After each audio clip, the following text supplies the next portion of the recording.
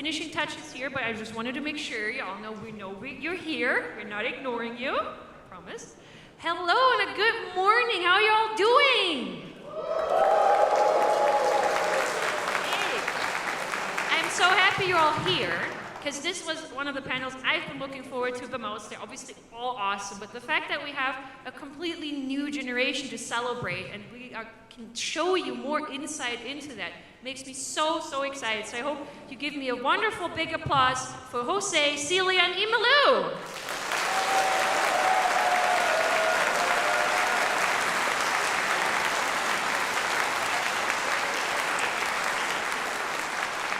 We have a little presentation prepared for you. Jose is going to show you some awesome things, and I'm sure Imalu and Celia have something to say as well. In the meantime, afterwards, we will have a Q&A, so just if you want, you can already think of some lovely questions.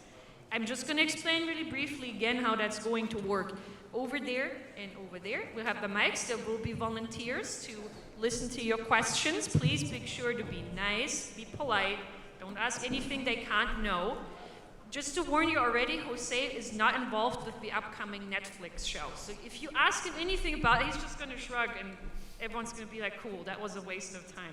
So don't do that. We're all very curious what it's going to be like, but we can't help you with that. Also, of course, don't ask about things that are impolite, and if you come up to the mic, all you got to do is just try to speak clearly and loudly and ask one question per person. Like, just you, not one for each of them. I mean, you are one person, you ask one question. That makes sense? Awesome, thank you so much. For now, please enjoy this awesome presentation. I can't wait to see what we got.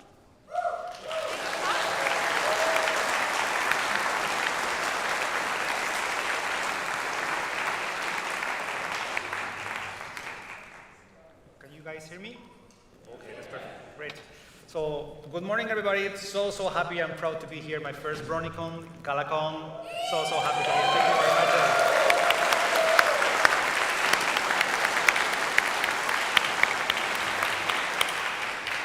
Really, actually, being part of My Little Pony for the last 5 years, working on the movie, it's been one of the best rides of my life. So, again, so happy and proud to be one of you and be here. So, thank you so much.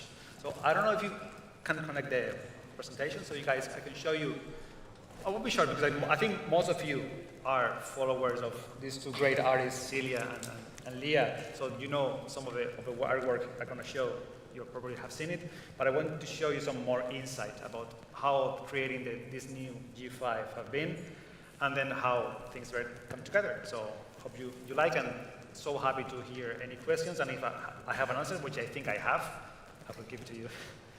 So, first of all, I would like to actually pay tribute to one very important person in Hasbro, which was Brian Goldner, and I would like to pay tribute to his memory. He passed away 1 month after the launch of the movie last year. He was the person that made me come to the project, and he was a person who at some point in a toy company like Hasbro wanted to change the vision and pass from, okay, let's make toys and sell the toys. This is all about characters and stories. And if we make great characters and great stories about them, people would like to buy their toys. So just want to mention his name. We wouldn't be here. Lauren Foss wouldn't be creating G4, and we wouldn't be here doing G5. So just want to pay tribute for his memory and what he has brought for all of us in terms of fans of the ponies. So I'd like to give an applause for Brian.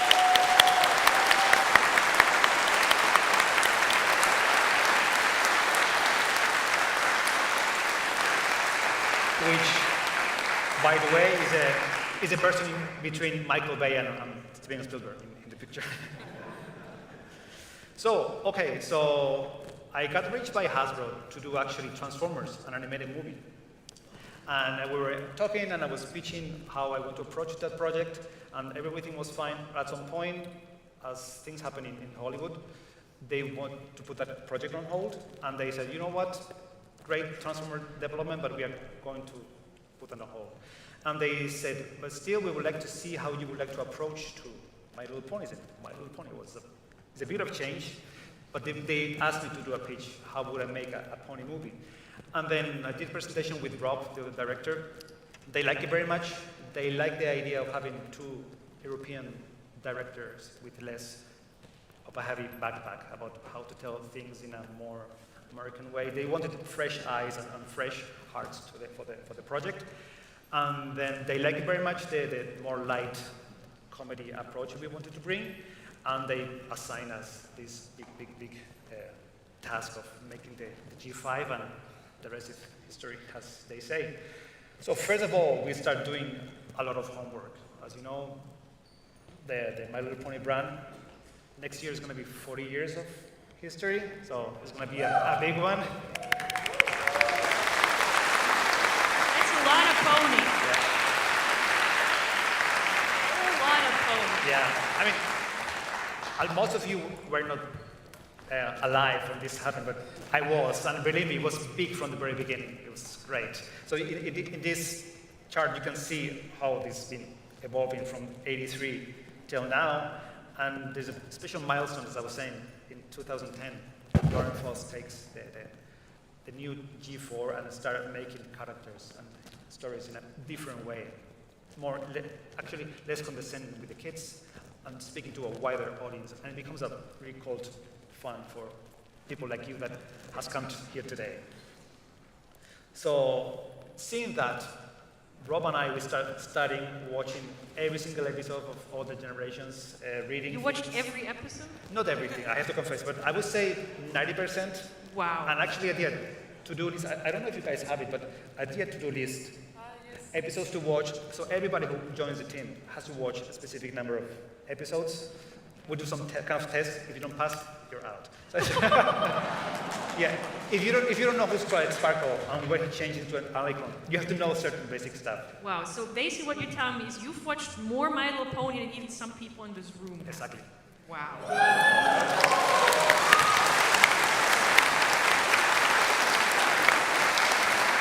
I did my homework. Yeah, I'm sure already. I think I was the only one in the team Yeah. who watched everything. So oh no, there was maybe 2 or 3 people. Yeah, I think, but Leah, in that sense, helped a lot, saying, okay, this is fine, you can skip that. So she was sure. Did you watch all the episodes? Did you watch it? Our list or generally all episodes? The list. Yes. Yeah. So watching, reading, we even connect and check things like Equestria Daily, Pony Latino, all the community to see what's going on. Just to see how's the whole thing. It's not only just one episode, just the whole pony. Even for the G1, G2, there's a lot of communities about that. So we've been absorbing all that. And then we thought, you know what? There's something about horses that's been appealing to humankind from the Chauvet caves. So probably the first Brony was back then. And we are here today, a few thousand years later, still talking about ponies and That is a horses. very old fandom. Yeah. I like that. Probably they have their cutie marks, we don't really know. So for that, one thing we did, Rob and I, we created our own little manifesto for our Little Pony movie, which was, we have 3 main points. The first of all is we have to, this is a My Little Pony, so we have to embrace big manes, glitter, rainbows, color. This is about ponies. So that was point number 1. The point number 2 is we are parents, we have kids, and we have seen so many movies that talk down on kids, so boring or so condescending. So we wanted to make something fun for the kids and so fun for the parents, especially knowing that some people, when they see My Little Pony, they go, oh, it's for girls or it's not for me. If they happen to watch the movie with their children, they can enjoy and laugh as well. So that was be entertaining. We cannot deserve just to be entertaining. And the third one, we were given the opportunity to make the movie in Ireland, and we brought around 300 people from 25 different nationalities. 25 nationalities.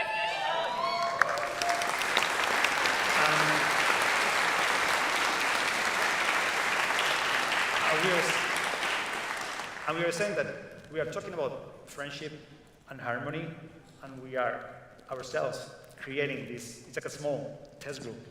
And we are talking about in the movie, a story is about friendship and about lost friendship and how to make the magic come back. So in a way, we have to tell this message in a very genuine way. So we cannot say, oh, let's be friends, that's a good thing. But later in the real life, every day, we are assholes to each other. We have to be really deliver the message, live the real message ourselves. So whenever we had a gathering in the studio, we said, you know what? We have to demonstrate the world that this message is possible. We can come from 25 different places in the world, get together, and make a movie that is true. So I'm happy to say that I think we delivered that message, and the studio was great.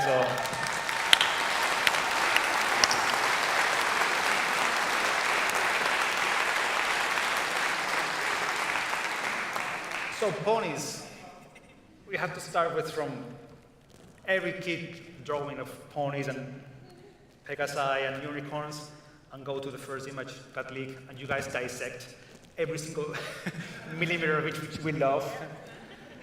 And then, yeah, it was great. It was great. And then, okay, we have to do the translation from the G4 to the new G5, from 2D to the 3D. And these ladies really help because, as you know, the 2D is great, but you have a lot of cheats. It's super flat, super cute. You can have cutie marks on both sides. But when you have that in 3D and camera moving, when you see two cutie marks, it feels so odd. It feels like a manufactured animal. So there's a lot of small things that you keep testing and everything. So it was super crucial to have, from day one, Leah and Celia passing the 2D super flat to volume and start seeing how these ponies could work. Are you familiar with Hasbro disease as a concept in the fandom? No, what is that? Back when we had in G4, where the ponies had the cutie marks on both sides, a lot of the toys didn't, probably because, again, of toy manufacturing costs. So fans started calling it a disease, Hasbro disease. Like, oh, like someone drew a comic once where Apple Bloom says, oh, I got my cutie mark, but then she turns around, it's like, oh, it's just on one side. And Sweetie Belle's like, oh no, you have Hasbro disease. So, but I admit, when I saw it in the movie, I was wondering, was that a creative choice, or did Hasbro say, we want this to line up with the toys? No, it was a creative choice. Okay. Again, with the 3D, having two cutie marks, too symmetrical, it felt really odd. Yeah, it felt like again, more like a machine or a toy in real life. It didn't feel natural. So one important thing for us is that you have to feel there something alive. So for example, we'll talk about that later, but for example, for the actors, we ask them to not put a voice, just have their natural voice.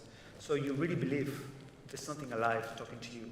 Asymmetry looks more natural exactly. Because nothing in nature is perfectly Exactly. symmetrical. So, Yeah. that makes a lot of sense. That is really good to know, because I was wondering, was that your idea or their idea? Yeah, I think actually some of the images that got leaked at the very beginning, there was a side they don't have the cutie mark, so a lot of you guys were talking, oh, there's no magic, so they don't have a cutie mark. So there's a lot of theories, and it was so great to hear. No, they're wrong. You cannot say, oh, you're wrong.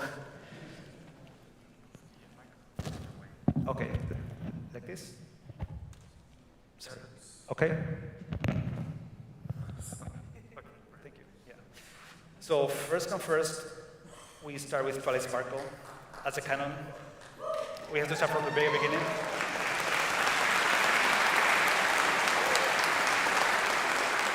And from her, translate to the 3D from the right G4 version.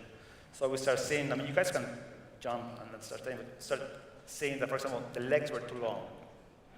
Or certain things they feel older in volume.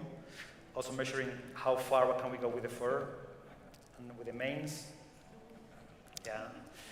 And then all this look and development, R&D, start applying to our characters. Sunny here, beautiful drawing by Leah.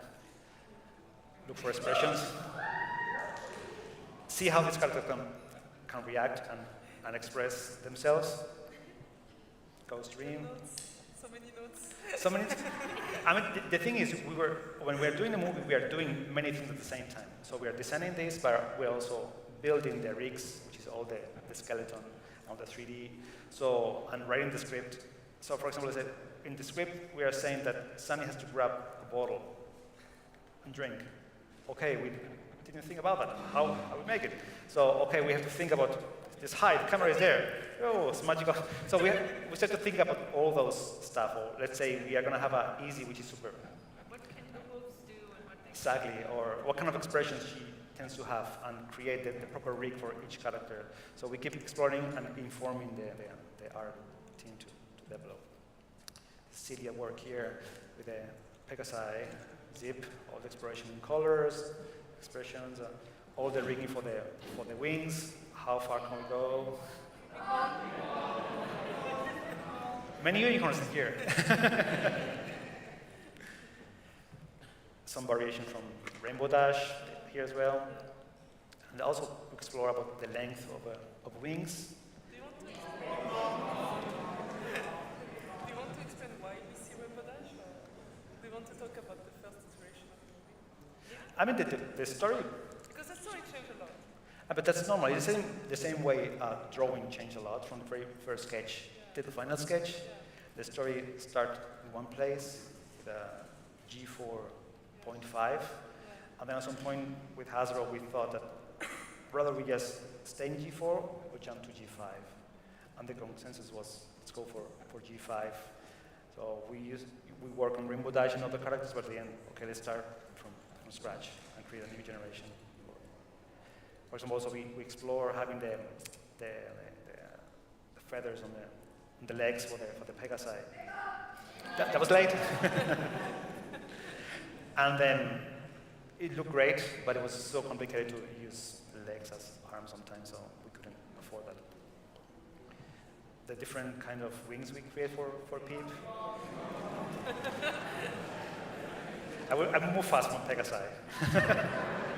Just watch out which words you say. You know. Yeah, it's hard. So, and then the end we create these character sheets where we kind of put all together all the reference for colors of cutie marks, all the Pantones and everything. Please, you can talk to Leah, Celia, all these things we've been. Sorry? Anything you want to add? If I want All the elements and details for the horns of the the unicorns.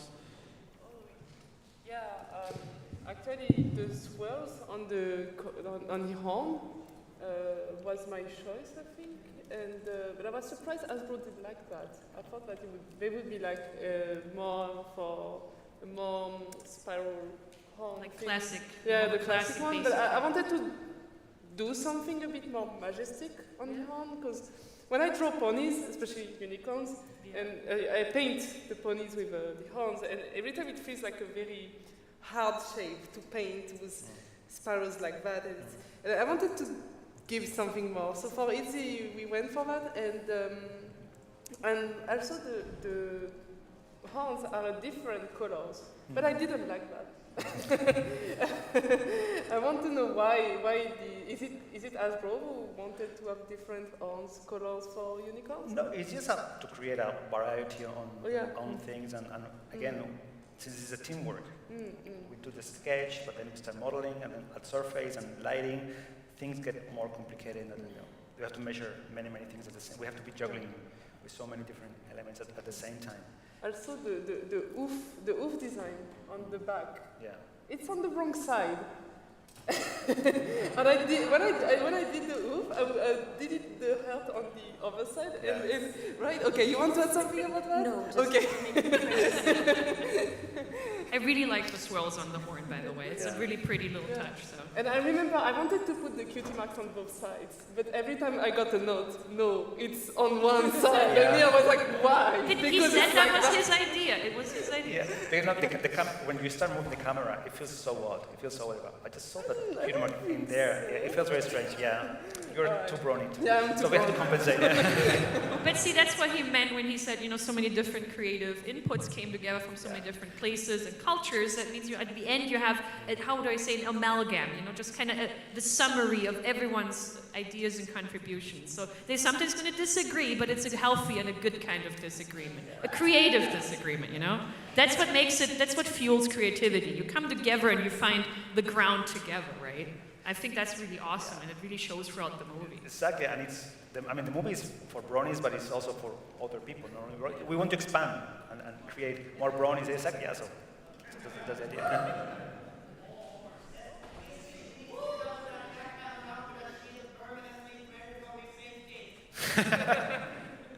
Hitcher was also nice. We were saying before that, talking before this panel, that how important for the guys was to include male character in the main cast, as keep the variety, adding elements and shades to the. I like that he had a role. Previously the pony in the group that was an animal caretaker, and generally like the friendly, like the softer one was Fluttershy, who's a very feminine, very cute pony. I love her a lot.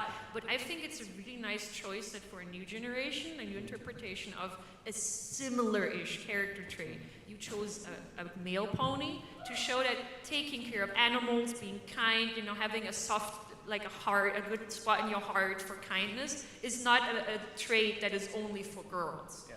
That is for everyone. And I thought that was a really nice choice to give that trait not to a female character but to a male character. Yeah, and in that sense, we got so lucky to get the voice actor, James Marsden. He added a lot to them. All the actors always add their soul to the character. It was so great how he added this charm. Because he could be annoying character, just mansplaining, constantly telling Sunny, this is wrong, this is right. And he has such a charm. He has that big brother charm. Exactly, Like, he's it a big feels brother. genuine. It feels sincere. He really belongs to the group. He's Yeah. not the odd one out because he's the boy. Like sometimes in Generation 4 they had that with Spike, where Spike was kind of left out of a lot of things to the point where people in the fandom made jokes about it. Like, oh, the girls go on adventures and Spike stays home.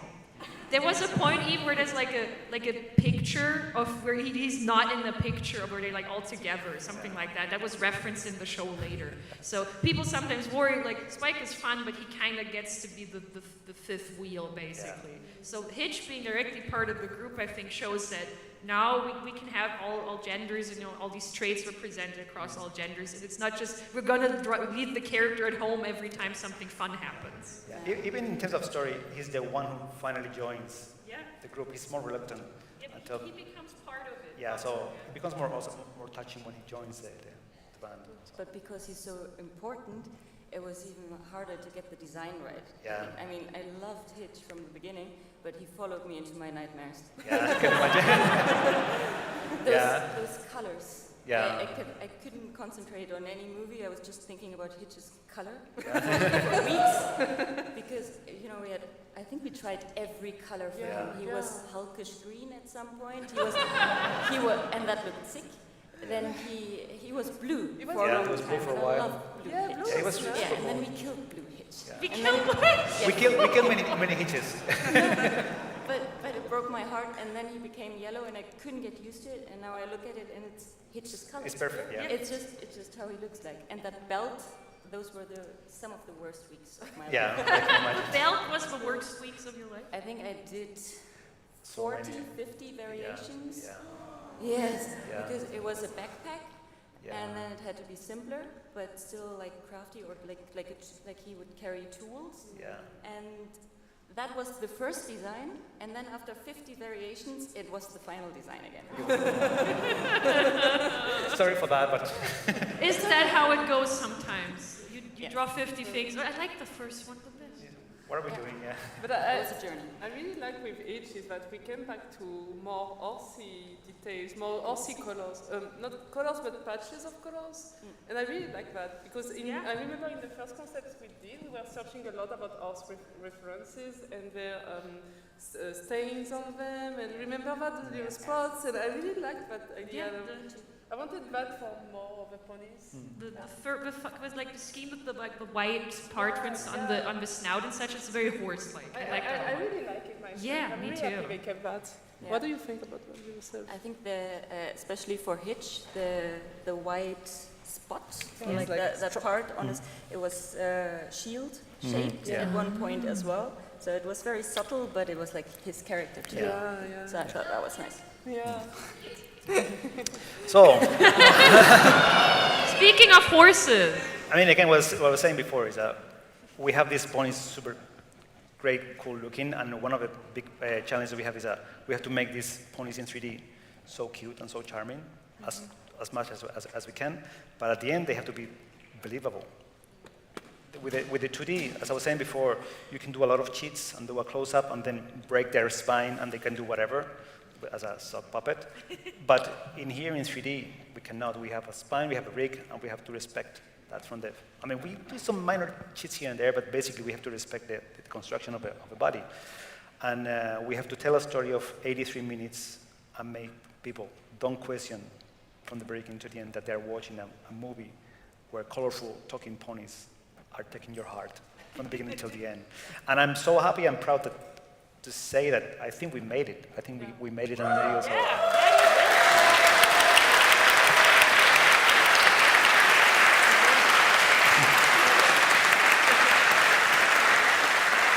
Yeah, you mentioned that the team was European and composed of many different nationalities and cultures across Europe, but you worked with American actors, so... Yes, I mean, in that sense, for Hollywood is one of course, but what was that like to work with all this big team, and then you also have performers from across like the pond, basically? Again, just take the best out of the best. So you go for somebody in France to do some designs, or Germany, or in Spain, and then you go for some actors in the States, and that's great. Everybody brings their best, and having this talented cast was, again, amazing. I was mentioning before James Marsden, but everybody did such a great. They add a lot to the characters. Every single one of these characters are made by Vanessa, by Kimiko, Sophia. All of them, they add a lot of their own soul.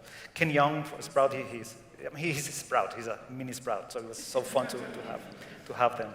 And they are all willing to sing, to dance, to try again, try different things, and it was an amazing. And that for us, especially for the animators, was so important to really reflect those personalities of. As you have probably watched in this making of, we record them as they were in the booth, and then use all that to make them get to life. So I remember the first time we put Vanessa, the first animated shot where she saw herself in pony version, she started crying. So, oh my, I cannot believe it, I'm a pony, that's me, and you guys have reflected. So she was literally in tears. It's the first animated movie she has made, so she was so happy. That's so sweet. Oh Yeah. gosh. Or Kimiko, as I was saying, we asked the actors to put their own voice. It was very funny with Phil, because he's the man of 1 million voices. I said, we want just your voice. What? I don't have a voice, I keep changing my voice. We want just your natural voice, so the pony feels like a real being. And it was great. Liza Koshy, for example, she's a great friend in real life with Kimiko. So that means this magic friendship thing is also present in the cast. So that was so fun to have. And Kimiko was saying she's a real unicorn in real life. She's easy. She's like that in real life. You see bumping in the street, and she's like that, with a tennis ball on her head. So we took them and started seeing how far can we go with the expression, with these blend shapes, seeing shapes and sizes with the lineup. And again, we wanted to create something very, very cinematic. So the first image you see in the movie is in 2D, the G4, as again, pay tribute to the G4. But the first image we see in 3D is this one here, which is our main character, but at the same time with Tale Sparkle. So we want to really connect these two worlds and be very cinematic. We went for the format 235 CinemaScope, so it feels different from the show, or all the shows or movies done, and as wide as we can. Also, actually, it goes very well with the anatomy of the ponies. They're more horizontal than. And the ponies are long, the frame is long. And being aware that we're going to have 5 characters moving around together, it was so handy. And go with the camera, use as much as you can, every single frame, choose very nice. If it can be beautiful, why not? So choose very nice single framing, every single detail which is in camera. If you can put an Easter egg in there, why cannot we make Pinkie Pie's rubber chicken in Alpha's shelf? So those kind of details we enjoy. In that sense, also Leah was very helpful, but also dig ourselves having all these images of I remember we did like a full PDF of references of G4 we could put on the movie. It was 3 pages long. Yeah. It was so fun to make.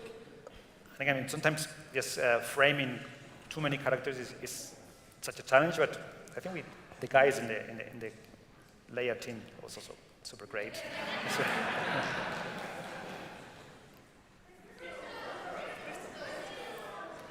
It was a My Little Pony moment with the old theme. It was second movie. They are great, the royal family. Also, there was this color script, because to see all the emotion the whole movie on one side. So to see how, at the end, it's characters and this story, and how the motion goes from the beginning to the end, and be aware of this full picture constantly, so we don't forget. This is about Sunny, her friends, and how things are going. So you can track there. With the lighting, we could, in 3D, we could really add a charm that, again, make this beautiful. Yeah, the movie had a lot of very strong lighting and color choices. I really noticed that a lot, so I think you made good use of that. And textures for the fur, for the maze, the glitter. I mean, you can tell every single person of a team put their heart and soul into every single frame, and you can tell. You can watch a movie, you get uplifted. So it's all their work.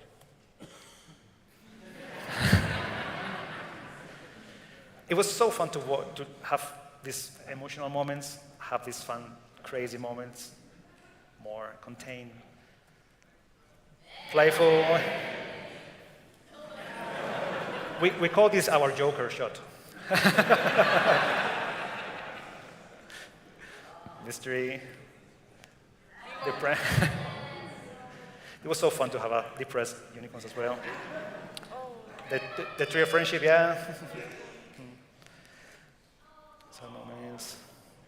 And the songs, it was great.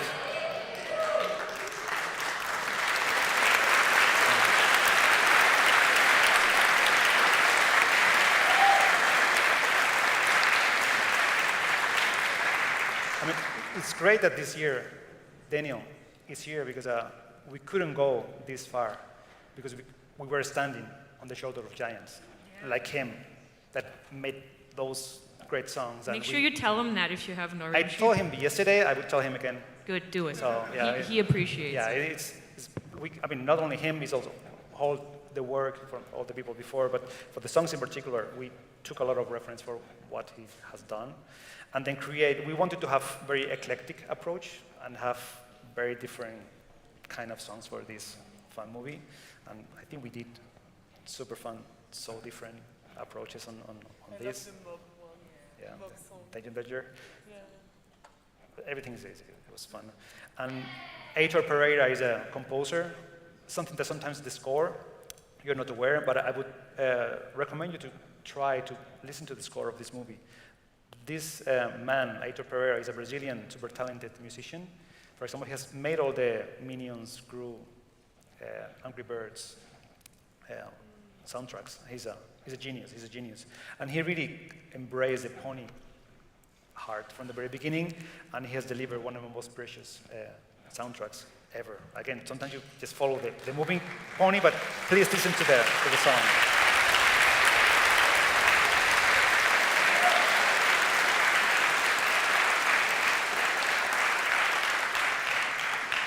And I would like to also mention that at some point in the production, we started in 2017, and of course everybody's aware, 2020, we got hit, as everybody, by COVID. So all these 25 nationalities, around 300 people, we got hit. We were in Ireland, and because of the pandemic, a lot of us, I stayed in Dublin, but a lot of people had to go back to their home countries. So the team got split at that time, and we got split in 5 different time zones. We had to keep making a movie about colorful ponies, about funny things, and super colorful rainbows and glitter. And it was tough because people were having personal bad experience with the COVID and being locked in home for several weeks and having some mental issues as well. And Rob and I, we were saying, like, it's hard to really keep the spirit high. How are we going to make it? How are we going to make a funny movie out of these dark times?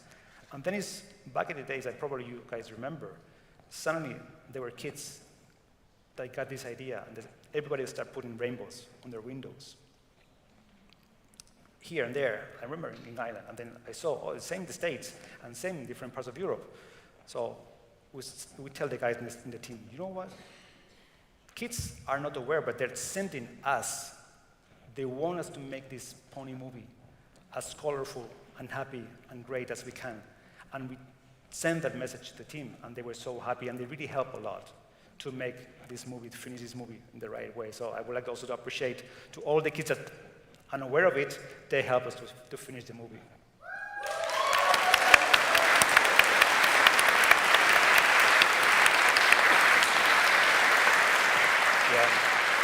Yeah, we got all the actors recording from their homes. Everybody wearing sweatpants, sheets, and everything. It was so fun to have them. They were so great adapting. And even the score, we have to record it remotely. So we have, the orchestra was in Nashville, the composer was in LA, the directors were in Dublin, engineer was in London. The time zone, I don't remember what time was it. It was kind of crazy. How do you make that work, the delay from the internet connection? There's a lot of software that helps to really don't get a delay. So. But that's probably very, very tricky to do. And you have, and especially, I mean, you trust on engineers and, for example, the editor, the composer, he has an ear. For example, remember they're doing a cue, and then they do a first take, and they say, violin 2, please lower. Oh, there was 2 violins in there? He hears. So you have a professional people doing their job and add their talent to the movie. So it was amazing. It was amazing. But again, technology, it was such a savior in this contest. But we made it. And then we even launched in London a movie screening with kids, and it was amazing. Especially, I have to say, even though it's controversial, but the transformation of Sunny into Alicorn, all the kids stand up and clap, so happy with it. So I was like,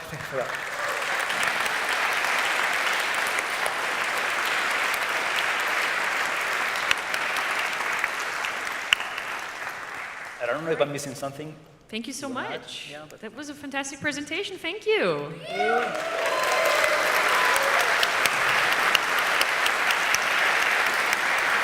One thing I'd just like to know, because we only have 10 minutes officially left, because this was so much cool stuff, but I'm just wondering, I'm just asking, like, because I don't know, can someone in charge tell me if we're allowed to go over a bit or not? So if someone could tell me, like, we can already start with some questions. But I'd just like to know if we're allowed to do like 5 or 10 minutes more. Just if someone can come and tell me that, that'd be awesome. For now, please come up and ask some questions. I'll do my best. Like, you don't have to talk faster, don't worry. But I'll try to make sure we keep up at a good pace. So, you please walk up to the volunteers, have your questions screened, be cool, be nice. We would absolutely love, you can ask Jose, you can ask Malu, you can ask Celia. You've seen they all have left their mark on this movie. Them and so many more in their teams. So absolutely, do not hesitate to ask them anything you're curious about the film. For younger girls, how do they reconcile making We ready for our first question? movies, series? So we're talking, just making sure. Okay, I just need to know if we're allowed to go a little bit longer, so I don't have to cut this off again. yeah, we have to 12. We have 12:45. Okay, I was told this is a 2-hour panel. I'm just stupid. It's fine, Bring them all. Maybe I'm a bit of a feather brain. There you go. Y'all paying attention, I'm just making sure. All right, I think we can start with our first question over here. You have the honor. Please make sure you speak loudly, clearly, and slowly. Yes. Hello. Hello. My question. Please pipe down a little bit. We want to hear. Yes. My question is about the MLP. MLP is mostly about young girls. How do you reconcile that with making interesting animation for adults and also for boys? Like, has the Brony fandom changed that in any way? It makes. I mean, Hasbro want to sell toys to little girls, but you said you tried to make the movie for everyone. How Yes. do those two things meet in the middle?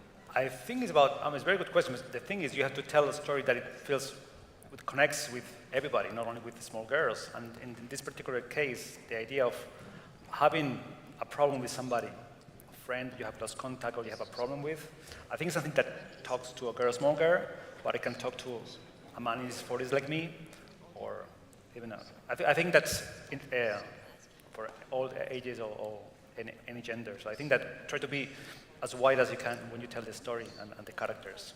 Even in designs, we try to be not too girly, not too boyish. We were really in between. We tried Not to too be, young. Yeah, we were in the good in between, I think, in terms of designs. What do you think, Celia?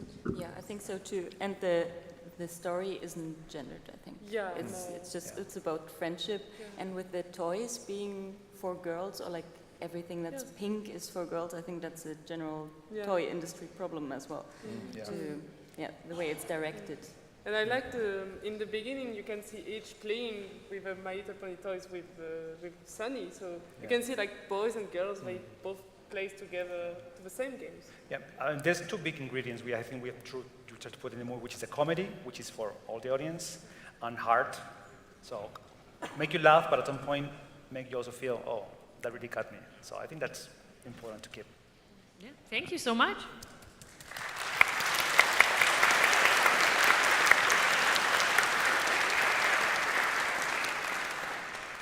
Go ahead, it's your turn. I'm not sure if you can answer this, but I want to ask. Sorry, a bit more slowly, just a bit more slowly so I can hear.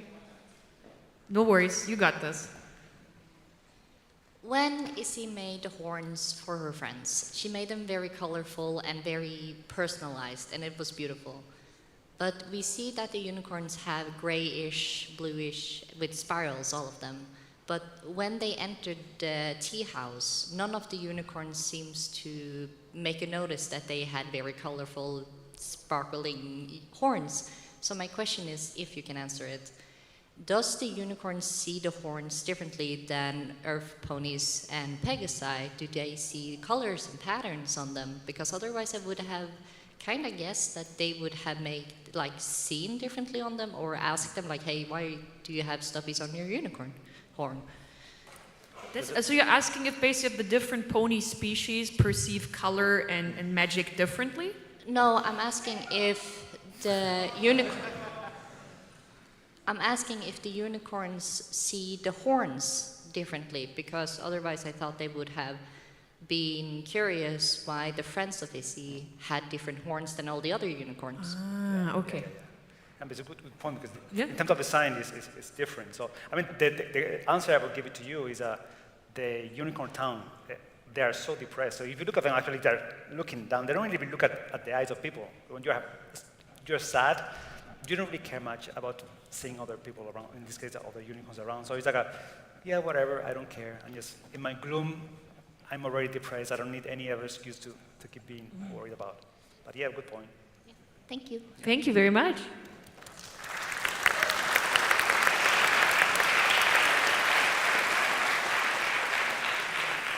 It's your turn.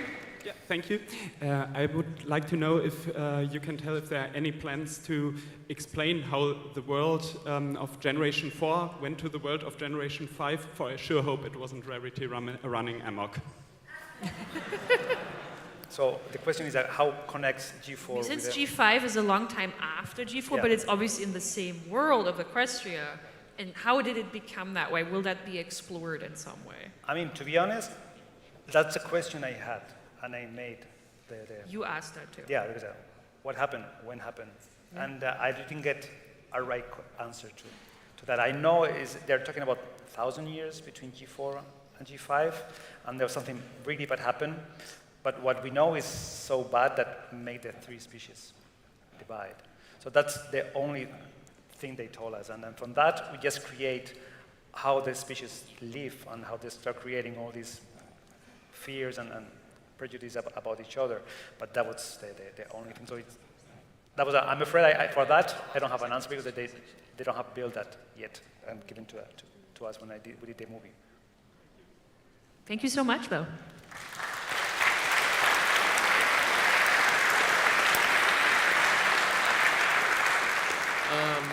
Yeah, Go ahead, ask your question. Yes, hi. We know at G4 we had 6 main characters. Arguably we had 7, and we definitely had 7 main characters by the end of the show. Love Starlight. Okay, but was there a conscious choice to basically reduce from 6 characters to 5 characters to essentially make it more manageable? Meaning to say, like, you know, when you have an ensemble cast, it can kind of start getting clunky to write. Was that a choice to reduce from 6 to 5? Yes, as you said, we have new generation to introduce, 83 minutes, and there's too many characters because they are themselves, friends, families, so there's a limit. And having one less, it really helps, even for composition. It's not the same having just 5 and giving one line to each of them than having 6 is one more, and it adds and it uses the time. So, yeah. All right, thank you. Thank you.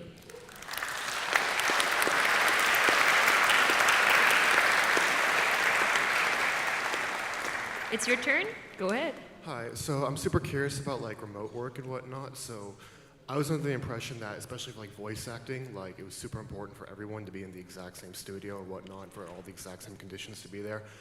I'm curious if you have any stories where, like, I don't know, maybe like one team in one country had like a vastly different impression of what the assignment was compared to like another team in another country or whatnot. Like, just how was it? Could you expand on that, please? What was the experience like when you had voice actors that were in a very different country, very different time zone, not in the same physical place, while your whole rest of your team was in Europe? What was it like to work with the voice actors in that way? Before the pandemic, we went to LA for the recording. You went over there personally? Yeah. So that's much easier because you can talk to them, you can just have a chat and explain and show stuff, and even the boards and everything is much easier to understand the characters. And thankfully, we got COVID right after they already set up the personalities and everything. So we know each other. And time zone is normally we just adapt from Europe. So we basically spend the night.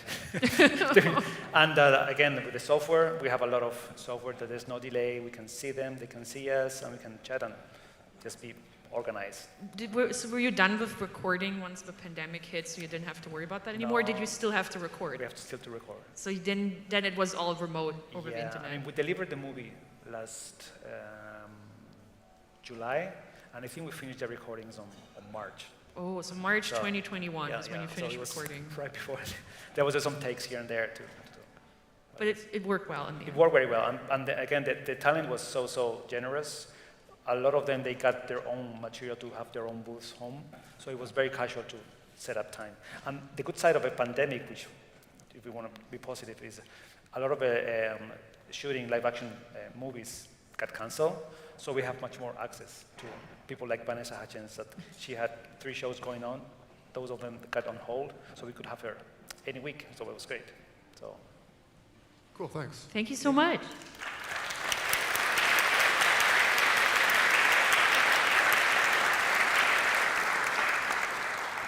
Go ahead, it's your turn. Hi, so first I want to thank you for the movie because it was awesome. I had a really good time watching it, and I think you did a pretty good job, an awesome job even. So thank you for the movie for that. And now for my question, it may seem a little goofy, but I wonder, why did you use the hooves as a manipulator mainly instead of the mouth like in the G4? Ah, so basically they held things more often with their hooves than with their mouths. So it's like the cutie marks. When you, in the 3D, when you see this volume, it's now grabbing something with the mouth, it feels like an animal. It feels very, very odd. Sometimes even gross, grabbing something. So the tricks we did only with Sprout, with Argyle, Sunny's father, in the first sequence. She grabs her like an animal from the back, from the neck, and putting on her back, and then grabbing stuff like a mug with a mouth. It looked on camera. So we decided to use hooves, these magical hooves, and be smart on the camera angle. So it was a lot about done basically what looks good in 3D in that motion. Yeah, I mean, for example, something like grabbing something with a hoof and walking at the same time is impossible. They will be limping, if you think. So we just basically cut camera, cheat, and then suddenly under the wings, and the wings are so helpful for that, to keep things under. Okay. Does that answer your question? Yeah, that does. Thank you so much. Thank you.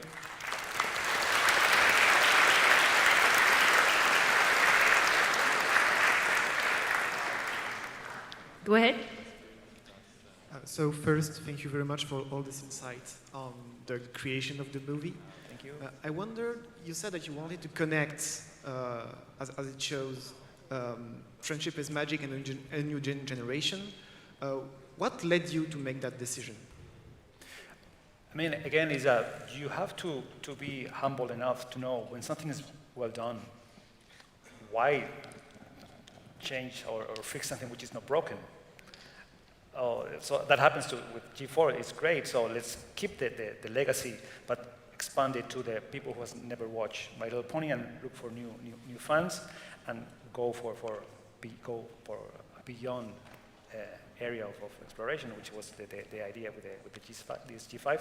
But also, for example, in the movie, we have Easter eggs for G1 and G2, which is part of the fun to embrace all the pony fans and get new ones. That makes a lot of sense. Thank you. Thank you.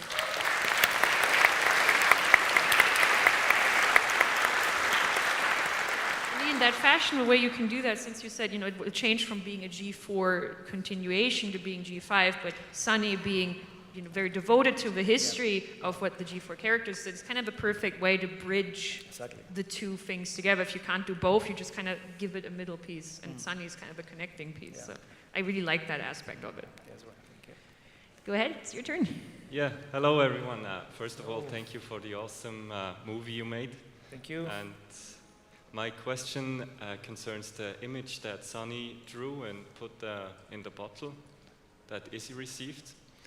Who drew that? And also the rainbow on that image, was that inspired from the pictures you received from the children during the COVID, the pandemic times? Okay, I mean, to the first question, we try with the art team to make the kids' drawing, but to be honest, they're too good, so they kind of fake. Some of them try if they're left-handed, they draw with the right, or the other way around. They didn't work. Sorry, you're too good at your jobs. Too good, guys. So, actually, I asked my son to make it when he was super tiny, and then it was so cute and feels so. How old was your son when you did that? Back then, he was 8. Aww. So I was really. Right in the target demographic, Exactly. basically, right? And, right in the pony enjoyment time. And like Sunny, he has grown up. So in this time, so it's such a touching. So, and the connection with the drawings up here, the letter for the COVID, it's just I guess it's a casual. It's sort of casual because it appears to be very similar. But yeah, I felt very authentic. It was inspiring to see that joy. So that joy Yeah. kind of carried over into the image. So yeah, thank you. Awesome, thank you very much.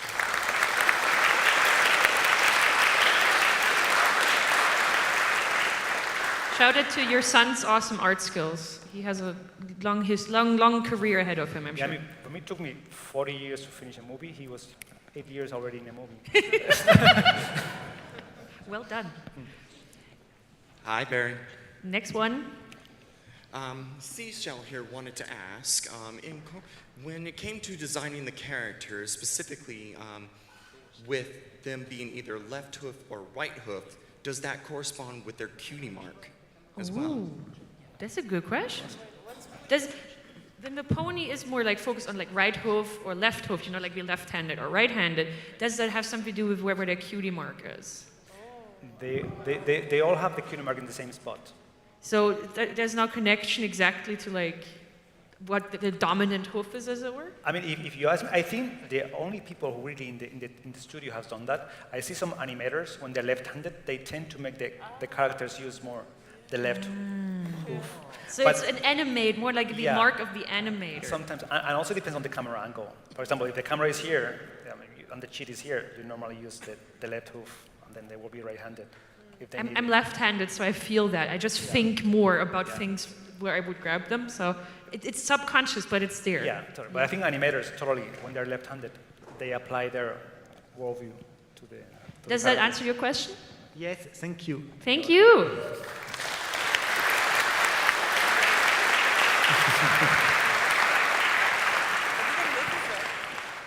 Next question. Hello there. So I noticed on the presentation that you had used G4 as essentially a bit of a baseline for what G5 was going to be. And this is a question for everybody, that when you were part of this project, was there some form of pressure to give what's the word I'm looking for? That it be up to a certain standard, because there is the target audience for it, but then there's this lot.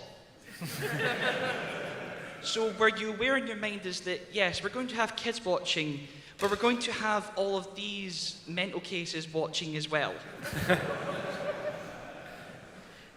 Did you feel pressure because there was a big fandom that you were obviously aware of?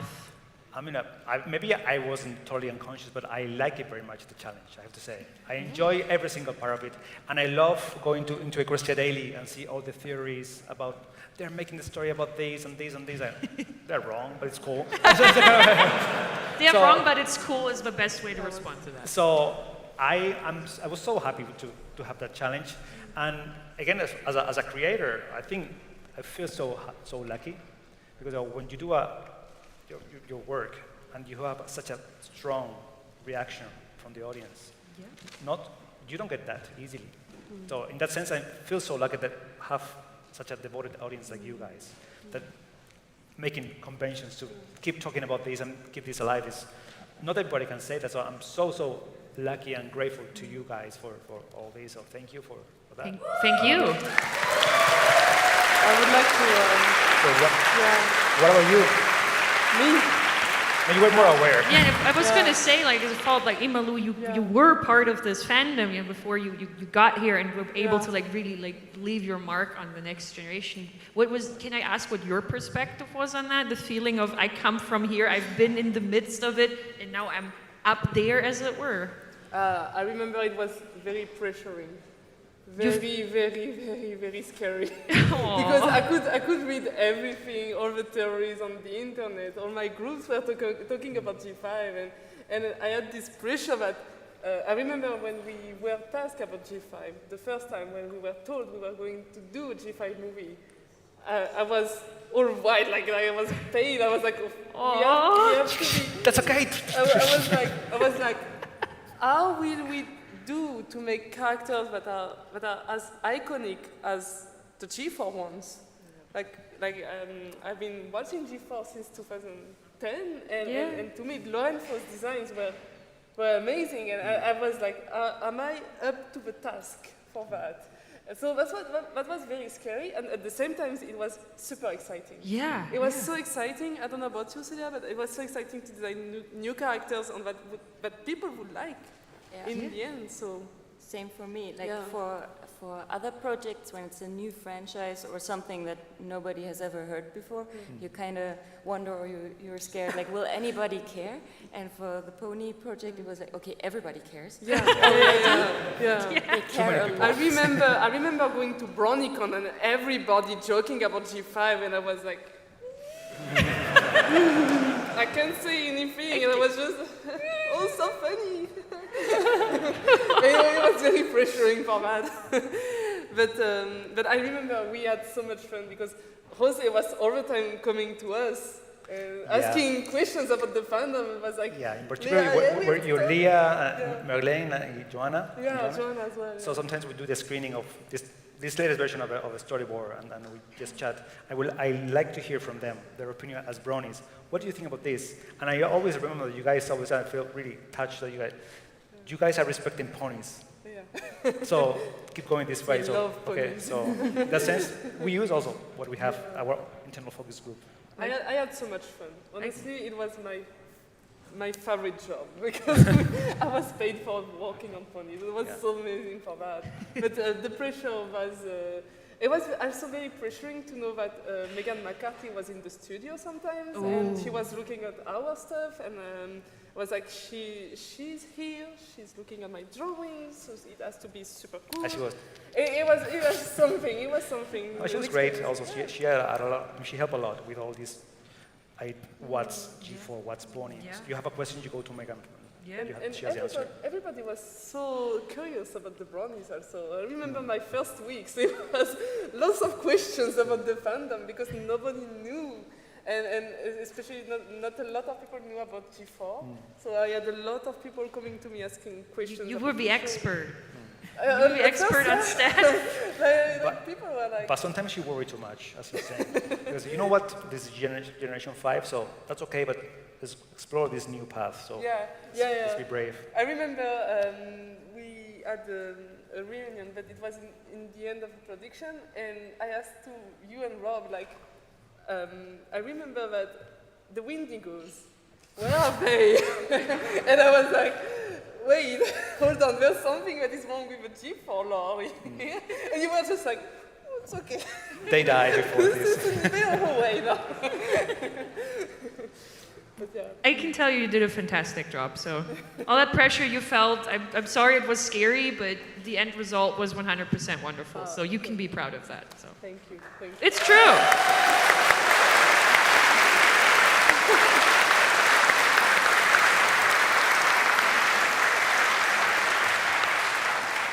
Thank you very much. I think we're over there next, if I'm not mistaken. Sorry, I kind of lost, I had to make a follow-up, so yeah. Go ahead. It's your turn. Sorry to keep you waiting. It's fine. So I don't really know how much you were involved with the casting of the characters, but when I was watching the movie, I was so surprised how well King Jong's voice fits to Sprout. So I was wondering, do you guys make Sprout the character because you guys had in mind the character King Jong, and you were like, oh, let's make a character exactly like King Jong, or was it just coincidence? I mean, they feed each other because I mean, we know Ken Jeong's job and then what he kind of thinks he does, a kind of profile, and we have an idea for the personality of Sprout, and we pitch to him, we want to do this with this character, and then okay, good idea. What about this? And there's a lot of ad-libbing whenever you do the recording. They improvise, they give you new jokes that are not in the script. They throw a lot of gold gems in there, and it was such a natural flow between the background. And again, he's a Sprout. His name is Sprout. There's something inside him which is a Sprout. I don't know, but it's so funny. Yeah, especially because when you compare it to the other works he's done, for example, Community, Hangover, it's very different from, it's very different. from My Little Pony. I mean, for example, he's one of the people that joined My Little Pony team because he has two small girls, super fans of My Little Pony, so he wanted to be involved in this. So did you approach him first? Like, was he chosen first and he was approached about the role, or did he audition for the role? No, we normally approach to them. Yeah. We have You have them in mind. Yes, that is true. We talk to him and he liked the idea, and then just have a chat about what kind of movie we want to make. And he loved the idea of making a silly villain. So being a silly horse was up his alley. Yeah. He was going for it. Yeah. Thank you. In terms of, sorry, I just wanted to add, in terms of designing Sprout, we didn't know about the voice actors at all. We were completely blind about which character will be voiced by which actor. I mean, sometimes the actors didn't come until later, so that's why we didn't have information. But once we cut them, and especially once we have the takes on them, we tweak, and especially the animators really give the expressions. There's some images I can see the smile of Kimiko or Liza, and they're reflected in the ponies. But for some designs, I remember, or for Argyle, we had, am I allowed to say, an actor in mind, and I could start the design with an actor. Yeah. Can I say? Yeah, you can say. Okay. Yeah. Okay, we wanted to have Argyle look like Jeff Goldblum in the beginning. Which easy. Was the best task ever, because I have such a big crush on Jeff Goldblum. That's valid. He's pretty cool. Since forever. And that was the best to draw him as a pony and have that thinking or that thought that maybe he would see my drawings. Yeah. It's the closest I would ever get to my bucket list point of marrying Jeff Goldblum. Almost married, yeah. Yes, that he would see my drawings.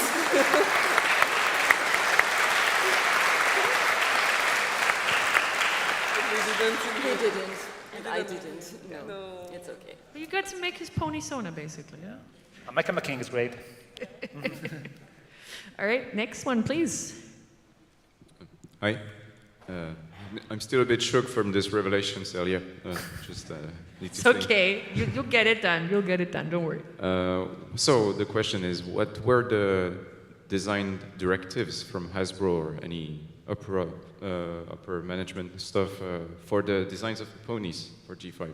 Did you have a 40-page document to I mean, but not really. I mean, there's some back and forth, but I have to say that they were very collaborative. I mean, they give us some profile of personalities and reference about this here and there, or even some colors ideas, even though, as Celia was saying, we explore 50 different hitches.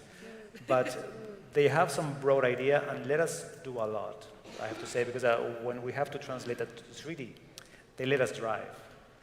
And then we say, okay, you know what? Having 2 cutie marks is a problem. Yeah. They were so cool to say, okay, we got it, and we are happy because we don't have to. So We don't have to put the cutie Exactly, marks so- on the toys on both sides. Exactly. So in that sense, we didn't have like a hardcore experience. On the contrary, very collaborative, and we have some reference. But again, whenever we present something different from what they asked for, they were so cool to I remember some weird notes. Can you Well, some weird ideas for colors, especially. Like, For colors? yeah, for colors of characters. I don't remember which one it was, but sometimes we were like, do you remember? I remember some. Okay. Yeah, Go for Pip and Zip. For Yeah. Pip I and Zip? remember that they had some ideas sometimes, or the green. They said they wanted to try green for Hitch. Oh. Yeah. Yes, They was green like and They wanted the Hulk or hitch. gray. Exactly. Gray, like Gray something and very green. bad, yeah. Yes, and I had a whole palette of variations of very muddy and poop-looking. But you have to try. You have to try. Until you It try. was worth a try, I guess. So it was Hasbro's idea to make Hulk hitch. Yes, Okay. I think. And we end up making Simba. Glad we had you to fix that. Thanks. But generally, so you said they gave only very broad ideas. Yeah. So like sometimes they would say, why don't you make him green? But other than that, they just let you take charge. Exactly. We were very free with the designs ourselves. I remember we were just having like a PDF, a very short PDF with each. We had the protector, the explorer. Some profile, yeah. So very easy things to work with. And Like to have- themes. They gave you Yeah. themes Yeah. and ideas. Or like character traits. Yeah. A whole list of character traits, and when we kind of split the characters between us, we kind of chose like, hey, do you want to have the rebel? Yeah, we had a brainstorm, like a hour brainstorm together, just to think about references, ideas we had together, and at some point we went for characters we are the most comfortable with. Yeah, but that felt very good. Like we Oh, had yeah. so much to choose from, and we were very free in the very beginning. That was super cool. One of you basically said, I'll take the cool one, you take the sweet one, or Yeah, or we all tried all the characters. Yeah, at we tried first, all the characters. And then when we felt like, oh, okay, I had really fun on that one, and then okay, this is my character You now. had more work on Zip. Because I remember, you were I loved very Zip on from Zip. the very beginning, and that was mine. I left it to you. I She knew is it your was child. yours. She is yours.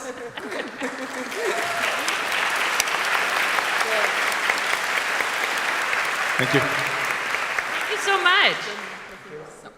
Go ahead.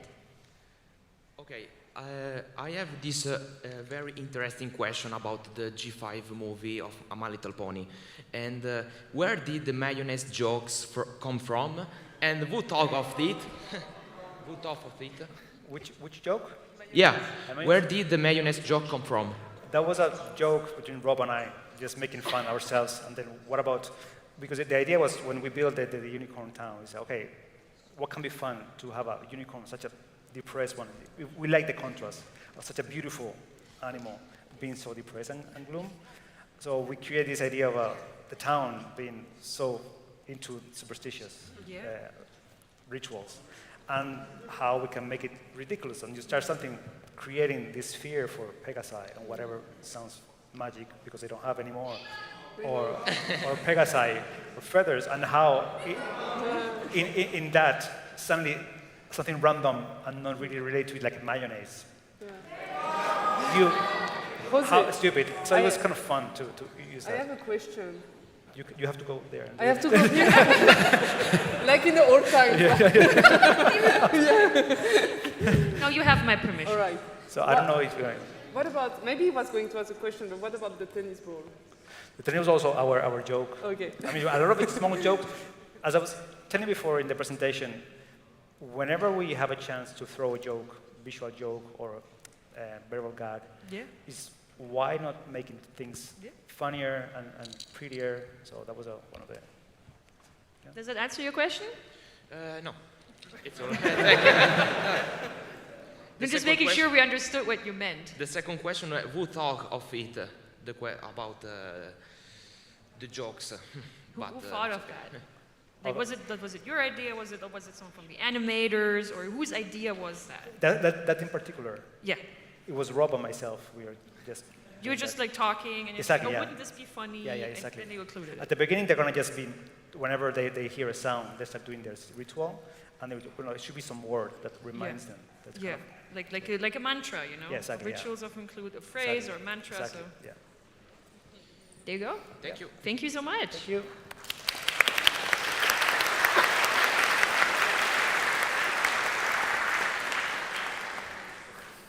Make sure someone's over there at that mic. Lovely volunteers. There's more people. Sorry, your job is not over yet. We're making you more work. I apologize. You're all working great. For now, we'll go ahead over here because we've already screened here. So continue. It's your turn. Yes, thank you. First of all, I just want to say thank you for making every single brony I know cry their eyes out with the wonderful cameo of the Wonderbolts poster from the very first G4 episode.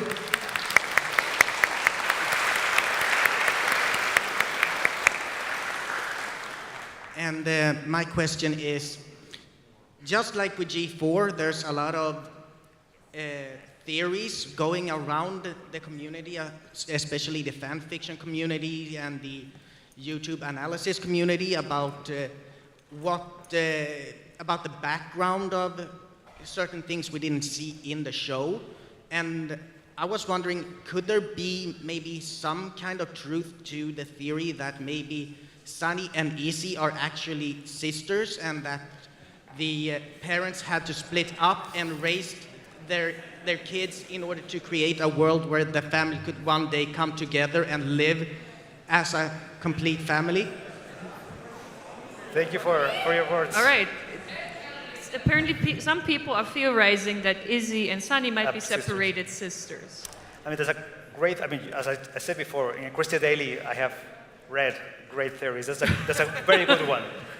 As far as we are in the movie, they're no sisters. They come from different families, and that makes it also more special. Sometimes you connect with somebody even though they're so like far. Like a found family, yeah. Exactly, yeah. Like sometimes they're not blood related, but they feel like they're related. And sometimes you connect even in a deeper level with them. So even though they're so different, and you're supposed to be a monster to my community, but I don't mind. So we felt that's something very touching. So does that answer your question?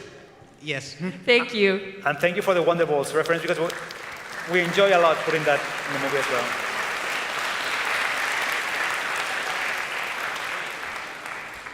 Go ahead. Have you told the volunteer your question? Very good. You may go ahead. So I have the question. If you are allowed to work on further movies or some episodes, would you be open to insert more creatures like bat ponies, sea ponies, griffins, dragons? We technically have one dragon, but will there be more dragons and such? So if you were to come back on another movie or more parts of the show, would you enjoy putting in more of the creatures and mythical ponies we see in G4, like the bat ponies, the sea ponies, and so on? Would you enjoy using them? Yeah, the thing is, whenever I work in a project, I like, when I focus on some particular element, I like to go deep. For example, if they ask me, what would you do with a character? I would like, for example, to do a movie based on Zip only. Yeah. 24 hours a day, following Zip before she meets Sunny. That would be a great movie, for example. Yeah. Or just focus on Izzy's life before going to Maritime Bay. So you can focus on many things, and all of them could be great stories and great series, and would you enjoy it? So you like taking an element and just really laser honing in on it. So if you want to go for creatures, let's go for creatures. What creatures? Why they love Hitch? Let's explore. There's some scent. There's something there. Yeah. So if you were to make a sea pony thing, you would make a whole sea pony movie. Yeah. Here you go. Perfect. Thank you. Thank you. He's a man of detail, and as fans, we obviously love that. Go ahead. It's your turn. Hi. The designs are gorgeous for the new ponies, and bursting with so much personality. And you already talked a bit about how much problems you had with Hitch. Is there something that you particularly enjoyed designing, or something that you're particularly proud of in the designs? and when you designed the characters or the elements, anything to them for the movie, what was your favorite thing to design? Was there something you really enjoyed making that didn't take 50 iterations and the first one was the best one? The opposite, like the positive experience. She has an opinion. Yeah, for me it was definitely Zip's hairstyle. That was It's such a good hairstyle. very quickly. Yeah. And Pip's wings. I love that. Yeah. The downs. They were so so fun gorgeous. to draw, and it was just immediate. Yeah, that's kind of it. You drew it. It was great. You were I happy. think lots of stuff for Pip really worked well from the beginning, and it was just, I think Pip and Zip, they were my favorites to design, and everything just went smoothly. Yeah. It just worked. That was beautiful. And for What was you? your favorite? Izzy. Because I'm very happy that my version of Izzy was approved very fast as well. Because at first Izzy was more like a caregiver. She wasn't supposed to be this goofball at first. And I wanted to have Izzy being a bit more goofy, a bit more like Pinkie Pie, because she's my favorite pony. and so I pushed this idea, and you guys ended up liking this idea. And I mean, the script was already that. Oh yeah? Because Kimiko was pushing for Okay. that. So. Because I didn't add any clue about the script when I was designing. But so at first we were like doing like Izzy being more calm but I'm so happy that Izzy was approved very fast, and hair design as well. Yeah. I mean, in that sense, they did such a great job, but I would also like to credit the people, for example, pass your great designs to 3D, which was also such a challenge, or the mains, Izzy's hair. I mean, the people who work on that still have nightmares. So, it was a big teamwork. For so sure. in that sense, every pony really. I really like working on Sprout as well, but it took like too long to get approved. Too long. What do you think that was? Was there a reason for that, or was there just a delay in response in general? No, you guys didn't really know what to do with The thing was to find the right size. If it was too big, it felt too threatening, and he's just a silly character. Yeah. So it's right, and we were designing always with the reference of Hitch to see how they inform each other. So it was part of a... So that took longer, but you said Izzy was just immediately slam dunk. Yeah, Izzy was fast. I mean, still, I think we did all the designs in 6 months, which is crazy. Yeah, fast. it's crazy. Especially Sunny was the one that was very fastly Yeah. approved. I remember that. I was even surprised. But we just did like 3-4 pages of variations, and she was already there, and I was like, okay, good. And so but I really liked as well that the beginning of the designing process, when we discussed did lots of researches, lots of variations, and we had lots of freedom on that. That was very fun to do. Yeah. Thank you so much for the question.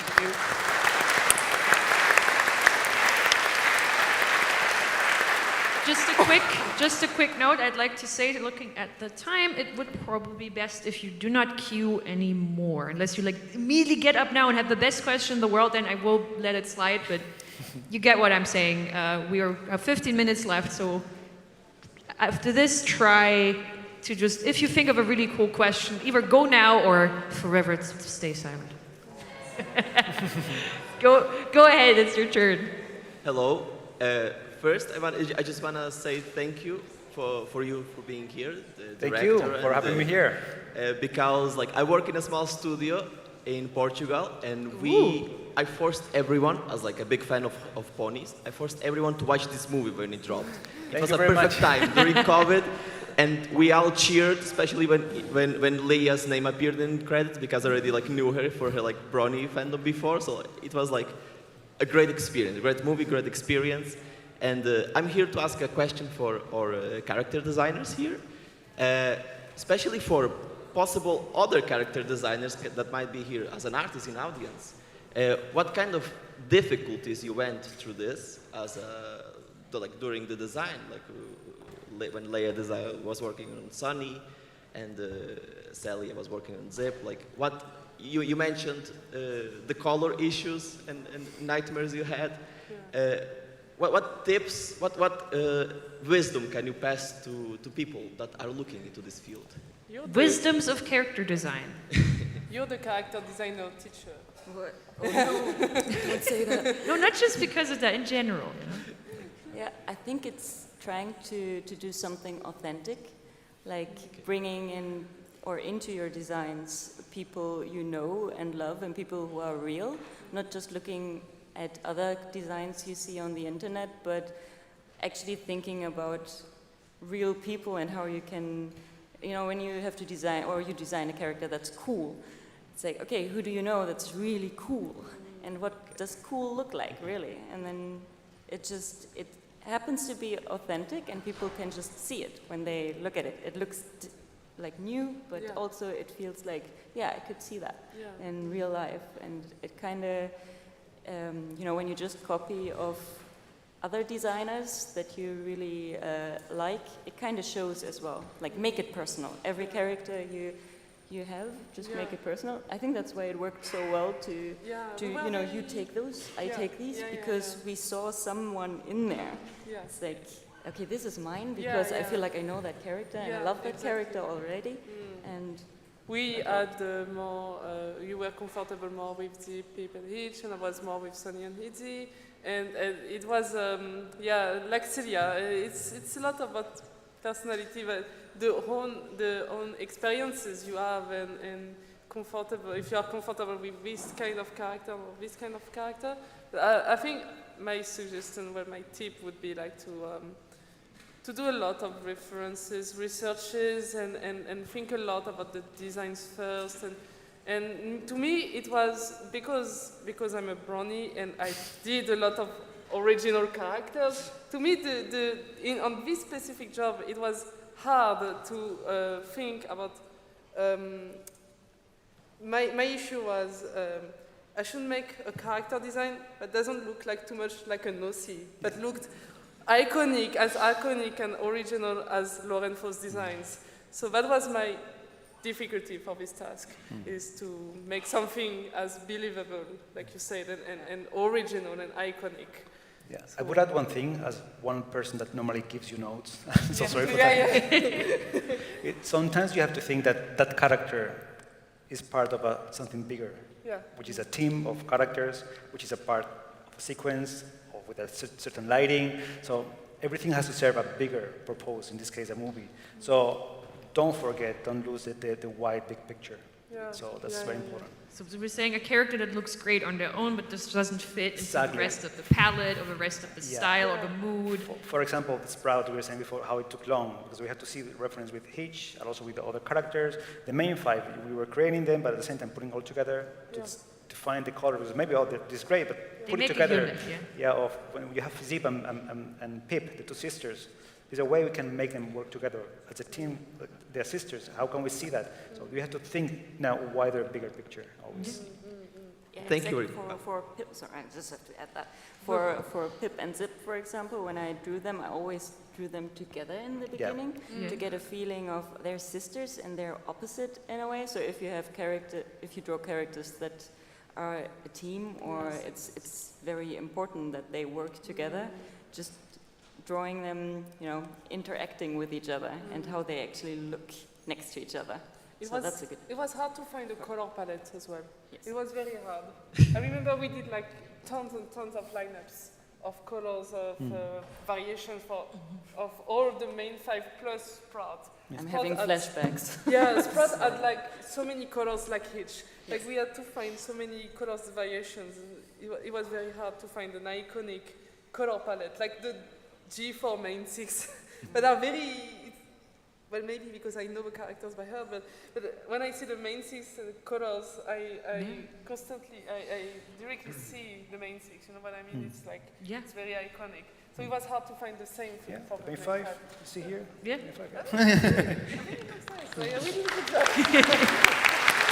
Thank you so much.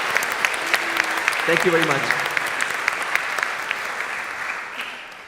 Next question, please. One simple question. You were talking about design of the characters. Is the design inspired by David Bowie? Partially, yes. I mean, we have always reference for for those. Inspired by what? The colors are the one of Ziggy Stardust.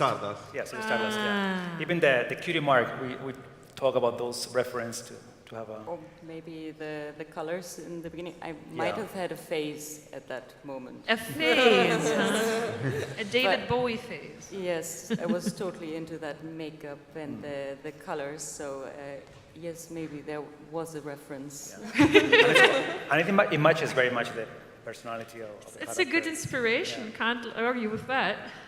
Thank you. Thank you. Thank you.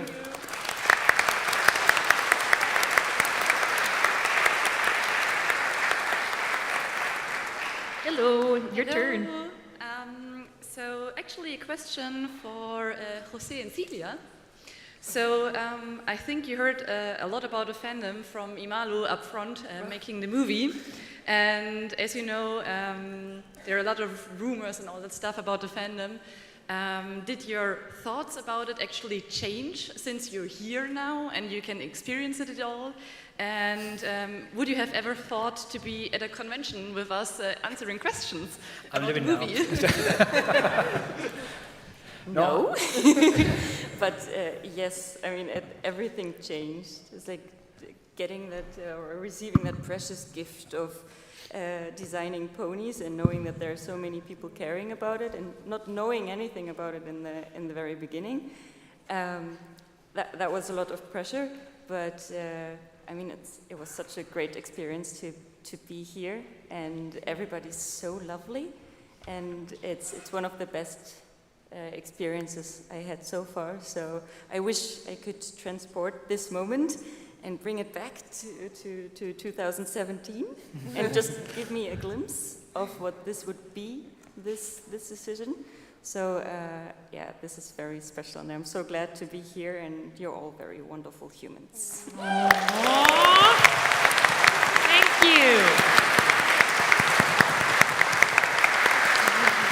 Thank you. No, I just echo what Celia said. I'm very happy to be here, very proud. I have to confess that at some point, Leah was saying, you should come.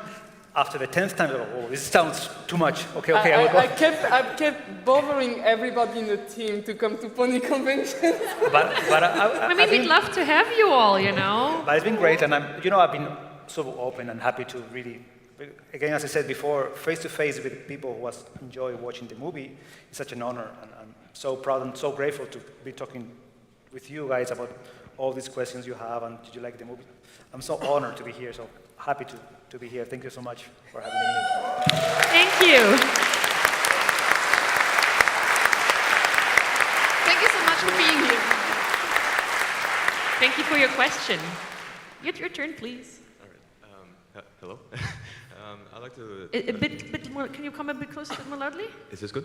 Yes, perfect. Okay, thank you. Well, first of all, I'll say I love you all. Thank you for everything you provided. And my question for each one of you on the panel is, out of all the songs in the Generation 5 movie, which song is your personal favorite, the one you enjoy the most, and one you jam out to the most? And I know there are a lot of good songs, but which one is the one that really you enjoyed in making it, hearing it, and just overall enjoying it? Yeah. Your favorite song? Mob song. No, like really the mob song. Yes. I don't know about you, but I was listening to this song on repeat for 2 months during walk. It felt like back in the time when we had a MP3 player and you only had like 12 songs on it, and I was only playing the mob song for weeks, and I woke up in the morning with mob in my head. I could just listen to this song when I was at work, so I couldn't listen to it on my way back home. So every time at work, I was like, mob. Singing in the whole studio, everybody was singing with us. I mean, that's funny, that the Danger and Angry Mob song, when we did the first compilation of sequence, the first animatic, that song was there. It was an early creation. That's the only sequence that stayed till the very end. So I remember when we finished that animatic, that take of animatic, Rob and I, we said, this crazy fun song contains the flavor of pony movie we want to make. So we should keep this till the very end. If we make it, we make the movie we wanted to make. and we made it. So we are so happy for that. So everyone who's a fan of Nirvana and The Offspring can be very pleased. Yeah. So yeah, and besides that, probably fit writing is also a favorite. I have so lot of fun. Fit writing is great. Yeah. I love fit writing. Yeah. And glowing up on old songs. Yes. Thank you. Thank you. Thank you.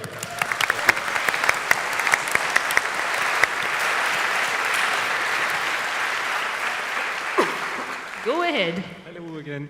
I have a question about Zip's color design, the final one.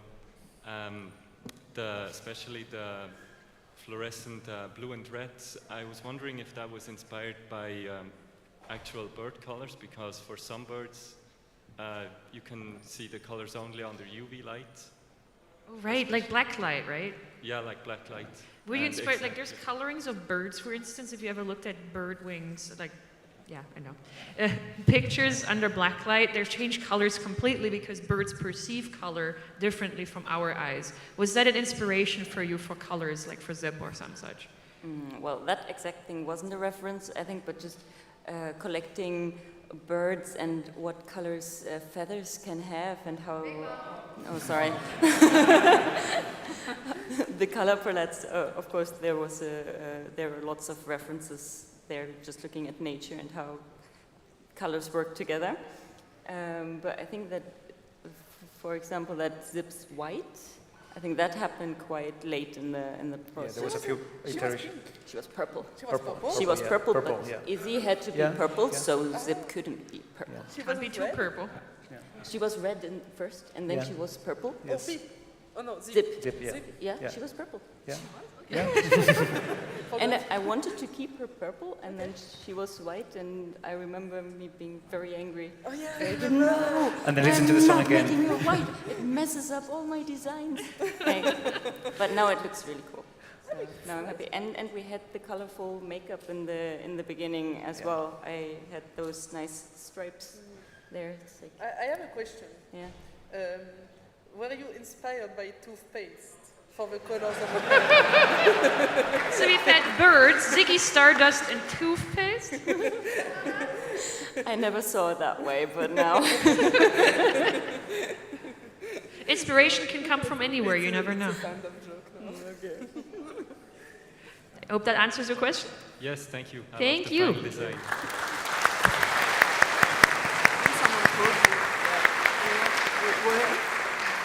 Your turn next, please.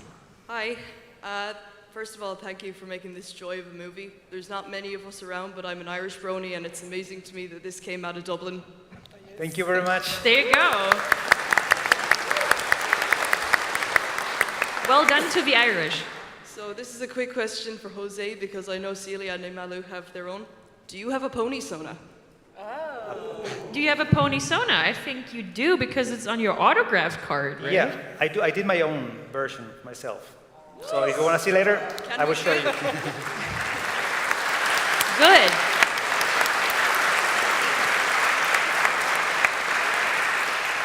Post more pictures of it. When there's something I can say we all love doing, it's posting pictures of our pony sonas. So Okay. you should post some more on Twitter or whatever. I'm on social media. Are you on Twitter? No. No. We need to see your pony. I have a life. You know what? You know what? That's fair. Yeah. That's fair. That's harsh, but fair. What a boomer. Yeah. Okay. I understand. I still want to see more of your pony sona. Yeah, exactly. Yeah. Show us your pony sona. Do it like mail it to us with like birds, right? You know, Yeah, just as pigeon mail. If that's how you'd still roll. Are you unicorn? I'm Earth Pony. You have pony. Yes. Good. Good. Earth ponies are awesome. Are you an Earth pony? And they say that as a Pegasus. You're a pony sona. Nice. Earth pony rules. That's me. Perfect. I wish we could project that picture right now. But I promise you, it has very thick eyebrows and a perfect smile. Draw it as paint. It's okay. It's okay. You could draw it on your laptop. Yeah. It's okay. Thank you, Will. Your turn next, please. Okay, so my question would be about the heart shape on the pony's hooves, because if you compare it to a real horse's hoof, then the heart shape is kind of upside down, and I wanted to ask, why is that? I want to You ask that mentioned too. that, right? Yeah. How do you feel about that, like as a design choice? No, that's my biggest question as well. Do you have Because just to make it more prettier for everything when they show the hoof and when they put their prints, it's prettier. What do you That's say better. exactly? What do you say exactly? Like. Just make it prettier. I mean, the idea is that when they put the hoof, you see the heart shape clearly. More Okay. beautiful. So they just it was an image that was enjoyed, so you just stuck with it? Yeah. Even though it is technically the wrong way around. It's cool. It's good. Yeah. That's the magic of cartoon ponies. Exactly, they can yeah. have hoofs shaped. Yeah. They can have hoofs shaped the wrong way. Yeah. I mean, I'm okay with this decision. I accept It is accepted. I don't. Thank you so much. Thank you.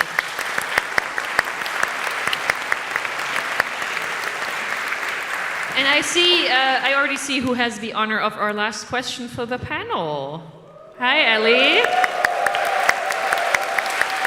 GalaCon!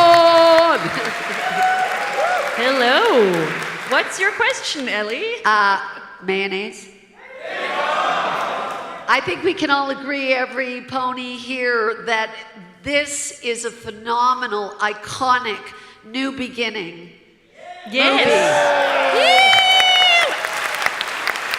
And I just wanted to thank this incredible team that we have here today for keeping the magic alive.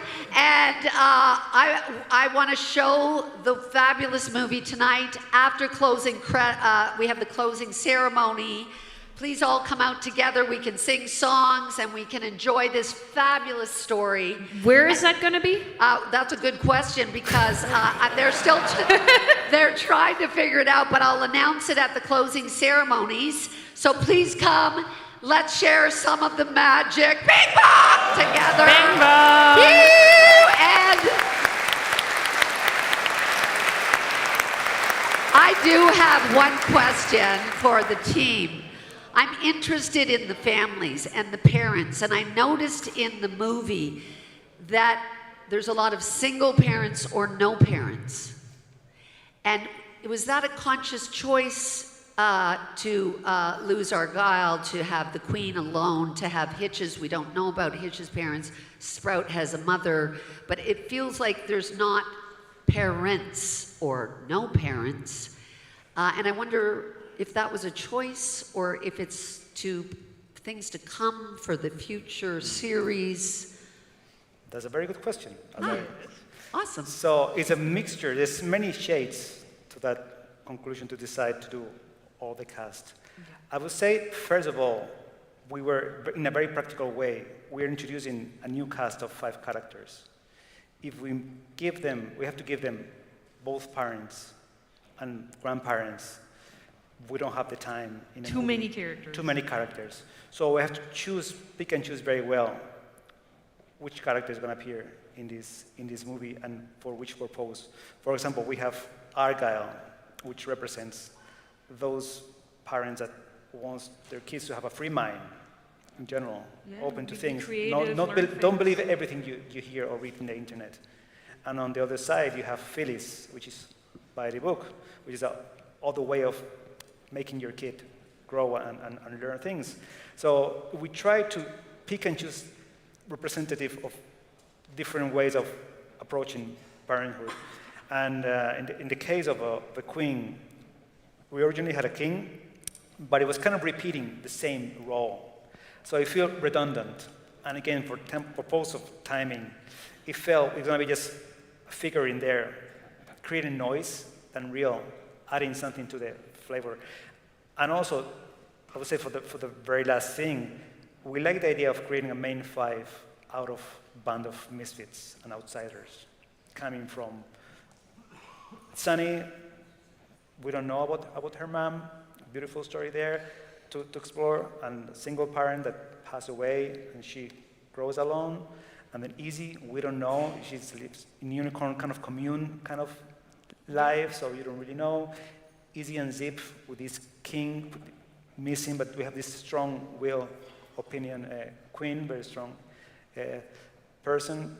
Hitch, we don't know, but probably he grew up under Phyllis, sort of, as everybody else in Maritime Bay. So she kind of represents all the mothers in Maritime Bay. So it was a tricky decision to also design the story and the characters to see what's the best way to really sort out in 83 minutes the best of the characters. So it's different forms of family. Exactly. And they band together as a newfound family. Yeah. I mean, I would like to see in the series to see more about their families, and I think that there's a lot of room for Oh, it's that. coming. I can tell you that for sure. That's all I can say. But family, the extended family's coming. Again, spectacular, magical, wonderful movie, and it's all because of you and your Everybody, spectacular. and all of you as well. Yes, absolutely. Here it is, part of Thank the you very movie much. as well. The audience is a big part of the movie. Yes, thank you.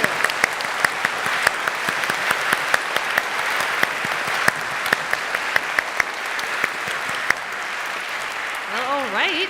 That is the time we have. It's been such a pleasure for My you pleasure. to present your work, give us wonderful insights into the process behind the movie, and just we got to know you so well. I love it. I appreciate that so much. I hope you all have one more big applause for Jose, Imalu, and Celia.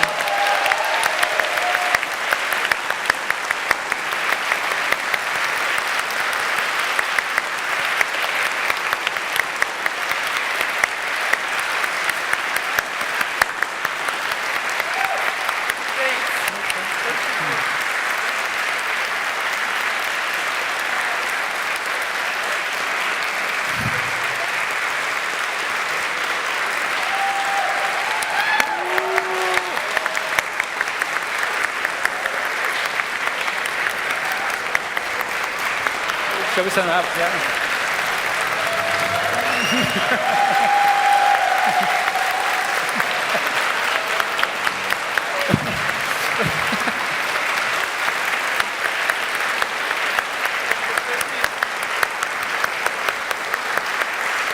Thank you.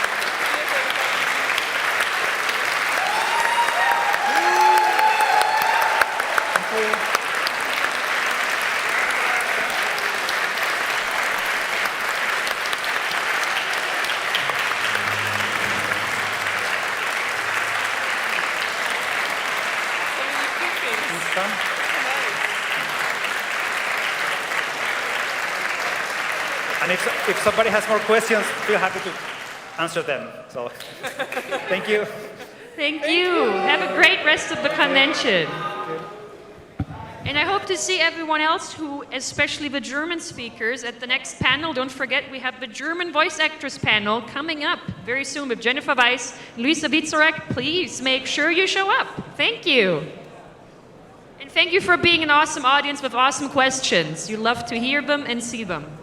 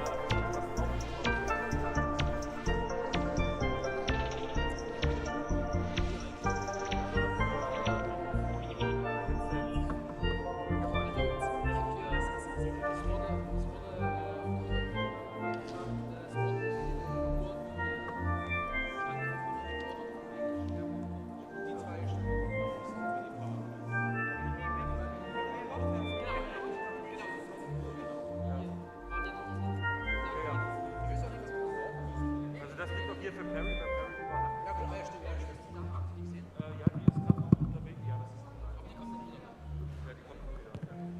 Ich habe lustigerweise eine falsche Zeit gesagt. Ich habe gesagt, bis 5 Minuten, da habe ich hochgeguckt zu uns. Nee, er sagt noch, was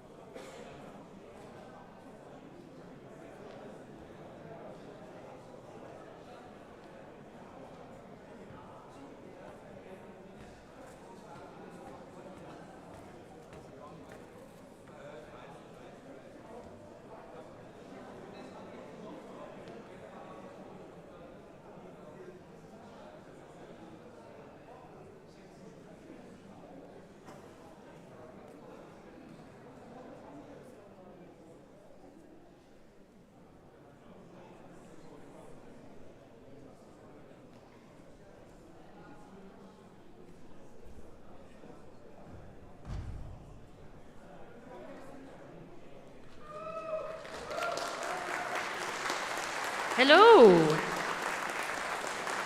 Lovely to see you all. I know this is a panel with a bit more of a narrow interest since it is for the German speakers in the crowd, but I'm very, very glad you all still came out here because we have two wonderful guests who can't wait to tell you more about their jobs, their passions, and also answer your questions. So please give a really nice big applause to Jennifer Weiss and Luisa Witzorek.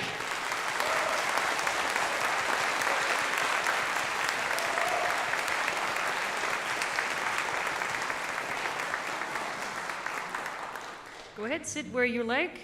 Sorry, my stuff is in the way. Sorry. Kind of had to leave that after the previous panel because sometimes time is very, very brief. I hope you're having a good time at the convention so far. Very. Yeah, very much right. so. Should I speak German, actually, since this is a don't know. German panel? Gotta tell Do you guys speak German? Who does not speak German? Okay, yeah, hey Harry, I'm sorry.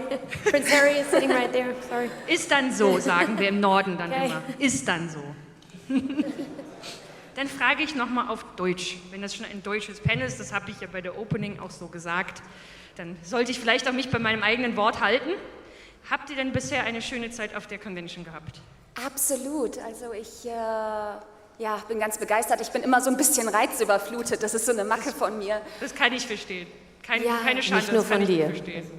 Aber also bisher ist es ein Riesenspaß und ihr seid alle so toll und so lieb und ich liebe eure Kostüme und ich freue mich einfach hier zu sein. Dankeschön.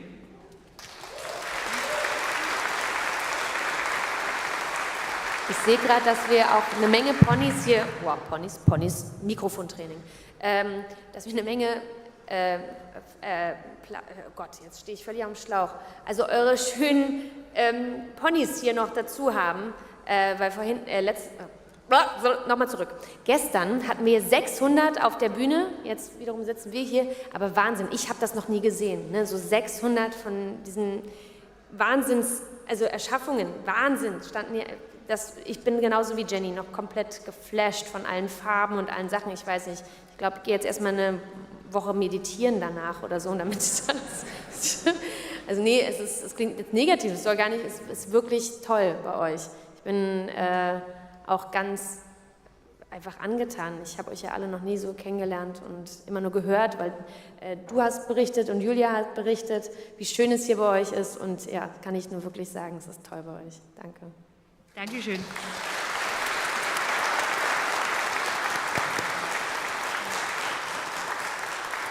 Wie würdet ihr das Ganze am liebsten handhaben? Möchtet ihr erst ein bisschen selbst eigene Storys, eigene Berichte erzählen, auf die ihr Harry, Lust habt? you can also ask an English question. There's no problem.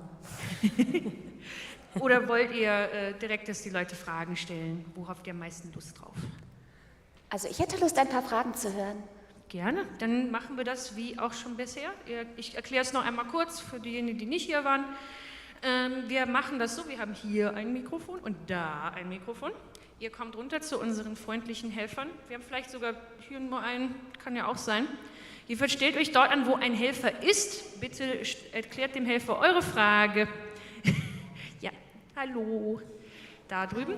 Und stellt bitte freundliche Fragen. Denkt dran, ihr habt mit unseren Gästen zu tun. Man behandelt Gäste ja sehr nett. Wenn ihr eine Frage habt, dann kommt hier rüber zu mir. Genau dahin. Vielen lieben Dank. Denkt dran, nehmt euch nett. Wir haben freundliche Gäste, wir wollen sie freundlich behandeln. Es gibt natürlich Sachen, über die sie nicht sprechen können, Sachen, die halt unter Vertragsschluss stecken. Also, wenn jemand Alles, was meine Tätigkeit bei der Mafia angeht, auch nicht. Nee. Also komplette so Zukunftsmusik-Sachen können sie nicht drüber sprechen, selbst wenn sie es wissen. Also verschwendet nicht die Zeit des Panels. Es ist halt immer schade, Aber wenn man dann verquatschen sagt... tue ich mich trotzdem gerne, also man kann es versuchen. Ja. Und halt einfach fragen, versucht es bei einer Frage pro Person zu belassen und denkt halt einfach dran, sprecht klar, sprecht langsam und freundlich und wir haben echt Laune auf eure Fragen, nicht wahr? Also, sind wir bereit? Also Luisa, zwei Dinge. Erstmal, kannst du einmal kurz Tracer zitieren? Cheers, Love! Es gibt viel zu wenig Helden in dieser Welt. Also, wie ist denn das eigentlich, wenn man für eine riesige Firma wie Activision Blizzard jetzt tatsächlich seine Stimme leihen muss? Wie ist denn das eigentlich? Jetzt, weil das so eine große Firma ist? Ja, oder? also ich meine, es geht jetzt es geht jetzt darum, wie läuft denn dieser Prozess eigentlich ab? Naja, bestenfalls hat man ein Casting sozusagen oder man wird halt direkt ausgewählt. Es kommt immer ein bisschen drauf an, aber das ist so der Prozess. Oft werden so 2, 3 Leute vorgeschlagen und unter denen wird es dann sozusagen einer von denen. Oder man wird halt direkt ausgewählt. Und ansonsten, bei so einem Videospiel ist der Ablauf halt ein bisschen anders als bei einer Synchro, weil du in anderen, also der Ablauf, wie du es aufnimmst, einfach anders ist. Du hast selten ein Bild, zu dem du arbeitest, sondern du hast oft die Vorlage vom Original in ganz kurzen, so wirklich nur so, hey, what's up? Was ist los? So nach dem Motto, also du arbeitest wirklich so in ganz kleinen Häppchen und ohne Bild. Das ist so ein bisschen der Unterschied beim Videospiel zu Synchron. Und dann hast du teilweise schon auch nochmal so Sachen, die ganz frei sind, wo du einfach nur eine zeitliche Angabe hast, wie lang es ungefähr sein soll. Da wird dir halt der Vorgang genannt und dann machst du das. So von wegen, du springst vom Balkon und drehst dich 3-mal und dann musst du pupsen, keine Ahnung, und dann musst du genau das machen. So. Und je nachdem, wie du das halt dann anlegst, wird es dann gemacht. Genau. Und dann gibt es bei anderen Spielen, wie zum Beispiel The Last of Us 2, da hatten wir auch sehr viele, da war das so ein bisschen eine Fusion. Da hatten wir sehr, sehr viele Szenen, die auch wirklich gespielt waren. Da war dann aber allerdings wieder die Problematik darin, dass es 3D aufgenommen wurde. Das heißt, du warst eigentlich, im Synchron ist es ja oft so, dass du nicht immer zu sehen bist. Also im Bild. Es kann sein, dass das Pony anfängt zu sprechen, so, hey, was geht? Und bla, ist so toll. Und dann ist aber die Kamera quasi auf jemand anderem. Aber beim 3D aufgenommenen bist du immer von allen Seiten zu sehen, die ganze Zeit. Und das macht noch natürlich einen Unterschied, wie dein Mund auch sich bewegt. Ja, und da gibt es bei The Last of Us zum Beispiel ganz, ganz viele auch Spielszenen, die auch noch nicht animiert sind. Also ich sehe dann wirklich die Schauspieler mit den Punkten im Gesicht und den ganzen lustigen Sachen auf dem Kopf und sonst wie, die dann da in einem Greenscreen rumspringen. Ja. Dankeschön. Lange Antwort. Dank.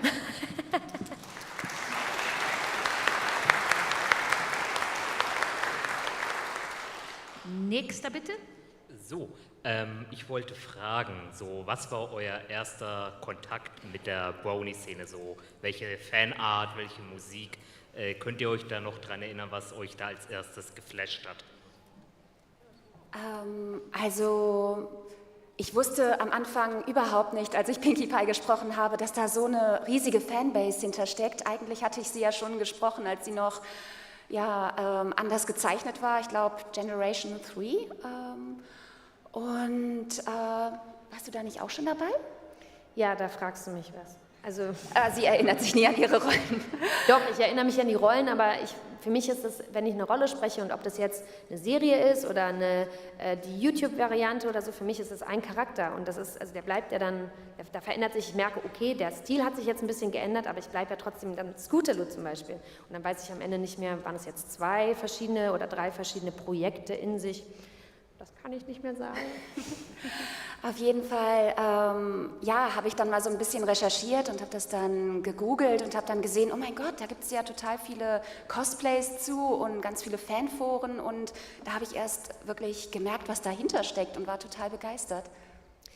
Ja, also bei mir war der erste Kontakt natürlich auch das Sprechen selber, aber da war mir das auch nicht bewusst und ich weiß, wie Jenny schon gesagt hat, bei mir ist Zeit und Raum ist so ein bisschen relativ. Ich weiß also nicht, wann ich angefangen habe, in welchem Jahr da, aber ich erinnere mich an den Moment, als Ricardo Richter, ein Kollege von uns, den ihr vielleicht auch kennt, auf mich zukam und meinte, du sprichst doch My Little Pony, ja?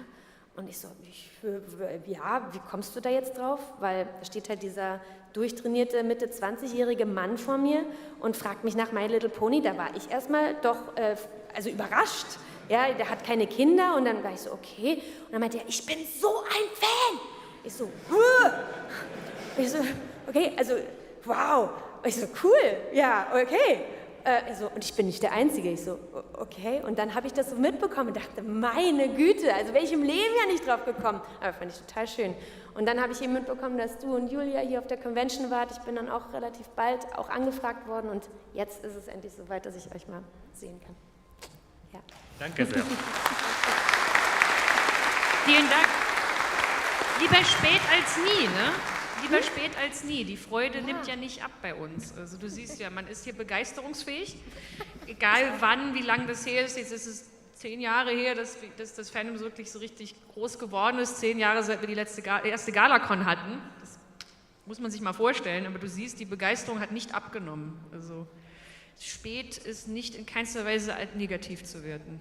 Ich finde das total spannend, weil bei uns ja auch, also Friendship is Magic, ich finde, das steht irgendwie so über diesem Ganzen hier für mich auch so ein bisschen, weil ich so merke, was sich hier für Freundschaften zwischen euch gebildet haben, diese Community, die ihr hier gegründet habt, das ist irgendwie, das fusioniert hier gerade so für mich total mit der Serie, finde ich toll. Danke.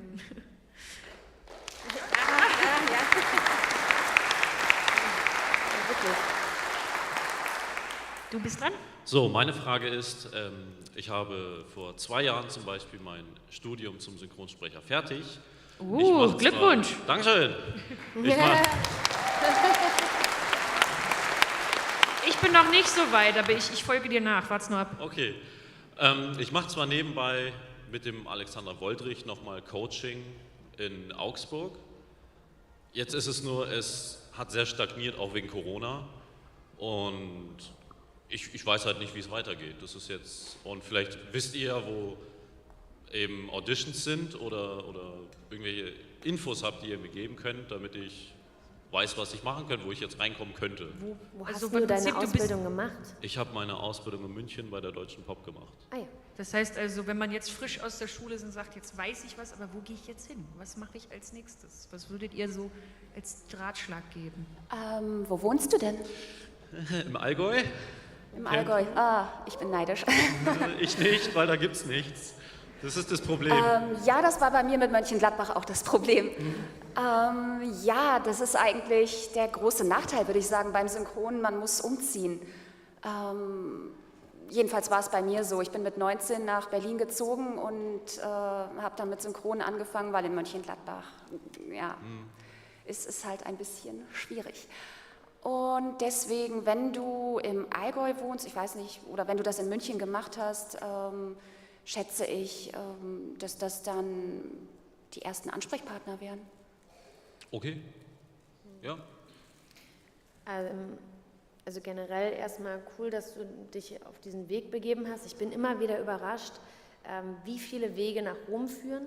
Also ich persönlich habe wenig Berührungspunkte mit den Akademies bis jetzt gehabt.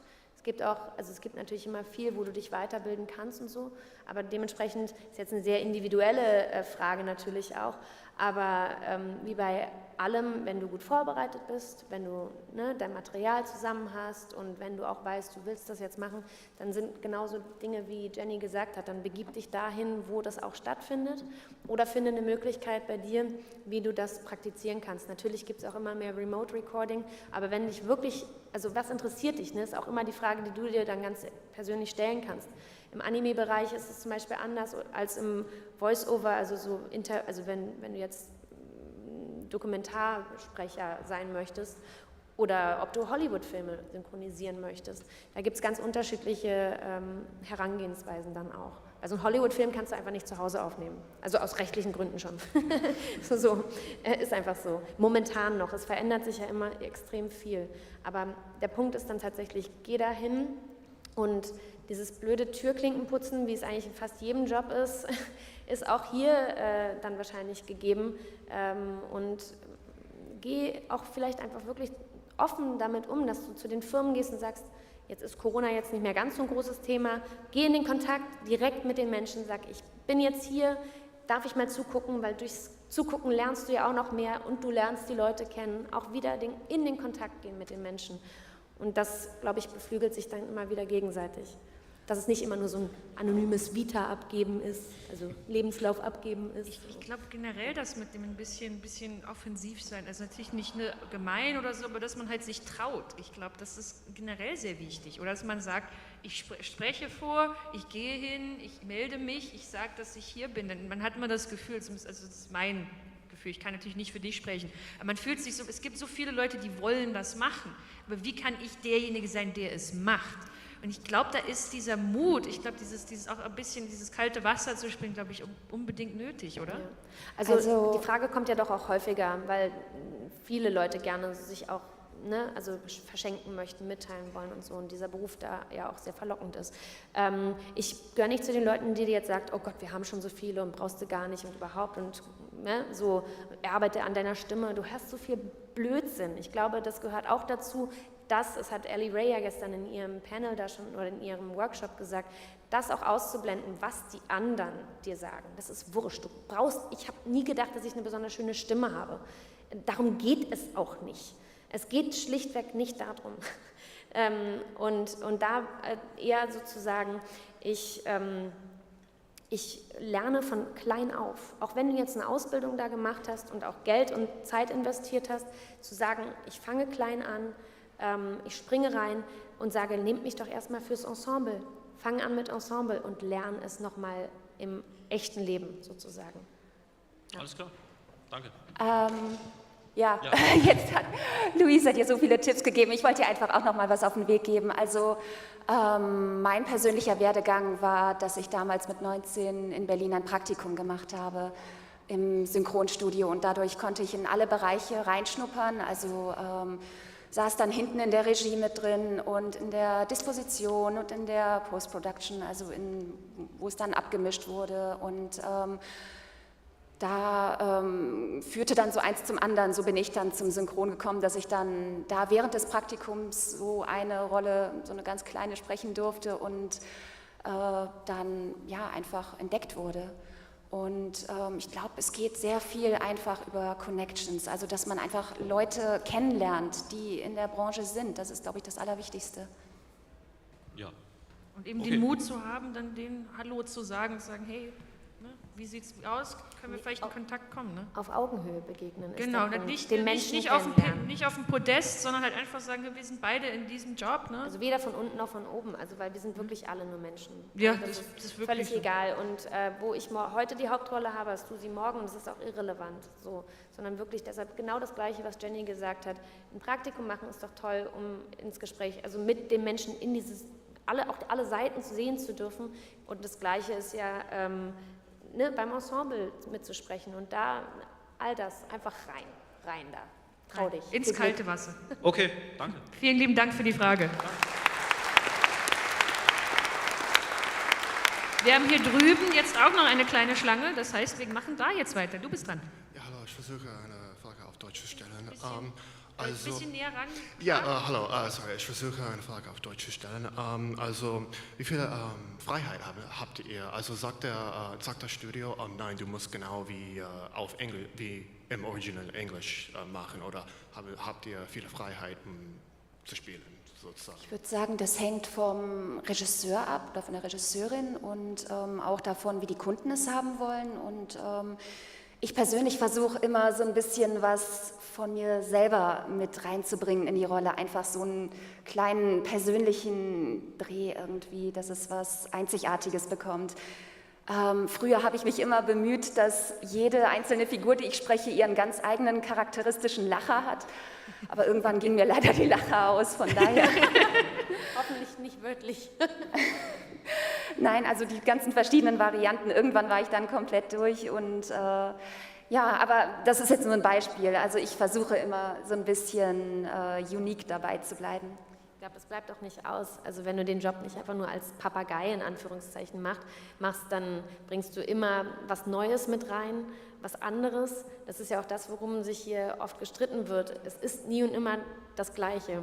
Es ist immer ein bisschen anders und das ist dann Geschmacksfrage und oft ist es doch auch schön, einfach eine Alternative zu haben, je nachdem, welcher Sprache du mächtig bist. Oder ich zum Beispiel liebe Meg Ryans deutsche Stimme, weil ich sie viel angenehmer fand als das Original, fand ich viel zu zickig. Also das ist aber das ist eine ganz persönliche Sache bei mir, das ist ja bei dir vielleicht ganz anders jetzt. Und da finde ich, ist das eine schöne Variante. Oder ja, deshalb ist bei mir auch ganz klar, dass ich was anbiete, weil ich glaube, das ist auch was zum Synchronsprechen oder zum Schauspiel vielleicht generell dazu gehört, relativ schnell bei dir was zu spüren, wie du es siehst und wie du es anlegen möchtest. Und dann bietest du das an und dann hast du bestenfalls einen Regisseur, der sagt, top und damit gehen wir. oder dann eben auch nochmal nachhakt und sagt, guck mal, bleib mal da dran, geh mal nochmal tiefer da rein. Und ja. Ich glaube, das ist auch eine Erfahrung, die viele Leute machen, die zum Beispiel als Kinder oder als jüngere Menschen dann die deutsche Version gesehen haben, dann spielt die englische und dann vergleicht man, sieht man, also ich fand jetzt die Performance spannend. Ne? Die hat was anderes reingemacht, das fand ich jetzt im Deutschen interessanter. Also ich kann natürlich nur für mich sprechen, aber zum Beispiel, ich glaube, das erste Mal, wo ich einen Bruce Willis-Film gesehen habe auf Englisch, war ich etwas überrascht, weil Bruce Willis klingt im Deutschen 10-mal cooler. Ja. Das ist einfach so. Ja, Manne. Das hatte ich mit Tom Hanks. Oh, Tom Hanks hat auch wunderbare Synchronstimmen. Also da gibt es Beispiele, also da denke ich auch, das ist sehr wertvoll, die Andersartigkeit auch zu zelebrieren und nicht nur als Nachteil zu sehen. Aber weißt du, was toll ist, wenn beide Sachen so toll sind, dass du da sitzt und denkst, ich weiß gar nicht, auf welchen Knopf ich jetzt drücken soll. Das habe ich ich liebe Robin Williams. Es ist wirklich und auch Bill Murray, das sind so Leute, die mich so sehr geprägt haben in meinem Humor, in meinem Schauspiel auch. Und da finde ich zum Beispiel beide Synchronstimmen, also gut, muss ich sagen, weil die leben ja nun leider beide nicht mehr, aber so großartig, dass die mir jedes Mal so viel geschenkt haben und genauso geht es mir vom Mikro. Je toller die Vorgabe, desto besser will ich es natürlich auch machen und wenn etwas nicht so schön ist, dann fällt es mir vielleicht einfacher, es schöner für meinen Geschmack zu machen. So. Aber wenn du wirklich was hast, wofür du dich selbst so begeistert und du willst es unbedingt mindestens genauso gut machen und auf deine Art und Weise dann, das ist natürlich dieses Herzblut, was wir versuchen reinzustecken, um eben auch den Menschen, die das dann mit uns konsumieren später, auch genau sie da zu berühren, wo wir berührt werden. So, wir sind ja alle genau gleich, was das angeht. Ja, absolut. Vielen Dank. Dankeschön. Danke.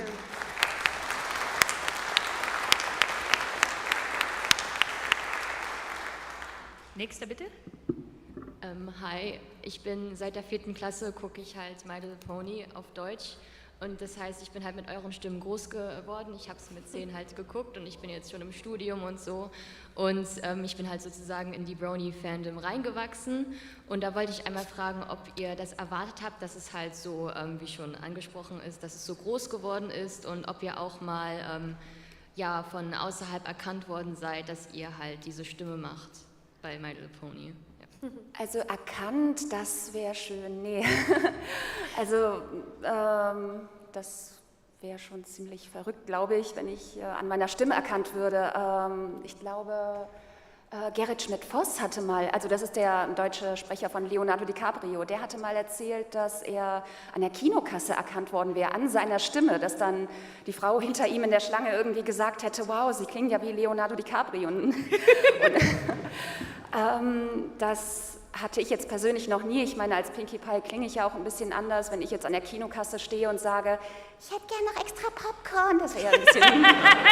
Dann klingst du wie Daniela Reibis, die hat ja so eine Stimme. Ja, stimmt. Also sie hat Mila gesprochen, deswegen ich bin ein Riesenfan von Daniela. Und die klingt halt wirklich so. Die klingt die ganze Zeit. Also sie redet so. Sie klingt so wirklich Stimme. So. Ja.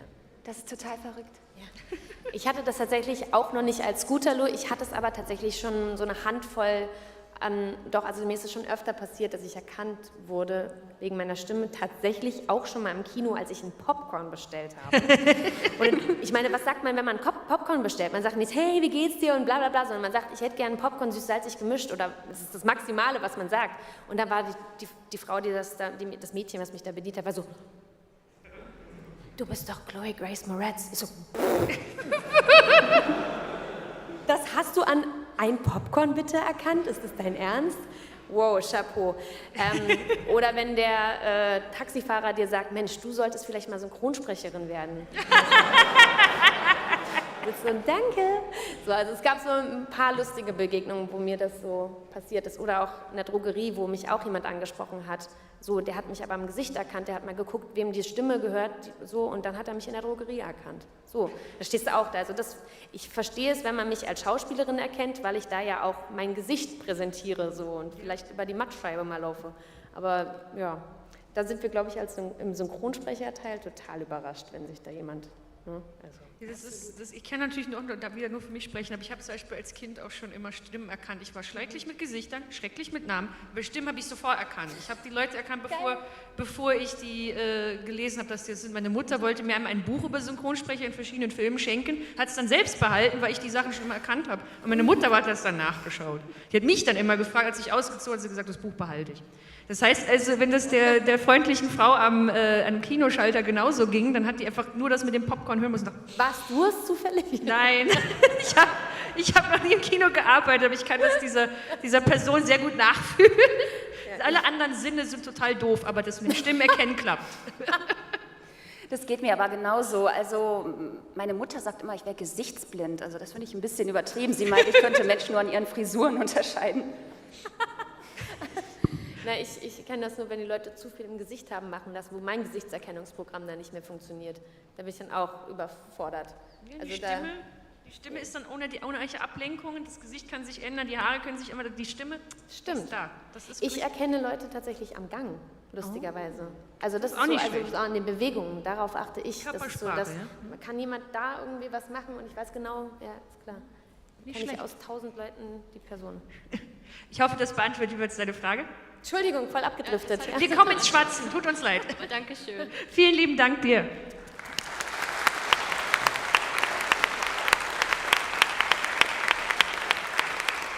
Hallo, ich würde es auf Deutsch versuchen. Wir freuen uns, versuchen es. And if you need help, I can help you. Okay, I've been trying. Von der Show hast du einen Lieblingscharakter? Wer ist dein Lieblingscharakter? Entschuldigung? Ob sie einen haben, ob die beiden einen Lieblingscharakter haben? Ja. Ja.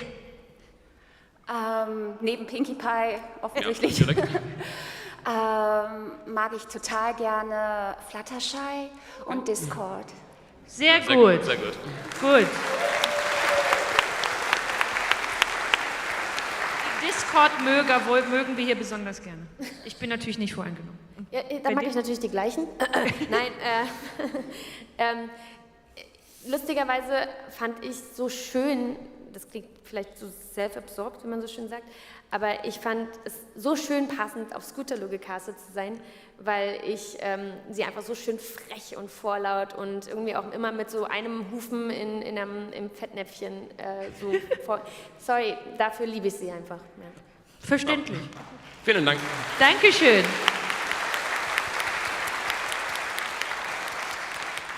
Next. Hallo, ich möchte die Frage stellen an Luisa.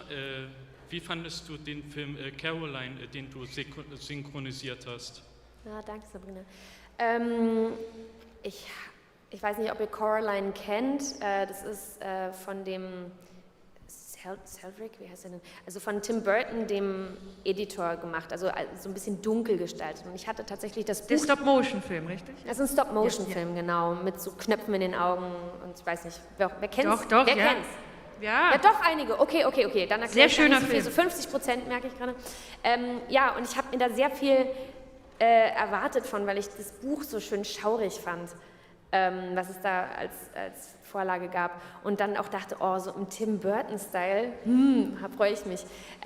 Ich finde, es hätte noch einen Ticken, ich höre Musik, es hätte noch einen Ticken gruseliger sein können. Das ist für meinen Geschmack so, ich glaube, sie wollten auch die Kinder, für die es immer noch zu gruselig ist, abholen.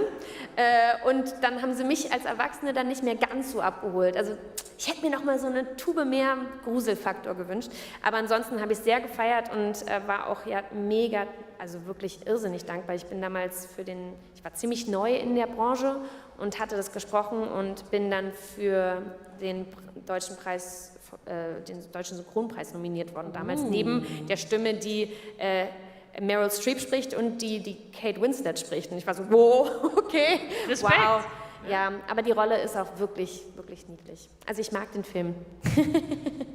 Also ich fand den als Kind so erschreckend, finde ich. Ja, Wir haben den in der Also Schule schon gesehen. gruselig. Ja. Hast du jetzt Angst vor mir? Wieso? Oder vor der anderen Luisa? Das ist ein Insider. Also es kennen nur die 50%, die den Film gesehen haben. Also die zweite Dimension quasi. Sag nochmal bitte. Die zweite Dimension quasi. Ja, genau, ganz genau. Also vielen Dank, dass du die Frage beantwortet hast. Dankeschön. Danke dir für die Frage. Danke dir. Wir machen weiter hier drüben. Hallo.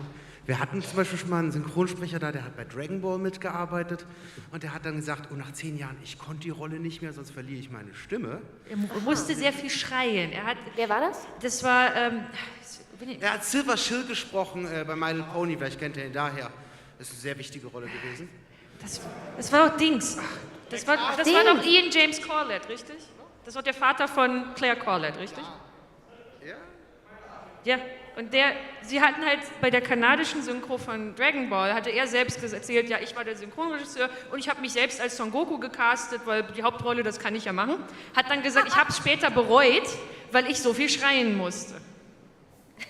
Und also meine Frage jetzt, hattet ihr schon mal Angst, dass euch dann das auf Dauer vielleicht sogar überanstrengend eine Rolle oder eine Rolle, die euch wirklich fertig gemacht hat? Also Schaden am Also Stimmband. Oder wo es schon ins Körperliche ging. Ja, bei einer Rolle hatte ich das nannte sich Dino Girl Gauko. Und das läuft auf Netflix, das ist eine japanische Serie, das handelt von einem Schulmädchen, die so ein bisschen wie Hulk, wenn sie wütend wird, sich in ein Monster verwandelt oder in einen Dinosaurier. Und dann, ja, es ist eigentlich ziemlich witzig. Also so ein bisschen hirnlos irgendwie, weil jede Folge handelt dann davon, dass sie irgendwie die Schule kaputt trampelt. Und, Typ besetzt, oder? Ich hoffe nicht. Ja, ich musste halt beide sprechen. Also sie als Schulmädchen, so ganz niedlich und ich hoffe, ich habe meine Hausaufgaben gemacht. Und aber dann auch, wenn sie dann wütend wird und dann, oh Gott, jetzt sollte ich ein bisschen weg vom Mikro. Ich hasse euch alle!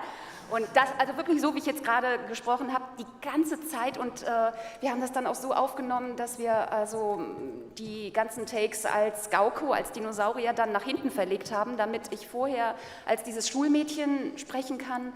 Und wenn du halt so zu Hause sitzt, dann wenigstens die Produktion fertig ist. Genau, wenn die Stimme hinüber ist, dann haben die wenigstens alles im Kasten. Die Stunts legen sie ja auch oft ganz nach hinten so, weil dann ist der Film ja schon fast fertig. Wenn man sich den Hals bricht, ist es nicht mehr so schlimm. Ja, also ich spreche ja auch viele Rollen, die sehr chargiert sind. Also chargiert heißt das, ne, wenn du deine Stimme so verstellst.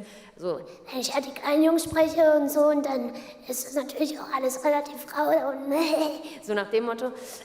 Und dann werde ich auch immer gefragt, ob ich das denn durchhalte. Zum Beispiel, wenn ich dann gecastet werde beim Probesprechen. Und ich biete halt nichts an, was ich nicht weiß, was ich dann auch abliefern kann. Weil das wäre halt unprofessionell. Wenn ich weiß, ich werde da nach 10 Takes heiser, das geht halt nicht. Und gleichzeitig ist es natürlich so, ich schreie zum Beispiel auch gerne. Ich weiß aber auch, wie ich schreie, ohne dass ich meine Stimmbänder kaputt mache. Und manche Stimmen in Amerika gibt es tatsächlich, wenn du einen Horrorfilm drehst, gibt es ein Schreicasting. Weil... War mir nicht bewusst. Es gibt halt Leute, deren Stimmbänder das nicht hergeben. Und dann hast du da deine Schauspielerin gecastet, die ist super für die Rolle. Und dann merkst du am Set, na, die kann nicht schreien. Kacke. So, läuft halt nicht, wenn die da wegrennen muss und schreien und bla, Angst und so. Das heißt, ich bin tatsächlich in meiner Karriere hier als Synchronsprecherin schon so an die 5 Mal gefragt worden, ob ich als Voice-Match, nicht für Gesang, mache ich ja auch, aber als Voice-Match fürs Schreien ins Studio kommen kann, weil meine Kollegin auch nicht schreien kann. So. Und das ist dann lustig. Ja.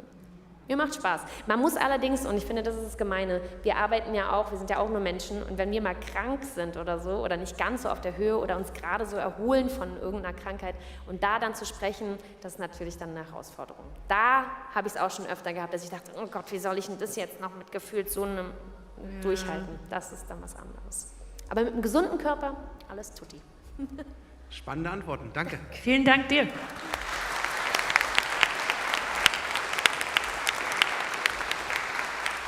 Nächste Frage, bitte. Hallo, erstmal Luisa, danke für die Coraline-Sprachnachricht. von gestern.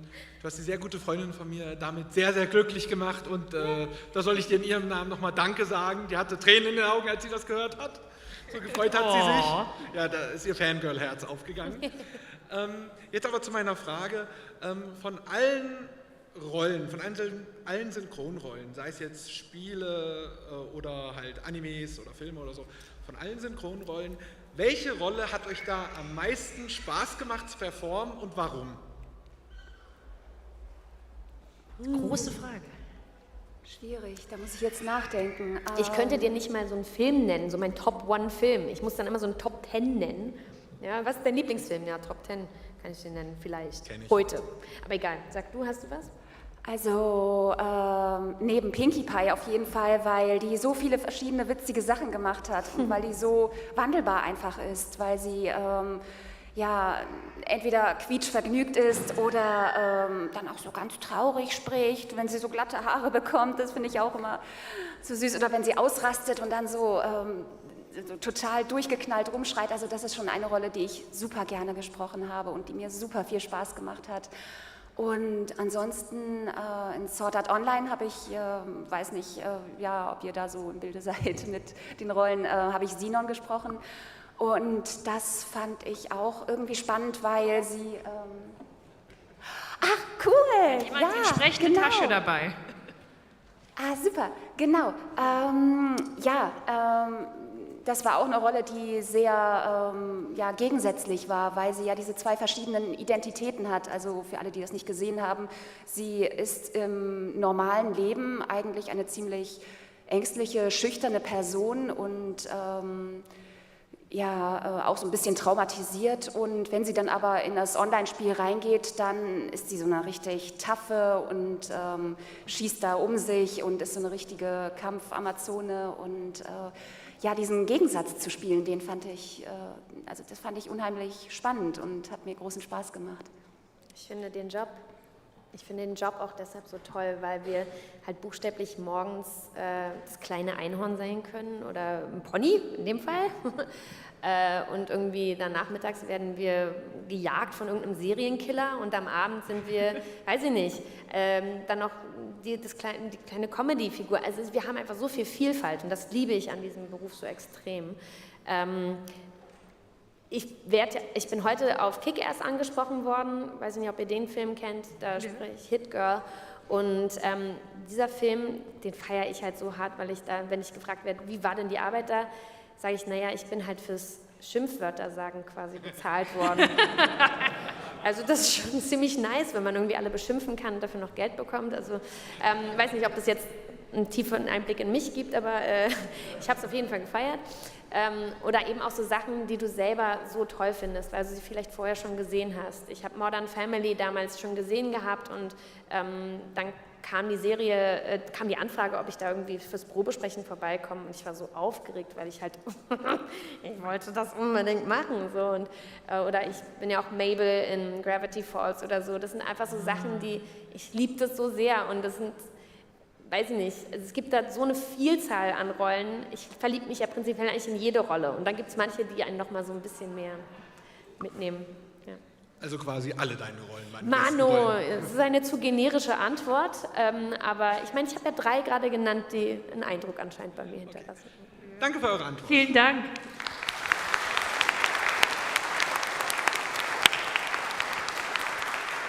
Hier geht's weiter. Bevorzugt ihr es eher animierte oder real existierende Charaktere zu sprechen oder was ist so euer Favorit davon? Bevorzugen zwischen animiert und Realfilm synchronisieren.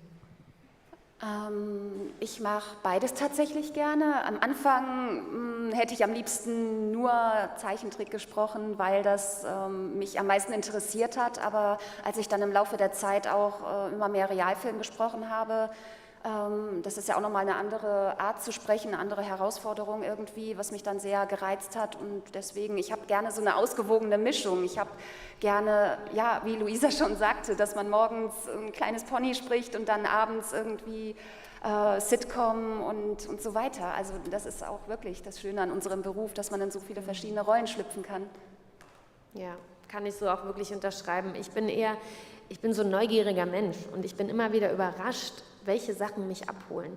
Also ich bin zum Beispiel nicht mit so Animes aufgewachsen und habe aber mittlerweile bei einigen Produktionen mitgewirkt, die mich so derartig, also wirklich überrascht und auch so erfreut haben, dass ich so dankbar dafür bin, auch durch meinen Job immer mal wieder die Augen geöffnet zu bekommen für neue Welten. Und ich kann mich da auch nicht festlegen, weil es dafür viel zu, auch selbst in einem Genre noch so viele Unterschiede gibt. Also wenn du, ne, also wenn was animiert ist, kann es Stop-Motion sein, kann es Anime sein, kann es irgendwie irgendein Sony-Film sein, Disney, keine Ahnung. Und also das spaltet sich immer in so viele Sachen auf und nee, ich freue mich da wirklich tatsächlich, genau wie Jenny, bei allem irgendwie, ja, dabei sein zu dürfen. Okay, vielen Dank. Vielen Dank.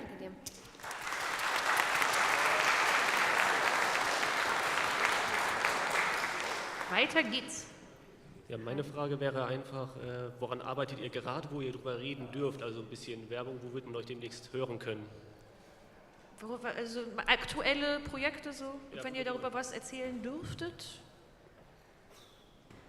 Schwierig. Also ich kann sagen, da kommen jetzt demnächst mehrere Games bei mir. Also Serien hat man ja sowieso grundsätzlich also durchgehende Rollen und da steht bei mir auch noch einiges an, was jetzt demnächst Neues kommt, wo ich jetzt leider noch, ich würde jetzt so gerne irgendwas erzählen, aber ich darf leider nicht, weil da kommt auch ein ziemlich cooler Film, der was mit Japan zu tun haben wird, kann ich schon mal so ein bisschen spoilern. Und ich als Japan-Fan, ich liebe ja Japan und ich war total begeistert, diese Rolle zu bekommen und da lasst euch einfach überraschen. Ja, ich gehe gerade in Gedanken meinen Terminplan der letzten Monate durch. So hangel ich mich immer ganz gerne so zurück, weil ich immer nichts vergessen möchte, was mich nämlich in dem Moment so... Ich werde oft gefragt, Mensch, wann läuft denn das und das? Und dann denke ich, oh Gott, ja, das gab's ja, oh Gott, danke, sagst du es mir, wann es läuft, weil ich möchte es auch unbedingt sehen oder so. Weil man dann durch dieses, was dann an Neuem kommt, dann auch teilweise schon wieder so woanders hinguckt. Ich habe gerade eine Serie gemacht, die, kennt ihr Yellowstone, die Serie? Kennt ihr jemand? So, wie bitte? Ja. Also, keine Ahnung, ich kannte sie nicht, ich kenne sie auch weiter nicht. Da spielt Kevin Costner so mit und da gibt es jetzt so ein Spin-Off. Und das ist also Realfilm und ich glaube, das läuft dann irgendwo, was ich nicht bekomme, Sky oder so, keine Ahnung. Aber das ist eine so tolle Serie, so mit Cowgirls, Cowboy irgendwie und die hat mich richtig mitgenommen. Ich stand da heulend die ganze Zeit vom Mikro. Wirklich die ganze Zeit durchgehend hat mich das einfach so und auf einer ganz tiefen Ebene so abgeholt, weil das so viel, also so viele Themen da angesprochen werden. Also wenn ihr über diese Serie, ich glaube 1890, weiß ich nicht, irgendwie, guckt mal nach vielleicht, wenn ihr die irgendwo seht, würde ich euch die total ans Herz legen. Ich habe die extrem gefeiert. Und ansonsten habe ich ein Hörbuch gerade lesen dürfen, was ich auch total cool finde. Auch da nochmal so diese verschiedenen Produkte, bei denen man mitmacht und das hat der Ivan Leon Menger geschrieben, bei dem ich Hörspiele vorher gemacht habe, so wie Monster 1983, kennt vielleicht auch der eine oder andere und das ist jetzt sein erster Roman, den ich dann lesen durfte. Und last but not least, um jetzt einfach mal so 3 Kategorien abzudecken, kann man mich auch gerade mit Gesicht, so, also nicht nur Stimme, sondern auch mit Gesicht sehen, zum Beispiel in Schloss Goldbach und das sind so prominenten Parodien, das läuft auf Sat 1. Jetzt gerade auch übrigens so 13:20 Uhr. Alle raus. Und auf Join kann man das auch gucken. Schloss Goldbach, Promis viel zu nah, heißt das. Und da bin ich dann unter anderem diverse Promis, so Claudia Obert und wie sie alle heißen. Ja, cool, vielen Dank. Wonderful Champagne, wer sie kennt, macht Spaß. So, Prost. Ja, Okay. da, du kennst sie. Sie ist da erkannt. Ja. Dankeschön. Danke. Ich habe zu danken. Nächste Frage, bitte. Ihr leiht ja jetzt schon so vielen Personen eure Stimmen. Guckt ihr dann Serien, Filme oder Videospiele? Spielt ihr das? Wie ist denn das Gefühl, wenn ihr euch dann selbst hört? Ist es komisch? Ist es irgendwie awkward? Oder ist es so, ach cool, das habe ich gesprochen? Wie ist das? Also ja, selber gucken. Also ich gucke sehr gerne Miraculous. Und ich bin so eitel, ich gebe es zu, ich höre gerne meine Stimme und ich freue mich immer, wenn ich mich selber höre. Das ist gut. Viele Leute haben ja Schwierigkeiten, wenn sie ihre eigene Stimme aufgenommen hören zuerst. Denkt man im ersten Moment immer, oh was? Das ist natürlich schön, dass du sagst, nein, also bei mir ist das inzwischen so, ich höre das super gerne, das ist schön. Dass man diesen Effekt überwinden kann. Also ich weiß auch noch, ich glaube, die Technik ist auch besser geworden. Wenn du früher dich aufgenommen hast mit irgendwas, dann klang das sowieso immer so und du denkst, oh Gott, so klinge ich, um Himmels Willen. Ich habe da auch irgendwie einen Abstand zu gewonnen. Aber wir hatten gerade hinter der Bühne, haben wir kurz uns unterhalten, dass einem manchmal nicht mehr einfällt, dass man was gesprochen hat. Und das ist so, also das ist wirklich, ich hatte das gerade im Hotelzimmer, wenn du dann, habe ich neulich schon mal erzählt, wenn du dann rumsäppst und dann guckst du einen Film oder siehst einen Film und siehst die Schauspielerin und sagst, Mensch, die habe ich auch mal gesprochen, aber hier irgendwie anscheinend nicht und hörst 3 Sätze weiter rein und merkst, oh, das bin doch ich. Sowas halt, also, oder wenn die Eltern dann wirklich im Kino sitzen und sich streiten, ob du es bist und du weißt es auch nicht mehr so genau. Also das ist, keine Ahnung. Dafür gibt es dann Leute wie dich, die Leute nur an den Stimmen erkennen. Ich rufe dich nächstes Mal an und sage, bin ich das oder bin ich es nicht? Nein, also das klingt jetzt so, als hätte ich Amnesie. Habe ich auch nicht und ich erinnere mich an die meisten Rollen, aber das Schöne ist, dass du dann, oder dass ich zumindest mit der Zeit auch immer mehr Abstand gewinnen kann und tatsächlich auch die Rolle von außen wieder in Anführungszeichen genießen kann.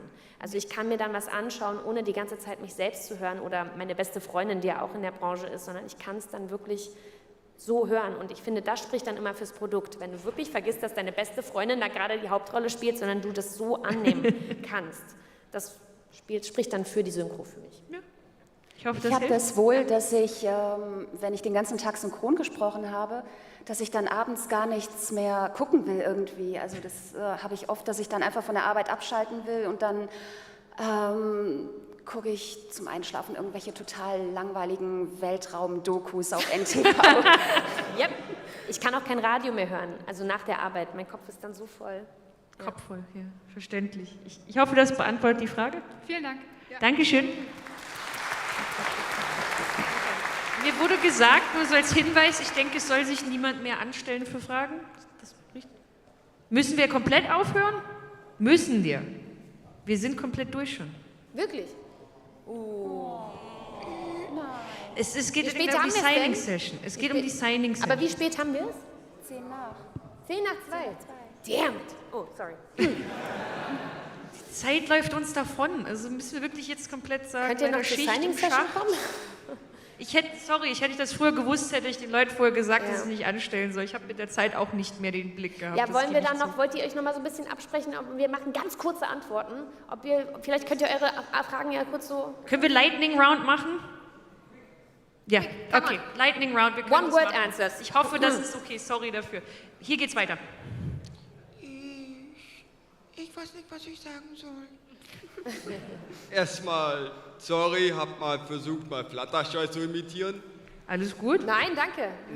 Erstmal vollen Respekt an euch zwei. Dass ihr die Stimme so gut verändern könnt, dass man euch kaum wiedererkennt. Und ich wollte ja auch mal mit Synchronsprechen versuchen. Da wollte ich mal wissen, wo sollte man sich anfangen als komplett neuer Anfänger ohne Ausbildung, aber gewissen Talent sich dahin wenden, besonders wenn man... Würde ich tatsächlich, wir hatten so eine ganz ähnliche Frage schon ganz am Anfang, vielleicht besprichst du dich dann nochmal mit dem Kollegen, da haben wir ja auch schon so ein bisschen was zu gesagt und ansonsten wirklich einfach die Synchronfirmen. Dich einfach trauen, mal bei den Synchronfirmen Kontakt aufzunehmen. Ja. Machen, genau. Fan-Dubs oder sonst was, einfach lies einen Sich Text selber vor, ausprobieren. Buch, ne? Das hatten wir eben gesagt, machen. Machen, genau. Machen bei der anderen Antwort, Frage, ne? deswegen. Können wir uns darauf einigen? Machen. Dankeschön. Ich würde es mal versuchen. Dankeschön. Hier geht's weiter, flott, flott. Ja, also erstmal würde ich sagen, Jennifer, ich finde dich super klasse. Dankeschön. Ich auch. Ja, und meine Frage wäre, habt ihr eine Lieblingsfolge in My Little Pony? So von eurer Perspektive als Sprecher, ja? Oh Gott, da gibt es so viele. Also spontan fällt mir ein, wie ist der deutsche Titel? Ich weiß nicht, Party for One. Wo Pinkie Pie, ja, ich glaube, das muss ich euch nicht erklären. Nein. Deswegen, aus Zeitmangel, was ist deine Lieblingsfolge? Ich kann euch sagen, welche ich nicht mochte, nämlich als ich endlich mein Cutie-Mark bekommen habe und wusste, oh, jetzt ist vorbei hier irgendwie. Fand ich doof. Ja. Cutie-Mark, gut. Danke. Und die Folgen in Danke dir. Jakistan. Die Folgen in Jakistan mag ich auch. Die ist sehr gut. Danke. Dankeschön. Hier drüben. Könnt ihr uns vielleicht kurz sagen, wie sich das Synchronsprechen von dem Original unterscheidet? Dahingehend kriegt ihr die Serie zu sehen, also die Animationen, kriegt ihr das Original Englisch zu sehen? Steht ihr zusammen im Studio und müsst ihr auf die Lippensynchronisation achten? Ja klar, also wir bekommen das Bild und den englischen Originalton und bekommen das dann immer so schnipselweise, also in Takes unterteilt und gucken uns immer erst den Originalton an und dann sprechen wir das auf Deutsch drauf. Wir haben ein Dialogbuch noch, also Genau. ein Buch, wo das dann draufsteht, was bestenfalls auch schon so geschrieben ist, dass die Mundbewegungen bedacht sind. Also wenn jetzt ich Samstag sage, auf Saturday sieht das nicht so geil aus. Das heißt, es muss dann so ein bisschen umgestellt werden, dass die Labiale, die Lippenbewegungen auch passen. Und wir müssen es dann umsetzen. Genau. Und dann hast du noch natürlich ein Team auch im Studio, nämlich einen Tonmeister, der es aufnimmt, einen Regisseur, der auf das Spiel achtet und eine Cutterin oder ein Cutter, der auch da sagt, wenn es einfach nicht synchron funktioniert. So, das sehen wir auch selber schon, aber ja, genau. Aber einen ganzen Film sehen wir sehr selten. Ich versuche mal, so oft es geht, die Sachen vorher zu sehen, wenn ich eine große Rolle habe.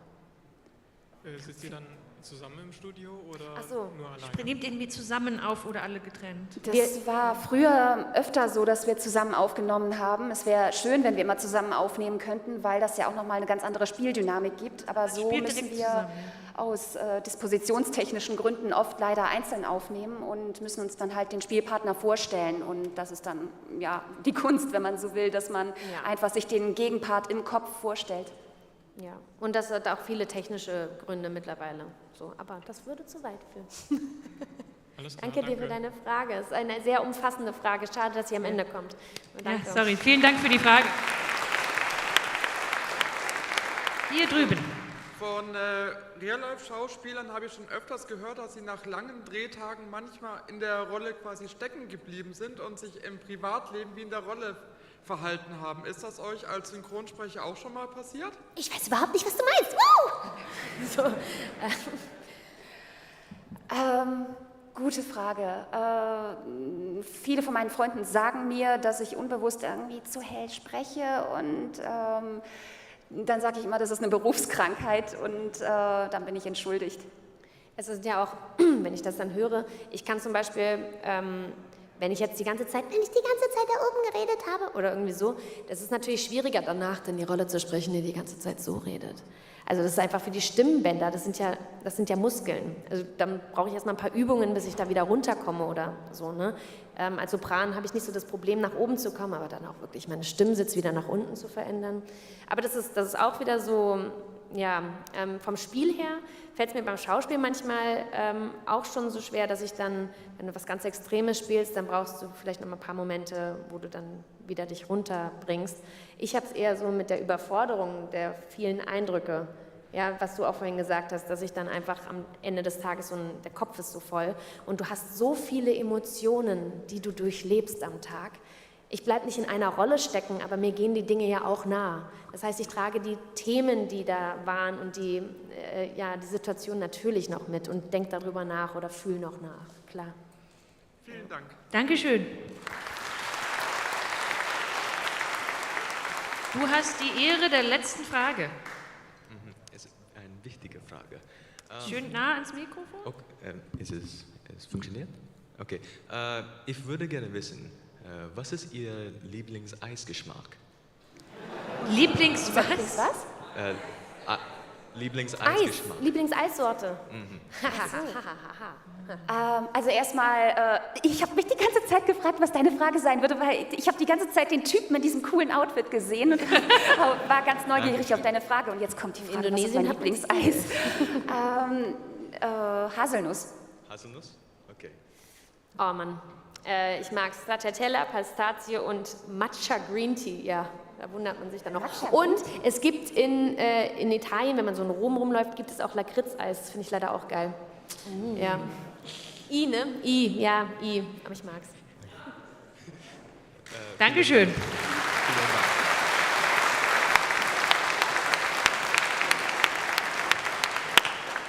Dankeschön. Tut mir so leid, dass wir hier jetzt so davon stürmen müssen, aber die Zeit vergeht im Fluge, wenn man Spaß hat. Ne?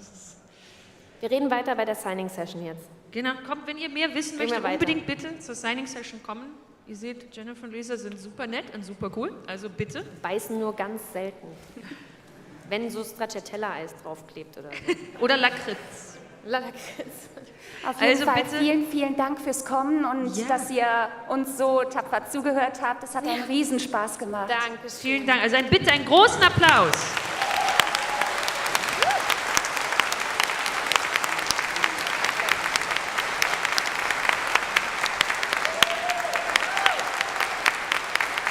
Und danke, Perry. Auf zur Signing Session. Wir haben hier noch als nächstes das Dusty Cat Panel und danach noch die Charity Auktion. Also, we'll see you there, I hope.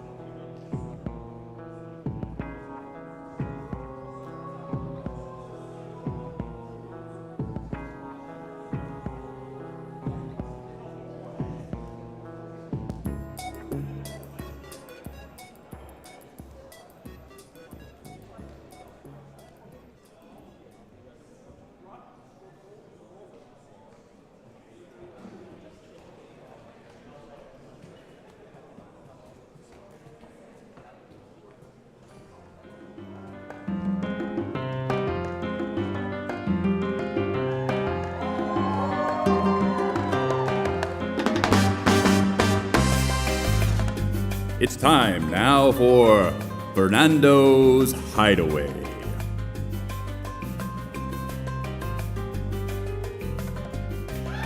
Hello, my darlings. Hello, my lovelies, my friends.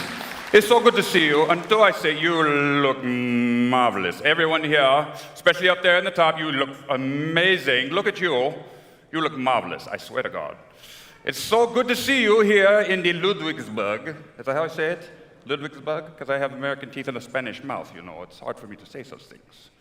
It's very nice to see you all. Have you been having a good weekend? A very good weekend, yes.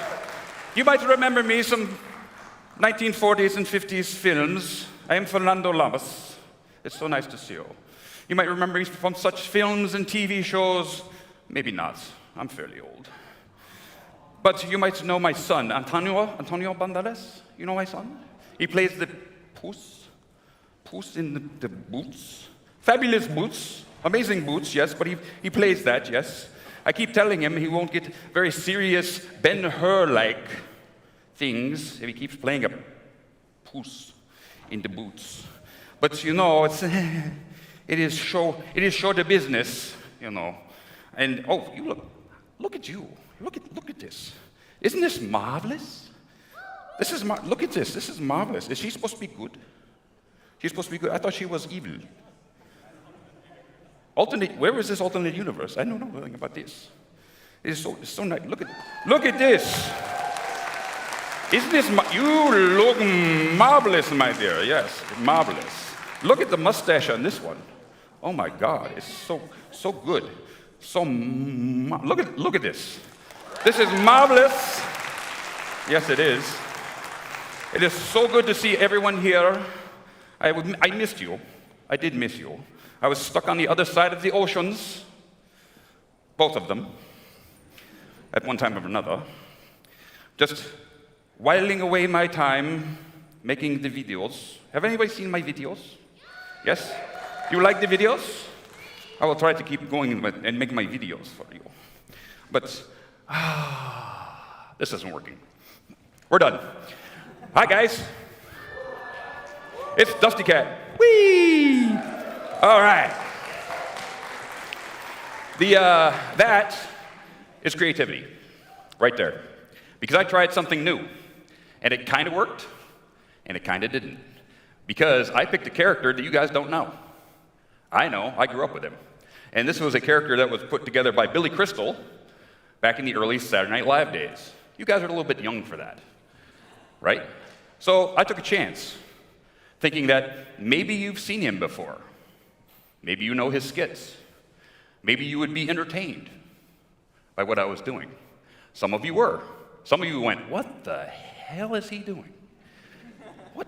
I'm here to see Dusty Cat, not this Lorenzo character, right? But that in and of itself is creativity. So, if you are a creative person, right, you have to be able to jump off the pier. You have to be able to have the chutzpah, if you want to call it that, to take a chance, to try something new, right? You might get in a rut. You might be an artist that does nothing but pony memes. Someone came to me earlier this weekend and said, I do a bunch of pony memes, but I'm not really happy with doing that anymore. But I get this shot of adrenaline every time I do it because thousands of people retweet it. Okay, well and good. But if it doesn't fulfill your soul, why are you doing it? Right? Sure. You might get the Twitters and you might get the who cares? Right? If it's not fulfilling to you and you're not having fun doing it, why are you doing it? And that's kind of where you have to, as a creative person, take those chances, right? I had one of the best, most popular talk shows in the Brony fandom called Stay Brony, My Friends. How many people have seen it? Thank you. At the end of the run, that was a slog. I was not into it anymore. I should have stopped probably 6 months prior to when I did. But you guys wanted it, and you guys loved it, and I felt like I had an obligation to keep doing it. The reason we stopped was that my co-host, Screwball, said, I want to go on with my life. I want to do something else. I want to do this gaming thing. I caught him gaming during the show. It's like, dude, no. If you're done, tell me. We'll stop. And we did. We had 2 more guests booked, right? So we did 2 more shows, and we ended it. I think we ended it on a good spot. It could have went on and on and on. It could be like The Simpsons, right? 27 seasons retelling the same stuff over and over and over again. But it wouldn't be fulfilling, right? So I went on to do other stuff. I went on to do voice acting, book narration, building guitars. I now work as a CNC programmer and machinist, which is really fulfilling because I get to tweak my maker bot all the time. It's great. But that means I can't do things like Stay Brony, My Friends. So I continue to do Bronies React, which gives me that every few months, which is great. So pretty much what I'm trying to say as I'm going along, and again, we're making this up as we go. This is creativity. This is raw creativity. because I didn't set anything up. I didn't make anything up except for Fernando. I came out here, he kind of flopped. We're going to talk about it. We're going to talk about what I do. We're going to talk about what you do, right? We're going to do some question and answer just a little bit later. So, what I'm really trying to say, as I sit down, take chances. If you think you might like doing something, do it. As they say, just do it. Just try it. You might find out you like it. You might find out you don't. But I'm 54 years old next year. How many jobs do you think I've had in my lifetime? Just throw out a number. 17. 17 different jobs. It's not because I can't, I got ADHD and I can't concentrate. It's that I get bored of doing certain things. I've caddied golf clubs, spray painted Lionel toy trains, did road construction. Let's see what else. Some I can't even remember. Bodyguard ranch hand, Harley Davidson mechanic, Harley Davidson aftermarket catalog guy, sold Harley parts across the counter, built custom motorcycles. I've done a whole bunch of stuff, but I've tried a whole bunch of things. Oh yeah, professional wrestling too. So I didn't get very far on that one. I got hurt. That's a long story. But anyway, being a creative can sometimes feel like you're running on a treadmill all the time. All the time. And you got to get to the next thing. You got to get to the next thing. You got to get to the next thing. Oh my God, get to the next thing. Slow down a little bit. Try that thing and stick with it, right? Sometimes as a creative, you'll get the next shiny. You're like a raccoon, right? Oh, I got to get the next shiny thing, or the next shiny thing, or the next shiny thing. The next shiny thing is VTubing, right? That's the next shiny thing that's out there. Everybody did Twitch for a while, but now you can't do Twitch unless you've got a VR character. Everyone does it. I'm not going to do it. I'm going to sit there in my garage and build stuff, right? If you guys want to come watch me, I put up on my Twitter, hey, I'm going to the garage, meet me there. I don't even have a schedule. If I feel like going to the garage, I'll tell you guys about it. Come find me. A lot of people are doing this VR stuff or the Twitch thing, and they're on the schedule 3 nights a week or 7 nights a week, and they're doing all this kind of stuff, and I don't even know how they can be having a good time doing it. It seems like a job, right? Too much job. All the professional VR, leave out the professional VR people, right? Have fun with what you're doing, just don't try to kill yourself doing it, right? Let's see, what else can we talk about? This is the lull, right? I've said almost everything I want to say. But now we'll say, okay, is anybody out there, a creative, who's kind of stuck on what they're doing? You. You put your hand up and put it down. You. Tell me about your project and what the problem is.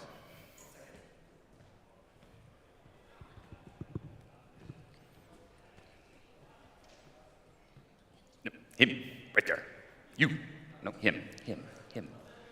That guy in the glasses. Right in front of me. Okay.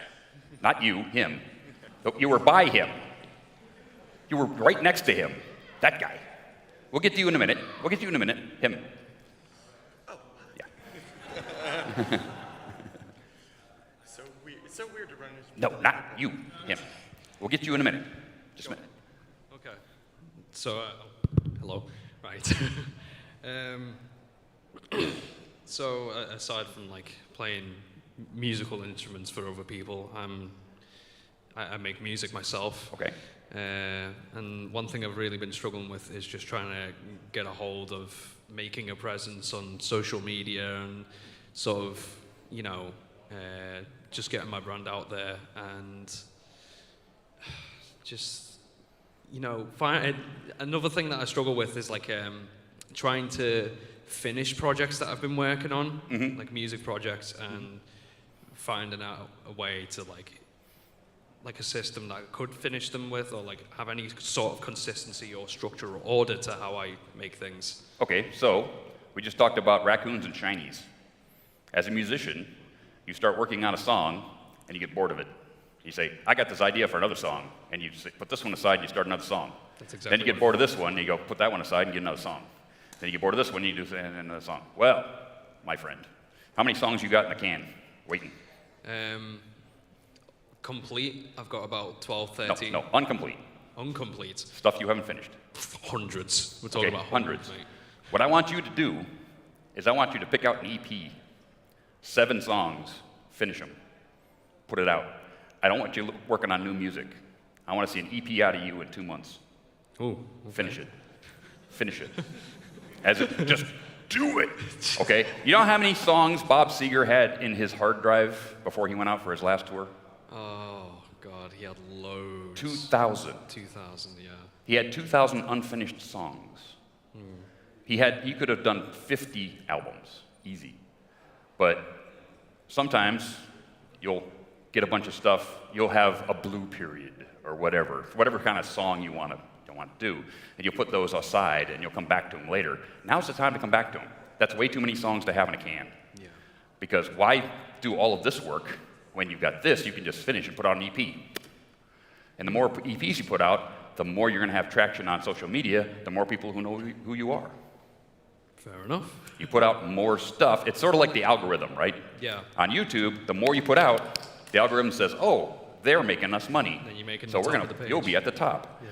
So stop making new stuff, finish the old stuff, good old stuff, and then make an EP, put that out.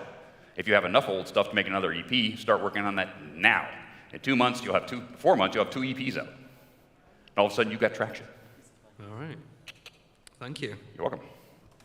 Now you. Yeah, we'll get you the mic here in a second.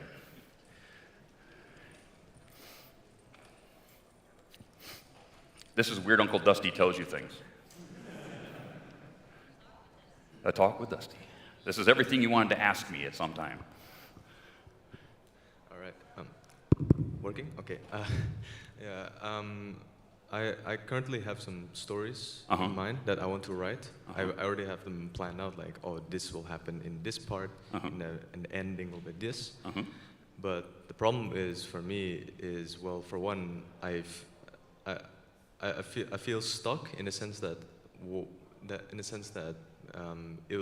people will not like it, or people will like it too much in the sense that they do not give proper feedback. Okay. And my other problem is that I have a hard time balancing my personal hobby with work and real life and everything with that. Okay. First answer the first question. Is it going to entertain you? Is it going to entertain this? If you write that story, this is your first customer. Okay? If it doesn't entertain you, why do it? Okay. Right? Clive Barker, right, writes horror because that's what he likes. You're not going to see some schmancy, fancy, romance comedy out of him. He's going to do horror because that's his wheelhouse. He loves to do that. Well, write what you like. People will come to you, right? Horror fans came to Clive Barker. People who do making stuff come to my Twitch stream. I'm not trying to please everybody. You can't. There's no way to do it, right? So if you're going to write a story, entertain this person first. Then people will come to you because it's good, because you wrote it for yourself and you wanted it to be great. So you wrote a great story, and the people who like that kind of story will find you, right? So second part on work, play, thing. Okay, all I can tell you is make a schedule. Okay, I know it's hard for a creative to make a schedule. Right? Sometimes artists are like, well, I don't feel like drawing today. Draw. I don't feel like writing today. Write something. Even if it's not on what you're working on, write a short story or write a short outline or something. Just get writing. Just get drawing. Draw just warm-ups, right? You have to train yourself to work at any moment, right? Sure, you can work when you have your muse comes on, but being able to be a creative, say in a pro sense, you have to be able to turn the muse on like that. So people like the voice actors or the people who, like Imalu, right? She can't go into work on a Monday and go, I just don't feel like drawing today. Because she's getting paid to draw, right? So if you want to become a better writer, write. Even if it's a short story, even if it's stupid, throw it away. Same thing with artists, right? When I first got into being a creative, I wanted to be a comic book artist in the worst way. So I tried to make every drawing a finished drawing. Bad idea. Horrible. Stunted me. So I finally got taught that take a ream of typing paper, crap paper, put it on anything and just draw. It means nothing, right? It's just lines on paper. An artist has 10,000 bad drawings in their hand. The sooner you get them out, the better. Because that 10,001 drawing is going to be awesome because of the practice. Just do it. Same thing with building or making things, right? I wanted to do something really cool on YouTube for my 20,000 subscriber special. I'd never built a guitar in my life. I love guitar. Can't play it because I've got a broken forearm, but I can make things. Maybe I'll make a guitar. What guitar will I make? Ooh, I love Sunset Shimmer. I'll make that guitar. And I made 100 mistakes. The body's too big. It's Fender scale. She's playing a Gibson look, so I had to make my own pickguard. I had to figure out how to mount it. I had to figure this out, that out. I had to figure out the wiring. I had to figure out how to put the neck on, all that stuff. But now, 6 years later, I can pump out a cigar box guitar in a month because I've done it 7 or 8, 9 times. Okay? Just do it. Get an idea, go. Doesn't matter whether it's good or bad. You'll learn something from it, right? You learn more things failing than you ever do by succeeding, ever. Okay? And that's what a creative has to face, especially if you're an actor or an artist or a maker, right? When I started on this in the CNC job, I'd never really worked with the big machines before, right? And I wrote my first program, and sure enough, I crashed it. And I thought, oh my God, I just crashed a $300,000 machine. Boss came up and just was laughing. He says, oh, it happens. Don't worry about it. Okay? And that was more freeing to me than anything that anybody's ever told me. Some guy who owns millions of dollars worth of machinery, and second week I'm on his crew, I crashed the damn thing. I'm supposed to know what I'm doing. Nope, don't worry about it. By the way, here's a whole rack full of offcuts and stuff. Program what you want, make what you want, I don't care, because you're learning. It's like, oh my God, I'm never gonna leave this job. It's awesome. This guy wants me to just make whatever, right? And here's free material to do it, and here's a machine to do it for free. It's like, where am I gonna get that another time in my life? I'm never gonna leave this job, maybe. But, so yeah, do it, anything. Write anything, write a short story, write a poem. Write music lyrics, whatever, but just do it. On how to you schedule, that's on you. Really. Take half an hour a day just to write. Do it after work, do it before work, do it at lunch. Keep a notebook and just write in a notebook at lunch. Come up with ideas. I knew a guy, a friend of mine, who had a comic strip. He had a little pocket tape recorder. Every time he had an idea, he'd go, comic idea, end of comic idea. He had tapes and tapes and tapes and tapes, and every time he wanted to do something in his comic strip, he'd just play them until he came up with the idea he wanted. Freaking amazing. Hopefully that helps. Thank you. Thank you. Awesome. Anybody else got something they want to talk about? No? Up there somewhere? I can't see nothing. Oh, okay, cool, yeah.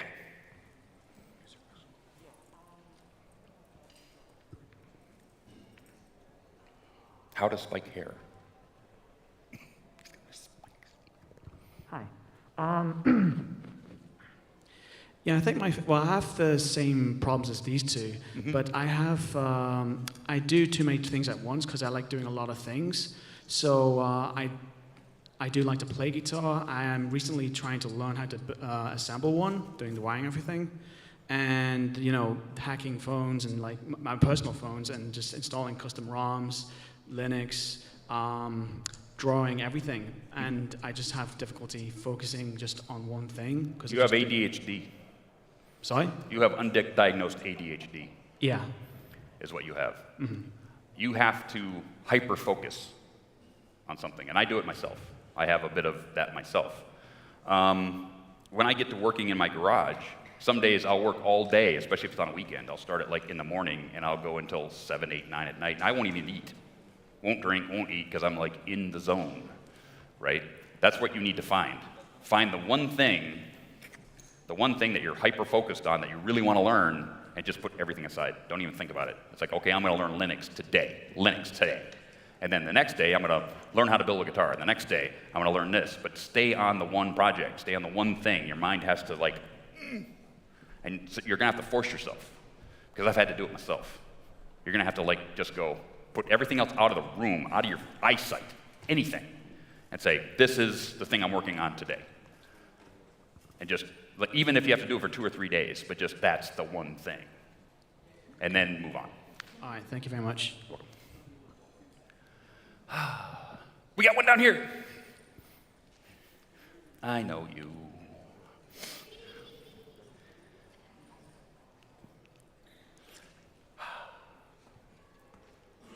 What?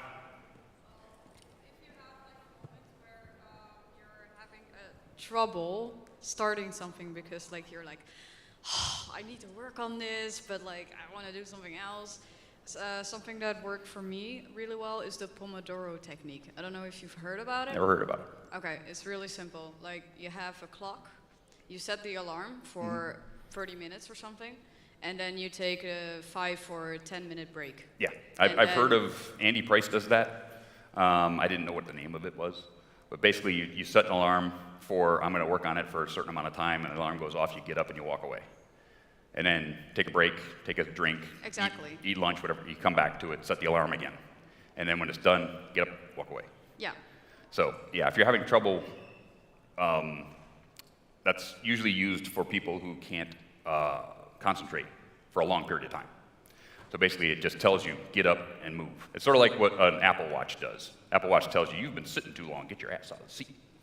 But that's the manual way to do it. Okay, so I sometimes do fanfic writing as sort of just a little fun side hobby. And I do try and keep some form of schedule, because when I started out, I had in my hand, right, I'll try and do 2 chapters a month, at bare minimum. But then I realized that it was a case of that, right, I have work commitments, I have college commitments, I have pet commitments, I have commitments out the wazoo. Mm-hmm. So by the time that those are done, my energy is just not at wanting to think about how do I layer out what I want to write. Because it's all in here. Yeah, I'll stop you right there. Deadlines. Even if you're not doing it for Antarctic Press or a comic book store or something, right? You have to set a deadline. I had a deadline on the GalaCon guitar because it had to be here, which means I had to have it done and the finish done so the finish had time to cure before I put it in a case and brought it here, or it would be ruined. So our company is moving buildings. In fact, they're doing it this weekend while I'm here. Woo! I don't have to do that. But for the last 3 months, we've been trying to get everything on our plate done so that the machines are not working while we move them across town. And CNC machines are as big as a car. Small trucks, huge. But we've been and we have 9 people in our entire company. And I'm one of 3 guys that run machines. So basically we're running, I'm okay, I'm staying 9 hours, 10-hour days, and I have to get home and I have to get this guitar done. But I come home and I'm oh my God, do I have to go out in the garage and work on this damn thing? Yes, I do. Because I have a commitment to you guys to get it done. And to this convention, which I said I was going to do. You have to make promises to yourself to write, to do the one thing, to make the EP, deadlines, and say, I'm going to do this. How am I going to get from here to there? Make a plan. I'm going to work on this guitar Tuesday, Wednesday, Friday. Thursday's for me because Critical Role is on. Or I want to play a video game, because you do still have to decompress, right? You can't do it all the time. You'll blow up and then you'll get burnt out and you won't do it at all, right? But you still have to get it done. So pick Tuesday, Thursday, maybe Sunday, if I feel like it. But Tuesday, Thursday is when I'm going to work on this thing. And say, okay, I come home from work, this gets done. Wednesday's mine, Thursday, get home from work on it now. Weekend, if I needed some woodworking tools I needed at my buddy's house, I'd call him up, hey, can I come over on Saturday? Sure, not a problem. And I go do the woodwork over at his place with the tools that he has, that I don't own yet. But anyway, deadlines, scheduling, that's what gets you projects done. Okay, and it's very hard with guys with ADHD. You have to, I've had to write things down in a book or put them on my phone, alarms. Oh, alarm goes off, what am I supposed to, oh, I'm supposed to go work on the guitar. Better go do that. And even if I'm only doing it for an hour, 2 hours, whatever, at least something's getting done, right? So if you are having a problem getting into projects and getting projects done, right, focus, make a schedule, take itty-bitty bites of it. Right? If you're writing Fallout Equestria fanfic and it's this thick, work on that much of it. And then this much, and this much, and this much, and this much. And all of a sudden you got that. And that's how the writer did it. It's like they wrote 10, 20, 30, 40 pages a day, or however much they did. And all of a sudden you've got that. Work on the little things. And all of a sudden it all comes together. Makes a big thing. Right. Anybody else got some questions? Hi, Dusty. Oh, hi. Hi, Flutter. Yes, how you doing? What's up? So, you know the thing that I've been doing on Twitch, we have been having fun with? Yes. Yes. Lately, the past months, it's been really hard finding people who wants to join in, and it had become quite it kind of becomes very hard to keep continuing, even though I still want to do it because I still want to make people feel heard and have a excuse to relax for 2 hours. But with the lack of people either letting me know that they want to or letting me know that they have time, it's just, I'm kind of feeling like it's dying, the project itself, even though I would like to keep it going. Okay, so what she's explaining is she does a stream called Chill and Chat. Chill and Chat, thank you. Flutter Chris's Chill and Chat. And normally she'll get like 3 or 4 friends to show up and just for 2 hours and just talk about whatever they're doing or movies they've seen or whatever. You do it very, very frequently. Yeah. I tried to do it once a week. Yeah, so, once a week. Once a week, okay. When I started Stay Brony, my friends, way back in the day, I was doing it every Monday. That's unattainable. That's intangible, excuse me. You can't do it every week because you burn out your guests or you burn yourself out. It's just way too much work to do every week. So if you did it twice a week or twice a month instead of 4 times a month, I think people, one, would come back because they have time to breathe and come in with new things to talk about. It gives you time to breathe because you could do a gaming stream, because I know you do gaming streams every other week. Then you have a schedule. You have Chill and Chat, gaming stream, Chill and Chat, gaming stream. And then basically people will come back with more things to say because it's kind of hard to come up with new things to say every week, right? And that's what happened with Stay Running, my friends. I went from every week to every other week. It gave me room to breathe. It gave guests room to breathe. And then they could come back with fresh ideas. That is what I tried. I tried for now the 3 last months. I didn't have a schedule for the CNC. It was just whenever people were available or could. Well, jump again, your normal amount of guests will get busy, especially in the summertime. Of course. So you're at a point where how many shows have you done so far? Like 100 shows? I am on 57. 57 shows. That's a lot of shows. So maybe give Chill and Chat like a month off. Well, I'd already had 2 months off after I got the bad hacking off my Discord. So yeah. Okay. Well, we'll talk about it after. Yeah, we can talk that out. We'll talk it out later. Sorry. Okay. Okay. Oh, Monkey's getting out of here. Is that Monkey? No? I thought that was a friend of mine. Monkey's up there. That person wants to talk. Is it on? Up there. Oh, Actually, hello. we got a mic. We now got 2 mics. Oh, we got 2 mics. Okay. You, talk to me. Okay. Sorry. Yeah. So I work for a company, and I have the problem that they are looking very much on performance. So I sometimes have the feeling that my own ideas don't get appreciated, and they want many changes in the end. And I feel like my own. So, what do you have tips? How to not be frustrated when you feel your own ideas don't get appreciated? I have that going on myself. Yeah. Because I have a lot of ideas for where I'm working that I don't feel are being appreciated either, and I'm very frustrated. But all you can really do is continue to give your best. I say, give your best ideas. And if the company doesn't want that, at some point, you're gonna have to go, is this job for me? Is it fulfilling for me? If it's not, and you need the money, then you have to do the thing. But if you start looking for a new position, right, then you can get a new position while this one's happening and say, you're not appreciating me, I'm out of here. You don't take my ideas, you don't whatever. Stand up. You have to stand up for yourself. Find another job first. Thank you. But then stand up for yourself and say, you're not appreciating my ideas. Why? Go to your direct supervisor and say, I've come up with all these ideas. You're not taking them. What am I doing wrong? And a good person, a good supervisor will say, well, if you need to go in this direction, if you as a person don't want to go in that company's direction, bye-bye.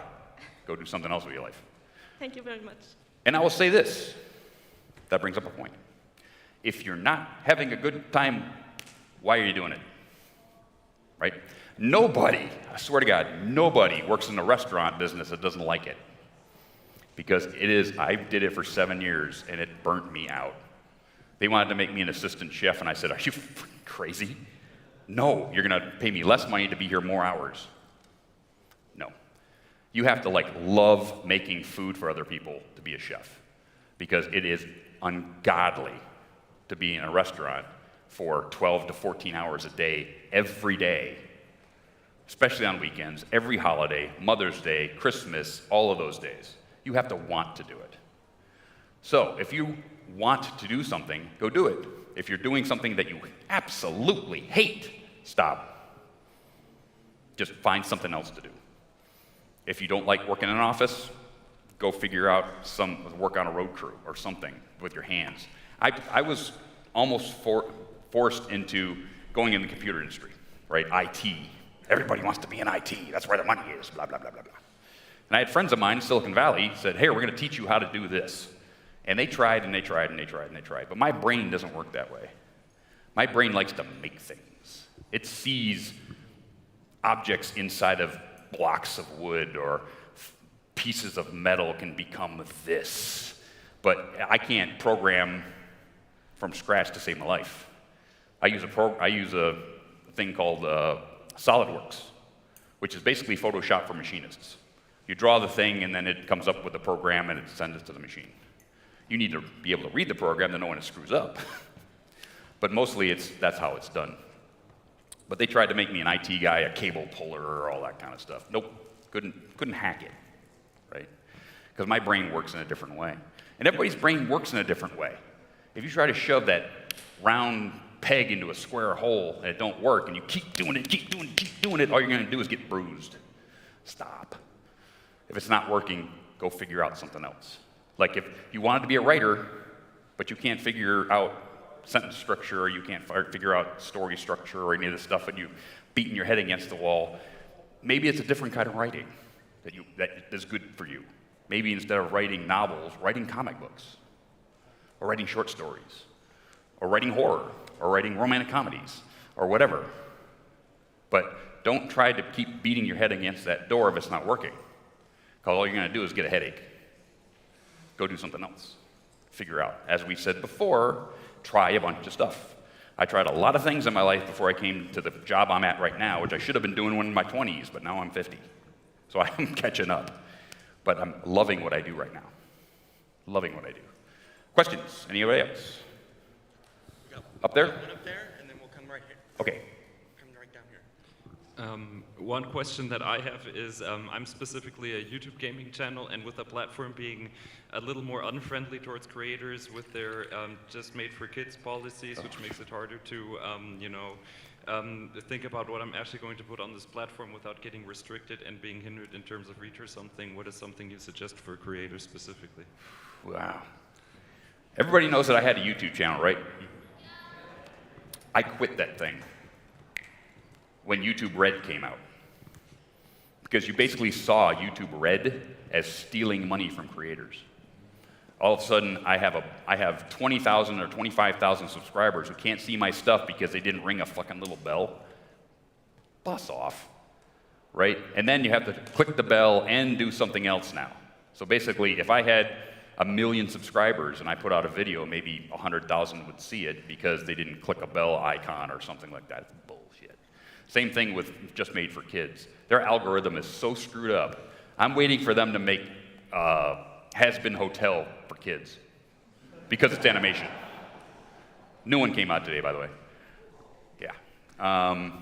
Yeah, because anything that's animated basically is like, okay, that's animation, it must be for kids. And that's really the problem they had, because they had all these people overseas making all these really bloody and angry and stupid videos that would go up, and kids are just doing this. Parents aren't watching, and they're making thousands and thousands of dollars, right? And then the government came in and said, you can't do that. So to keep them from making any money, they just said, oh, this is all for kids. So those videos don't make any money. So therefore, they're washing their hands of the whole thing. And it's on YouTube, it really is. So if you want to keep it from becoming for kids, make a 5-second bumper that says some swear words. So the algorithm will go, well, that's not for kids, and then your video. And a lot of people are doing that. They're making a 10-second bumper that does something to make the algorithm know that this is not for kids.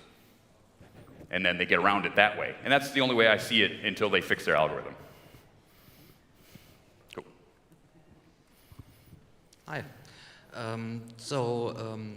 I used to work for a software company, and I do enjoy programming. My brain is wired like that.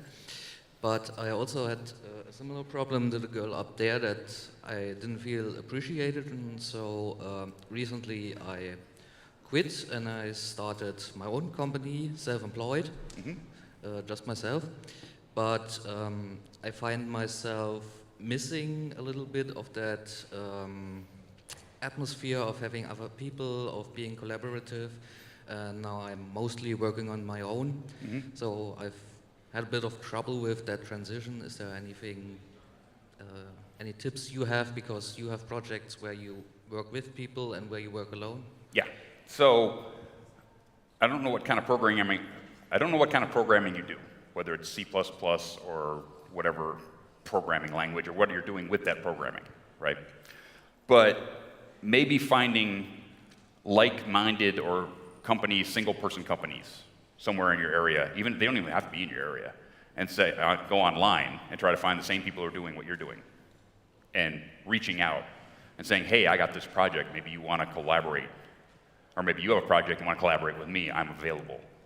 And maybe at that, you've got 2 one-person companies working together to make something greater than the solo person. So a lot of, that's sort of like why we had conferences, right, back in the day. Everybody would go to CEE, which was the computer entertainment industry or whatever, and they would all get together and talk to each other and say, we're doing this project, we're doing that project, let's get together and do the thing. Now, that doesn't happen anymore. COVID, the internet, Discord, you can do all that stuff online. So what you're missing is the camaraderie of a team. That's what you're missing. So either hire somebody and make a team, or find other like-minded individuals that you are and try to get together and make a team that way. But what you're looking for is camaraderie in what you do. So either hire people or find another group. And you could probably find a news group or something that's doing what you're doing. how old I am. I said news group. Anyway, a Discord server or something that works in what you're doing. And that way you've got other people that are doing what you do, and you can talk to them and get that team mentality going. That's what I think. Try that. Thank you. I'm a very, very, very small YouTube creator. I just recently started finding my niche, which is, little TalkNet 15 AI skits, basically like pony text-to-speech stuff. And my personal goal is to somehow finagle a TalkNet in a way that I can get, Good Vibrations by Beach Boys to work. The problem with that, though, is with audio isolating and harmonies and stuff, I keep noticing that whatever I do, I can't do it. And whatever I want to do, I can't do it. I keep getting in this can't-do attitude. I create easier songs or whatever that I am happy with, but I think to myself, I wish I would have done that one Beach Boys song. Mm-hmm. What do you recommend to get out of this can't-do attitude and just like pull up your bootstraps and get it? Because I'm at that point. Okay. One, you don't have a problem. This project is beyond your scope at the moment, right? So you went backwards to do easier stuff. And every time you do an easier thing, you get closer to this, right? Okay. The first guitars I ever made, they stunk. They didn't play right, they were twisted, whatever. But I've made however many of them, and the one I'm putting out in the charity auction today is the best thing I've ever made. Honest to God. I don't even want to give it up.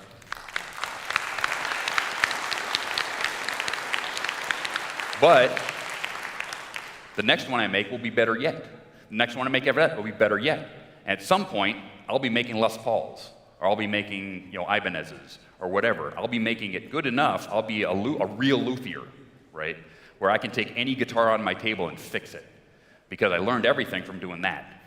You're learning to get to here, okay? When I was doing song parody, everybody hear some of my song parodies back in the day, right? I was working up to doing Africa, right? And I wanted Black Griffin, and I wanted a couple of other people that were big names at the time to get in on this project. I wasn't there yet, so I did Piano Colt, and I did Bury Your Fine Mare, and I did The Farmer, and I did all these other songs to get to here. Then I found out that you can't do Africa for YouTube. It immediately smacks everybody, whether you do it acoustic guitar, whether you do it a cappella, whether you do anything, they just, nope, they just shut it down. They won't even allow it to be seen. So it was useless to make it in the first place because you couldn't put it anywhere. So I just gave up on that idea. And you may give up on this idea, right? You might find a better idea and go do that. But as you're doing this, you're learning to get to here, okay? You don't have a problem. What you're doing is you're learning to do this. Keep on going. Keep on going. If I get to the point, great. If I don't, find something else. Right. Okay. And again, keep doing this because you're being happy doing this, right? And sooner or later you'll realize, I've got the skills to do this. Let me try again, and you did it. Thank you. I appreciate that. Good idea. Yep. So we got anybody else? You. First, a word to the lonely programmer we had in the question before that. Maybe a co-working space is something for you. There, you have the people around you. You don't have to work together. Maybe that can give you the feeling you're looking for as an easy solution. Yeah. So co-working spaces are great because basically you're renting a little office in a bunch of offices. So you'll be working along and you have other people around you which give you the team dynamic without the team, right? You have people around you. Maybe you'll have lunch with them. Maybe you'll make friends with them. They don't necessarily work with what you're working on. Or maybe you go to one that has a bunch of different companies that do all the same thing in the same bunch of offices, and you find people that you can bounce ideas off of. Try that. And now about the question. Someone said creativity is from stealing from so many places that you forget where it's from. And sometimes you're closer to something you know you're getting the idea from, something more fun. How do you yourself distinguish from stealing something and really feeling creative? How do you yourself draw that line? Okay. People say that there are only 7 stories that have ever been told. People tell them differently, but there's only 7 stories, or 8, I can't remember the exact number. But it's the same thing with music, right? Almost every great piece of music was done in the 1300s, right? They figured out how to do this with orchestras way back in the day. And everybody since has been doing Pachelbel's canon. On and on and on. But it's really, that's a difficult question. Okay, actually, I can actually answer that. I make my guitars, right? I found a guy in Florida that makes these amazing guitars. And all of a sudden, I'm inspired by him. And I'm going to make my first triple laminated neck, because that's how he makes his. I'm going, okay, I'm going to make a simple triple laminated neck, not fancy head or anything, just 5 pieces of wood, glue it together, and that's going to be this guitar. Man, that was a pain in the ass. But I did it, and it's on this guitar, right? And I learned how to do it. And now I know what the mistakes I made and how I'm going to do it. But if I hadn't tried to do what he did, I wouldn't have learned that, right? Now, say you're an artist, and you want to draw like Aimalu, right? Sure, you can trace Aimalu's stuff and see how she does things, how she sets up a character, things like that. But if you go and try to sell that, that's bad. But if you do it to try and learn something, right, that's fine. But don't try to make money off of tracing a picture, even if it's a photograph, because photographs are also trademarked and all that kind of stuff, because photographers are also artists, right? You don't steal from another artist. So don't try to trace a photo because you're stealing from that artist. So what I did was I took his technique and I made it mine. I did it my way, which is not exactly his way. But triple laminated necks have been made for years. I mean, Gibson and all these people have been doing it forever. So he's just copying what they did. I'm just copying what he did. So it just goes on back and back and back and back. So there's sort of a fine line between being inspired by and copying. In fact, Gibson sued Ibanez and a couple other companies because of the headstock design. It was too close to theirs. They trademarked it, and they were right. And they won their suit. So again, imitation is not always the best form of flattery. But just come up with something a little bit, and it fixes. I think you need like 2 points of difference for something not to be a quote-unquote copy. Anybody else? So this is somewhat related to the previous question. Okay. I'm an artist. I draw, or used to, and now I kind of do it on and off. And there's a lot of art out there in the internet. So almost any idea I can come up with, especially if it's fan art, has been done before. Yeah. And there's a lot of talented artists, so it's probably been done better. Yeah. So I find it hard to sort of justify all the effort it takes to make something if I feel it's already been made and better than I could do it. Okay. So what are your thoughts on that? My thoughts are it's better than what you can do today. It might not be better than what you can do a year from now, or 2 years from now, or 4 years from now.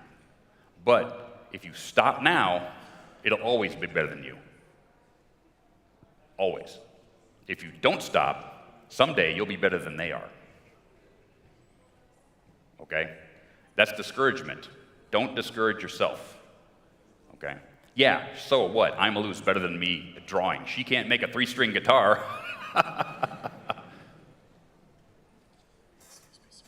Take inspiration from those people. Yes, every drawing that's ever been made, the Mona Lisa's been done 50 times. So what? Do it again. So what? Don't care. Rainbow Dash has been drawn 1,000,000 billion times. So what? It hasn't been done in your style. Hasn't been done with your ideas. Don't stop until you feel like you want to go do something else. As we talked about before, if you're not enjoying yourself doing it, maybe animate, maybe paint, maybe come up with some other way as an artist to express yourself. Maybe drawing isn't your thing. Maybe potting is your thing. Maybe making figurines is your thing. Schuster from Russia is like the best freaking statuette guy I've ever seen. I own one of his pieces. But he couldn't draw. He can't draw like you. Right? He uses other people's drawings to make his statues. He gets permission, but he does. So maybe take the inspiration from other people and come up and meld it into your own thing. But don't stop. Next. Up there, somewhere. Yep. So I would like to ask 2 questions. The second will be very short, I promise. The first one, the main one, how to get over obsessing over details. I have no problem to start project. I have no problem even to scrap it when I don't feel like it. But I have tendency to obsess over the details. And when the work is not exactly perfect as I would like to, that's the moment when I'm losing my motivation. Okay, so you're a perfectionist. Yeah. I've been a perfectionist. At some point, you'll learn that perfection keeps you from getting shit done. Okay? You have to change your mental state to getting shit done, not being a perfectionist about your EP or your music or your art or your writing. It is good enough at the time. You'll get better as you do, but at this moment in time, that's good enough, right? So if you keep doing this one painting, drawing, guitar box, whatever, right, you'll never move on and get better at it because you're trying to make this one perfect, but you're not there yet as a creative. You're not good enough to make it the way you want to. But as you get better, you will. But if you stick yourself here with an anchor, you'll never take that boat over here where it's better. You know what I say? Yeah, thank you very much. And the second one, I would like to, specifically you, I would like to approach you when you have time, when you are at a table or something, but you have this kind of a stony expression sometimes, and I'm afraid to approach you because I feel like I'm bothering you. Is it okay to come to you? Everybody, this makes me look angry all the time. I'm not, trust me. Sometimes I am, not all the time. If you come and approach me to say hello, I put a smile on my face, I shake your hand and everything. Don't worry about it. Come up and say hello. If I'm having a bad day or if I need space, I'll let you know in a very nice way.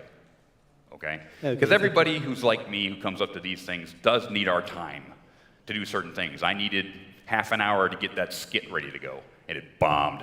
But anyway, again, took a chance, didn't work, but I'll learn from it, right? I didn't rehearse enough at home to make that work. I didn't catch a character that you guys knew. If I'd have done some German character and learned enough German to tell a couple of jokes, you guys would laugh your head off. Because here's this American doing some German comedy skit, right? But I tried to do some American thing that you guys didn't know, but I used it to make this panel. It didn't go to waste. Anybody else? Dusty? Yes. This will be the last question. The last question. I have a sleeve on, but it's a rainbow dash tattooed right there. Hello. Yes. I actually have 2 quick questions. Quick. My first one would be, how do you deal with your creativity dying sometimes? Since I've finished my high school and all that, I felt the pressure of the young adult life keep piling on and on me, and I found myself no longer doing stuff I wanted to do, like writing or art. Mm-hmm. And have you ever encountered something like that? Yes. I was a manic depressive in those years. I had gone to school for motorcycle mechanics. I had to take a bankruptcy. I had to sell almost everything I had at the time. And I had to go to a doctor and get medicine for depression. But I got out of it by every day being a little bit better than I was the day before. Not always looking at the bad side of anything, everything. Because there was a time in my life when I couldn't see the good side of nothing. So maybe you want to get checked out. See if you're on that slide. You might not be all the way there yet, but you could be getting some help for today's world being a little bit more than you can handle, right? I don't know what you're going through, but sometimes there's just so much bad news on the TV, internet, any of that stuff, that sometimes it gets overwhelming. And you have to unplug from yourself. Take this thing and go. I don't need that right now. And I do that. When I stream, that's over there somewhere. I don't even check it. You know, we have a war going on just 1,000 miles over there. You know, it's screwing with everybody all over the world. And it's sad to watch every day. Unplug from the internet, unplug from the news for a couple of days, because nobody can ingest all this bad all the time. It's going to affect you, especially if you have a bad situation at home or a bad situation at work. It just compounds. But if you're having those kind of problems, get checked out, please. Any of you. If you're having depressive thoughts, if you're having nothing's ever going to be better in my life, or I just don't want to do anything, that's a problem. Okay? I don't want to take care of myself. I don't want to take a shower. I don't want to eat. I don't want to sleep. I don't want to do anything. There's something bad going on up here. Please get checked out. Okay? I've had too many people in my life take themselves out because it didn't get help, especially in my family. I don't want to see that from you guys. And you're my family. Okay? I am Weird Uncle Dusty. Of course, I'm old enough to be your weird dad now. Okay? I am the weird dad who does all the things in the garage, has the green New Balances because he was cutting the grass. I'm that guy. I will be there. I will answer your questions if I have time. Okay? If you have any question whatsoever, if I'm sitting at a table, please come talk to me. Dusty? Yeah. All the way up at the top here. Do it. This will be the final question. Final question. Hi. I have a couple of issues with being creative, actually. One of the things is I can hyper-focus on one thing, like doing digital art, for example, for a couple of weeks, like hyper-focusing on it, doing things, like multiple things at once, and then it just suddenly falls off. And the other thing is I finish a project, find it good enough, I'm happy with it, and find myself going back to it like a couple of weeks later, adjusting a couple of things, and in the process of ruining it. Okay. Like for myself. Yeah. That I say, yeah, okay, no, that's not great anymore. Okay. How do I do this? How do I get out of it? How can I adjust this? You have OCD. Oh, great. You have OCD, just like I have OCD at times. Basically, you're hyper-focused on this thing that I'm building, that I'm doing, and I'm hyper-focusing on it, and all of a sudden it's like, I'm done with that. And I'll come back to it and go, it's okay, but I could make it a little bit better later. But you hyper-focus, that's OCD, okay? Then you'll go away from it because you basically burnt out that thing. Then I go on and do something else. Then I come back to it and go, oh, well, I should have stopped at some point because this is trash. And I'll try it again. But when you went back to that thing and you added stuff to it and it quote-unquote ruined it, it didn't quote-unquote ruin it. What it did was it taught you what not to do in the future. Again, failure teaches. That's a good way of looking Success at it. does not. Okay? That's a good way of looking at it. The more times you fail, the better you're going to get at stuff. Okay? Anything. Life, love, anything. The more you fail at it, the better you get. Okay?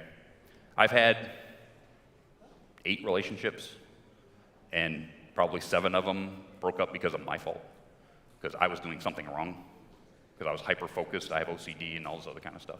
But now that I haven't had a real relationship for about 7, 8 years, I've been able to analyze the things that I did in my past when I was a kid that blew all this stuff up. Some of it was my fault, some of it was my partner's fault, some of it we were too young at the time. But now I can look at that going, you stupid idiot. Why did you do that? Don't do that again. It's the same way with making, right? If I make a mistake, I cut a neck too short. I either figure out how to fix it or I throw it away and make a new one. And I did that on this guitar. I made the fretboard too short. You can't put wood back on. Make a new one. But I learned, hey, don't do that again. Failure teaches. Don't always go, oh my God, I failed and I'm a failure and I'm a failure and I'm a failure. No, you're a learner. You learn. You are a learner. So I hate schools, I hate tests, I hate any of that stuff. I hate the way they teach people.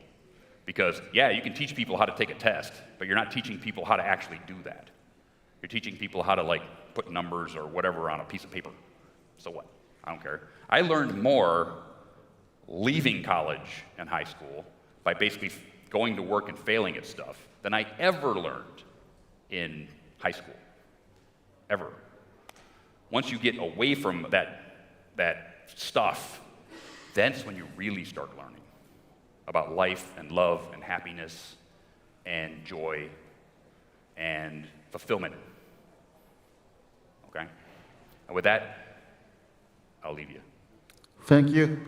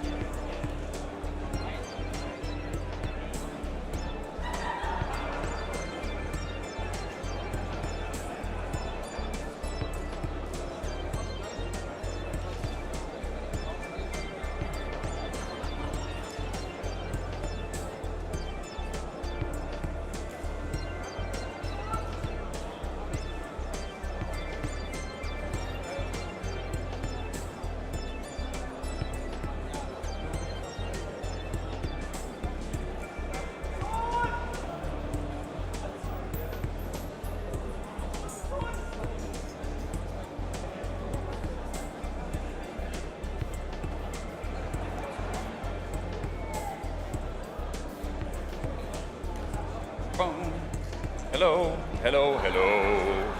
Hello, hello, hello. Hello.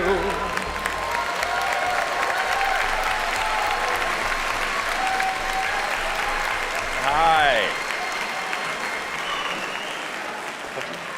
Okay, first things first. If you had a plushie in the PlushiCon and you did not pick it up, there are 4 left. They would like to go home. Pick up your plushies. There's 4 left over there. Don't leave your plushies here. They miss you. No, not a free plushie. Stop it. Yes, there are 4 lonely plushies that are waiting for their owners to come pick them up. Why did you leave them? Why did you do that to those poor plushies? They're sitting over there, crying their eyes out, looking for you. Where's my master? Oh my God. Pick up your plushies, please. I am one of your master of ceremonies, Dusty Cat. Perry Dodo is on her way. She will be here in a minute. But while we wait, I would like to introduce from Make-A-Wish. Baby, come on over here. Please come talk about Make-A-Wish. And we'll talk about what's going on with our charity. Please come to the stage.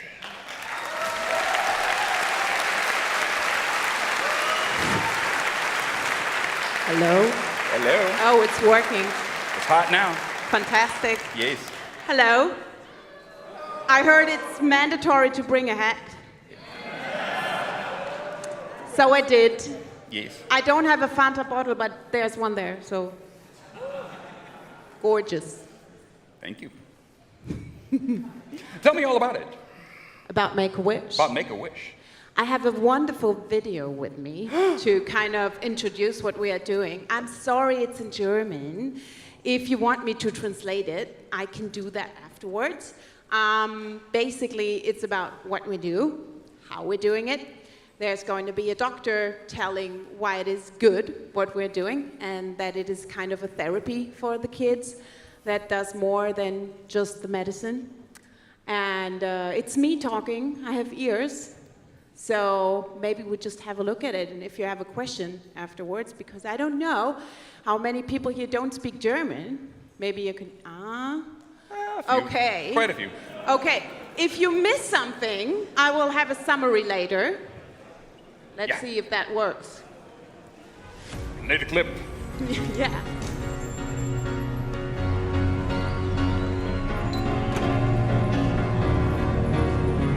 Man ist in einem Rausch von einem Glücksgefühl, wenn man die Kinder anschaut und sieht, wie sie sich freuen, wie sie strahlen. Ich glaube, es ist wichtig, dass es sich nicht mehr um die Erkrankung dreht, sondern um was Positives, um was Schönes.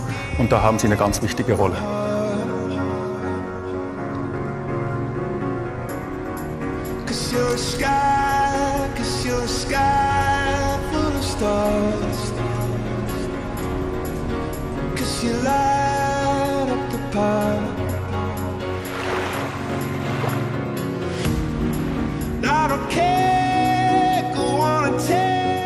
Auf der einen Seite bewundere ich die Stärke der Kinder. Teilweise ermutigen die noch die ganze Familie, obwohl sie eigentlich diejenigen sind, die die Ermutigung, zumindest von außen betrachtet, brauchen würden.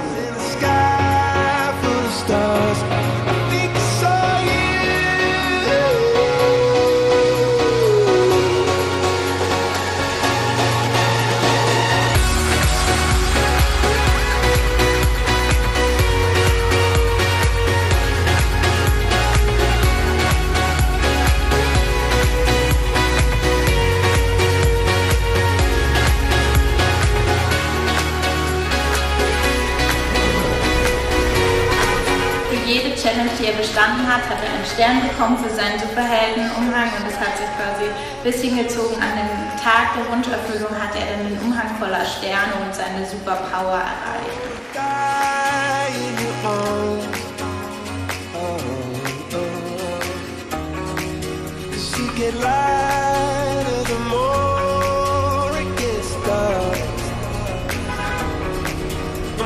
Natürlich könnten wir jeden Tag sagen, ist das schrecklich, dass es so viele kranke Kinder auf der Welt gibt und die armen Familien und was auch immer. Nur die Frage ist, wem hilft das?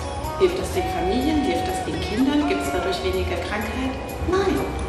Das Einzige, was wir machen können, ist zu sagen, wie können wir das besser machen? Durch Make-A-Wish kommen die Patienten auf andere Gedanken und man weiß mittlerweile, dass das auch eine Rolle spielt, sogar für die Prognose. Das heißt, man weiß, wenn Patienten sich mit positiven Dingen beschäftigen, werden sie auch schneller gesund.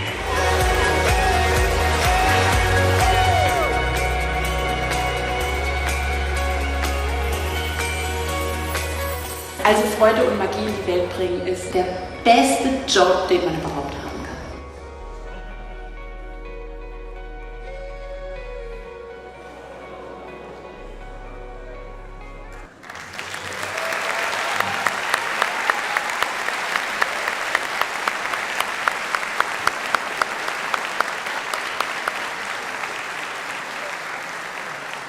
Thank you. It is actually the best job in the world. That's what I thought you said. Yeah, it is, for many reasons. I just talked to someone and said, the wish granting in itself is just the cherry on top. It is a very long way we're walking with the kids. They're normally with us for 3 to 6 months, some of them 1 year, 2 years, because we can't grant their wishes because they're so sick, and we have to wait.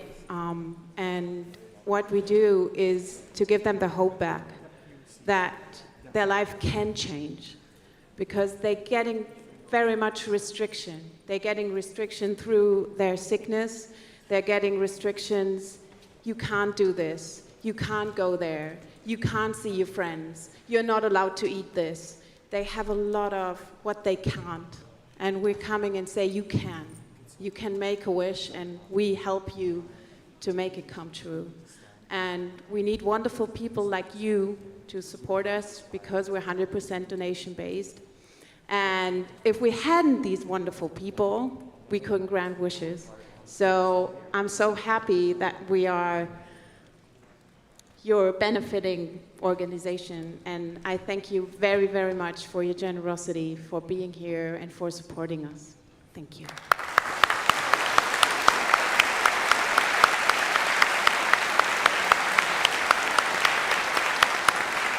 Let's go. Let's go. We're gonna, hopefully Perry's here, but we're still waiting for Perry. I love that everybody's here. I love this place is full of people. I love it. I love it. I remember last time. I seen her. I see that. I remember last time I was here, we had a good time, didn't we? We had all kinds of fun. We had a Joker. We had a Batman. Didn't believe it. It's like, holy man, who are those guys? But you guys are all ready to spend some money, I hope. Spend a lot of money. We got a lot of awesome things up here.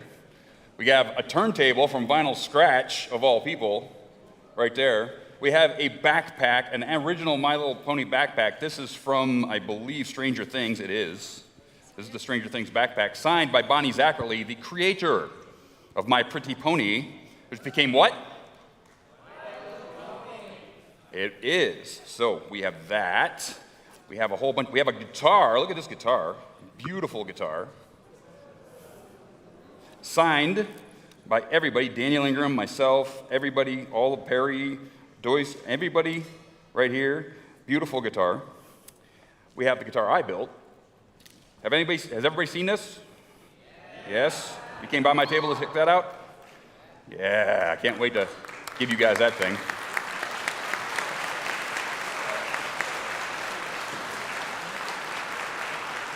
Something else I brought for you, the picture disc. Everybody remember these? These are hard to get. These were at Hot Topic in America only. This has the Magical Friendship Tour, Princess Luna Variant Edition. It has Side A, Twilight's Failure Song. We love that one. Love is in Bloom, Flim Flam Cider Song, Becoming Popular, Made a Pest Pet, Win, Art of the Dress, Ballad of the Crystal Ponies. Side B, Find a Way, Raise This Barn. The Laughter Song, At the Gala, Make-A-Wish, Winter Wrap-Up, and the Smile Song. All of that music and signed by Daniel Ingram. Yeah. You're not going to find that anywhere. Oh, yeah. Fanta everywhere. Check this thing out. Oh, my God. 3D Rainbow Dash. That's kind of cool. It's got a switch on it. What does the switch do? Woo, cool. That's kind of neat. We have a lot of canny up here. We have a felt canny there. We have all kinds of stuff. We have these beautiful Kotobukiya, and that's how you say it, Kotobukiya statuettes. We not only have Sunset Shimmer, we have a Twilight Sparkle right over there. These are impossible to get now. They are sold out. So you're going to have to spend for these babies. We have all the balloons that Ellie Ray wore all weekend. You can take the air out and take them home, but they're great. Where's Perry? There she is. She's coming. She'll be here in a minute. Oh, this is kind of cool. Maybe any of you guys know that I got into mountain biking, right?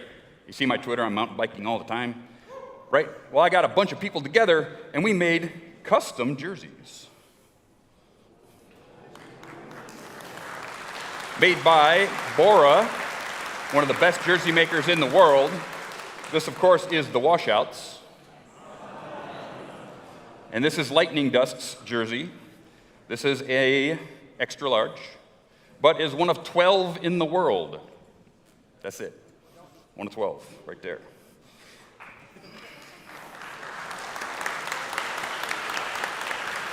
Ah! How many people like plushies?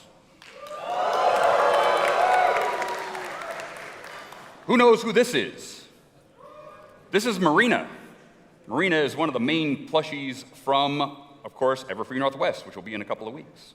This was given to us by Daniel Ingram himself with his VIP badge from when he was a VIP at Everfree Northwest.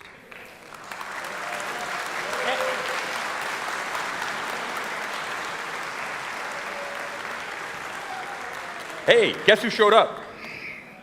I don't know what you're talking about. I was here the whole time. I just wanted to let you, as our guests. Oh, yeah. Absolutely. Start, so everyone can admire and appreciate you first. I know.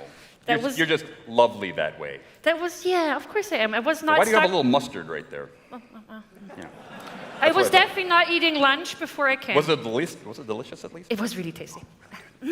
How many people ate Hello, from the everyone. truck outside? Was it good? Oh my God. It was tasty. It was tasty. I had a couple of burgers out of that place. Oh my God. Good stuff. Good stuff. Hi, Perry. Yes. Nice to see you again. Hello. Absolutely. I'm very glad you're here. I'm very glad you're here. I'm very glad all of you are here. Yes.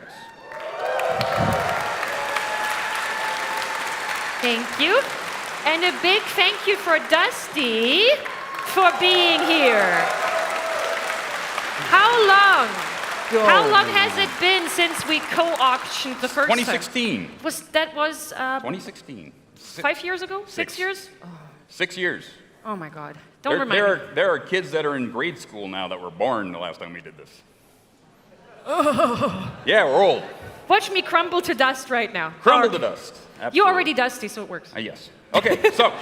Should I tell people how this works? I know you already made them salivate. Yes. Over our gorgeous Are we going to do this my style or your style? Items. Oh, can we, fuse it a little bit? I was given a magic remote. A magic remote? Yes. So you're going to bring something up there. We're going to talk about it. Yes, and exactly. Then we're going to auction it off. Then we're going to make it nice and good. Yeah. So are people in the mood for some auctioning?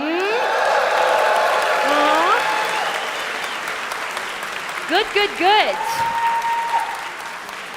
Okay, here you can tell me now, would you like me to just push a big blue button on my remote that says random? I have no idea what we'll get as a start, but do you want to try?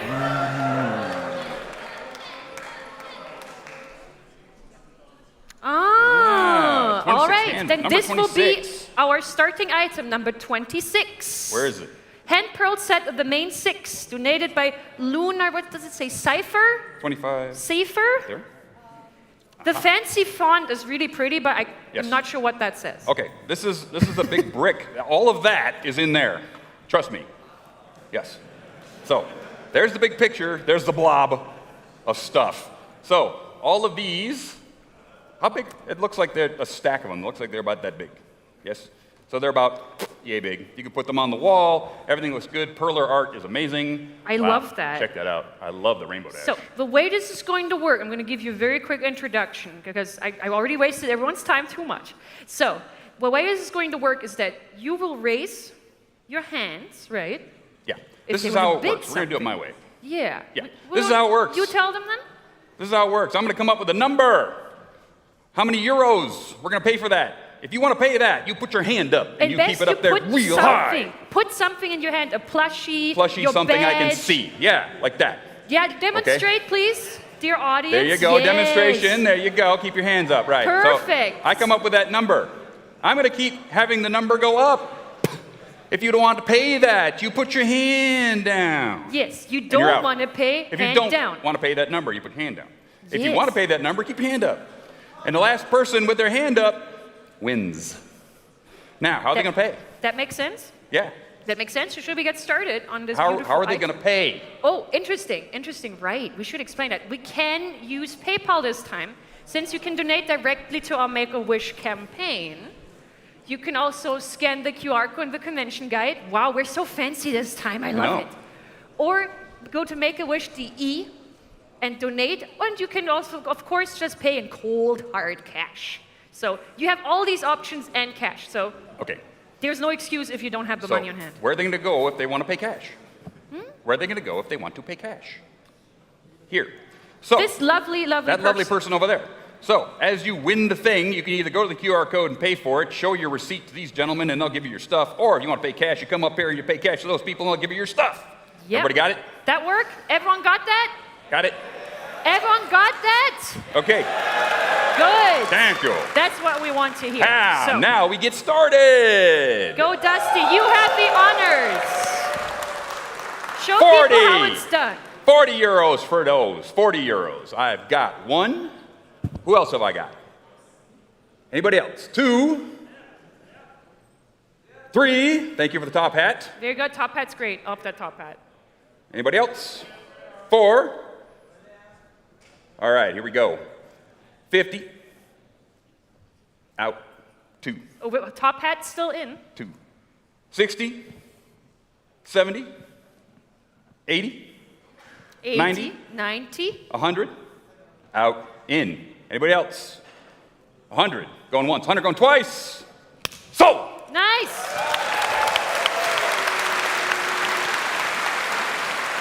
The first item of the day.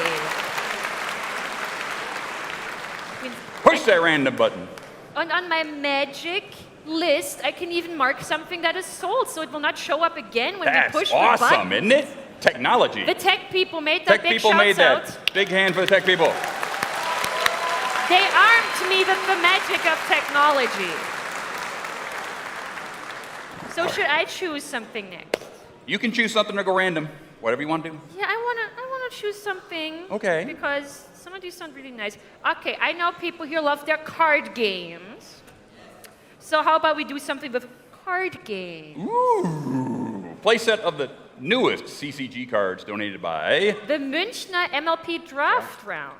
Yes. Thank you all so much for the donation. Again, in a box. Nice package of cards for you. Nice package of cards. All right, those are new. Oh, look at all those cards. Ooh. Wow, we're so fancy this time. Fancy, I love fancy. it. Look at all those cards. How about we start off at 60 euros for the cards? 60? 60. 60. One up there. Yep. One up there. One You up down there. there? One up there. Up I like there, it. I hat. like it. I like I see hat, I see it. bag. Good. Here we go. 70, 80, 90. You're in, you're in. Anybody else? You're in. All right. Anybody else? Mm-hmm. You. Here we go. 100. Free digits. 110. Out, in. 120. Out, 120. Anybody else? Thank you. Hats up. Here we go. Up there. Whoa, way over there. Wow. There's a- Dedication. Dedication. Love to Here we see go. it. 120. 130. 140. Still in. 150. You're out. 150. You're both in. 2. 250. Out. He's in. Anybody want to play a 250? No? Once, twice? Sold. Thank you so much.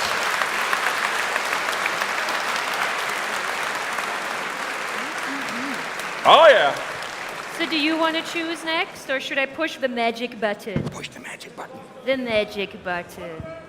The candy-like button says Oh. that. We have number 56. What a is slip that? mat for a Oh, LP yes. record player. It's a That record- seems like it'd be your It's a speed. record player, Matt. That seems like it'd be your thing, Dusty. Yeah, kinda. Kinda. Not Cool, too bad. old school. Cool, old school tech. I love it. Yeah. Beautiful handmade. How about we start that off at, what do you think? I think we should start 30. 30? 30 euros for Matt? 1, 2, 3, 4. Anybody over here? No? Keep it up. Keep it up. Over there. Over there. Over there. Over there. And we still have people up there, right? You, yeah. Okay. You, yep. Okay. Here we go. 40. 40. 50. 60. 70. Out. You're in. 70. Yes. Anybody else? 70 going once. Whoa, down here in the front. Thank you very much. 70, 80, 90, 100, 110. Oh, they strong. Dusty's lightning fast. 150. Out. 150. Anybody else? 150 going once. 150 going twice. It's going down south. So. Thank you. Number 56. All right. I should maybe try it next time. You know, maybe I can yell numbers too. Hey, you want to yell? I like yelling numbers. How much was it in total? 150. 150. 150. See, you're so fast, their heads are spinning. You know? I know. They're not used to that. I'm too slow. I know. I'm a slow little pony. Okay. I'll hit the random button again, though. Hit the because random I like button. That. I like that. Wow. That is a candy soda Our sculpture. first right there. canny item of First the canny day. item. This beautiful sculpture made out of pipe cleaners by Malta279. Oh, I Thank you loved so pipe much. cleaner art when I was in kindergarten. It was awesome. Yeah, and it's like, it's something you don't see every day. No, it's a really an old technique that really comes out now. Look how cute that is. Looks wonderful. I love it. Yet you'd think, oh yeah, it's just you tie two pipe cleaners together and then you're done. Yeah. No, this is clearly This like is cool. properly modeled canny, Yep. even down to the eyes. I'm amazed by the fact Yeah, that no, there's the eyes are great. So, You're up. yep. Sorry?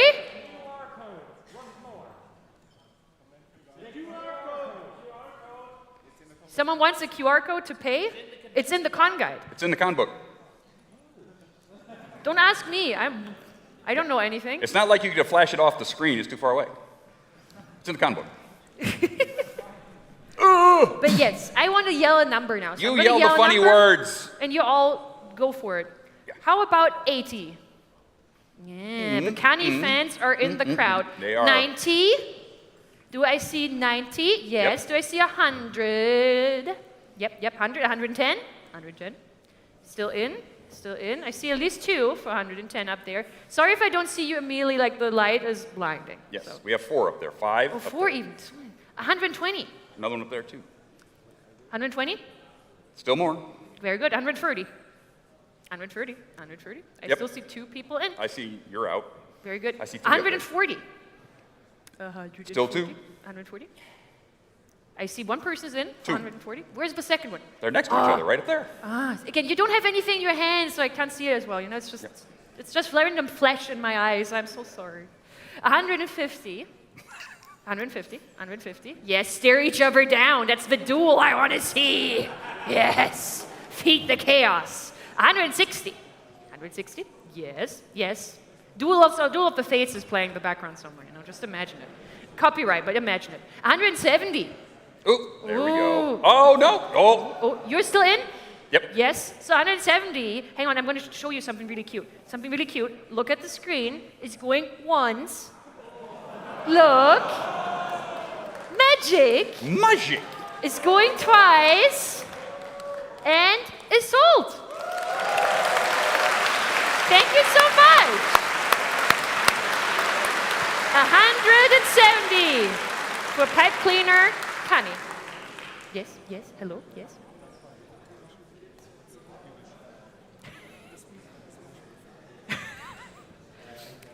The Germans, I'm so sorry, Dusty, but I was just told the Germans want to be German about this.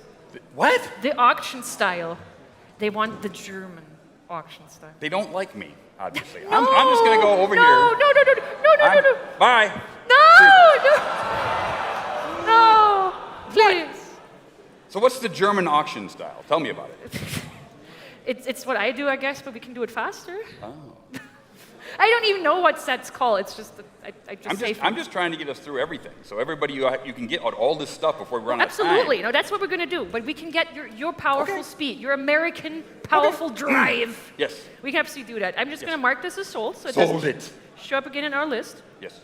I just think the Germans are you are demanding too much of them. What? See? Okay.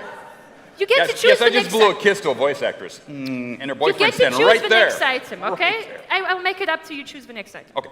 Is there Choose the next something item. here that really tickles your fancy? Ooh. Choose the next item. Backpack. Backpack! Ooh. Isn't that the... Yes, it is. This is the Stranger Things Netflix backpack signed by Bonnie Zackerly. The creator of My Little Pony. Yes. Please, yeah, that deserves an applause. 22? Like not just a generation of My Little Pony, the franchise My Little Pony. 32. 32. Okay. Number 32. 32. I got ya. Okay. Look at that. That is, especially if you're an old school fan or just really appreciate where the franchise came from, this is what you want. And if you just really like Stranger Things, which is valid, very much so. Very valid. So, let's how get about... started on that. You want me to start with a starting bid and I see what happens? Right. Okay, the way this works, if I do it, and I'm going to do my best to be nice and fast about it, so Dusty is very proud of me. The way this works, I'm going to say a starting bid, and you, if you like yelling numbers, this is going to be more to your speed because I don't yell the numbers, you yell the numbers. You still put your hand up with something in your hand so I can see it, especially if you sit up there because I can't see anything with the light in my eyes. So you say a number, you please raise if you can by at least 5, at least ideally 10 euros. Don't just be like, and say 50 and a cent. You're wasting everyone's time. Please don't do that. Time is unfortunately the most valuable resource we all have. So we just go for that until I just see one person still bidding, then that's the person who wins. It's easy as that. Let's do it nice and fast to make Dusty proud, yes? Yes. All right, so let's start with 100. Good. You in for 100? It's a very special backpack. Wasn't that the one that GM Barrow made sure cut into the show? Yes. She was here at 2019, mentioned this and said she knew some of the people who worked on the prop department. And she helped them get this backpack. So this has a lot of history behind it, especially if you're at GalaCon 2019 and saw people to ask GM Barrow about this backpack, because she talked about it at length and it was really fun. So I see 100, I see 100. Do I see anyone yell more than 100? You yell now. 150. Do I see more than 150? Are you in or are you out? 200. 250. Good. More? Are you out? 300. You're indignant. You're getting peeved. I like it. You're out? So 350? You're in for 350. 350 is going once. 350 is going twice. 350 is sold. Woo!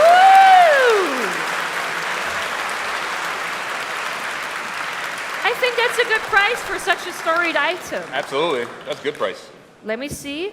Let me mark it as sold then. 32. Set sold. I think it comes with this box, too. Oh, you should bring the box, yes. Yes, it comes with a box. Make it easy to Comes with bring a box. home. Big applause. Thank you so much. 350 for charity. You've seen the introduction that I unfortunately had to miss for very important reasons. But Make-A-Wish is a fantastic charity. We're so proud to work with them. So every single cent you give here, every euro, goes there. So let's make this happen. I'll press the magic button. Ooh, you should tell us more about this. This is your home turf. Oh, sorry. This is the last BronyCon sponsor swag bag that we had in 2019 for the very last. Canni! Stop it. So interrupting me. No, it's okay. Canni was just like, what? That was the last BronyCon? I had no idea. Yes. She was so very the last sad about it. BronyCon. She's very sad about it. This is signed by Lauren Faust. You don't get many things signed by Lauren Faust anymore because she's off doing other things. Actually, she's doing Powerpuff Girls and Foster's Imaginary Friends, which are coming back. Coming back. Craig McCracken is bringing them back, and she's working on that. So you don't get her signature on anything much anymore these days. So if you don't have her autograph yet, this is a perfect time. Yeah, because perfect time. It was the last chance, really. Yep. It was the last BronyCon. Last time Lauren was going to do a pony convention. Yep. The last of a lot of things. All right. Were some of you at BronyCon 2019? Wow. Even I was here. Yes. Look at that. So some of you have it, and a lot of you don't. It was the final chance. So that is, in a big way, a part of the history of our fandom. So I really hope some people will bid big on this. Okay. How about this? Let's start that off at 150. Do we start at 150? Can we start at 150? Anyone in for 150? Anybody? Do I hear more than 150? I got one here. I got one there. Okay, fight it out. Yell. 200? More than 200? Yell. How much? Hit me. 250. Speak loud and clearly. 250? 300? Do you have more than 300 up there? 300? More than 300? 400. Are you out? 400. Do I hear more than 400? Because otherwise, magic. It's going once.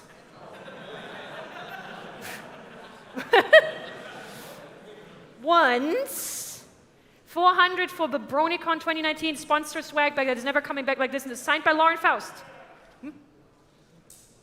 Yeah, 400. You're still in for 400. I'm just saying, if there's any new bids, I need to hear them yelled now because it's going twice. For 400, it is sold. Thank you. Congratulations. Was that fast? Was that good? Was that fast? No. He's not pleased with me. He's not pleased with me. Okay. No. I will try again. Okay. Fanta Pony music box. Ugh. Magic button, you betray me. How dare you? Okay, as a maker, as somebody who makes things for a living, as someone who does this as a hobby, this is ridiculous. This is so good. So good. I wouldn't even thought of doing this. It's amazing. It looks like a dice box. Look at this thing. It's amazing. It's a whole sculpture. It's a full sculpture with a music box. It's a music which box? closes. Oh my God. Crank that thing up. Let's see what I thought it was a clock. Crank that up.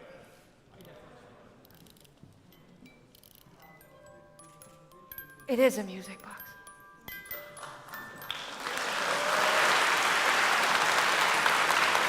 Wow.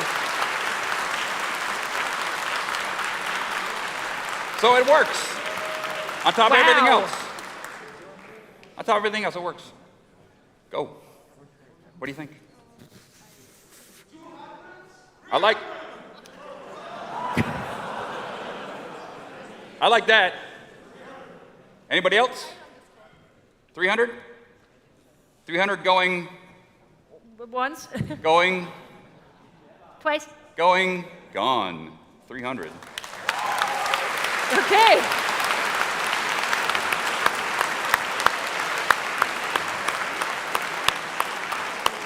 I like that. I'm speechless because that is absolutely incredible. I like that. And the way people keep using Fanta, and we are not associated with them, I promise. We really aren't.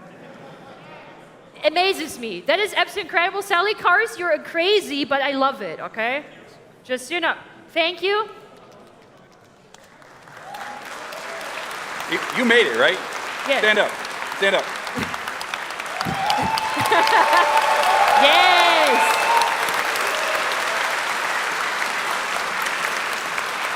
I told people to keep making. I will not do Fanta if it's not interesting. Well, that is definitely interesting. That's interesting, absolutely. I will say that counts. So. Yes. Next. Thank you so much.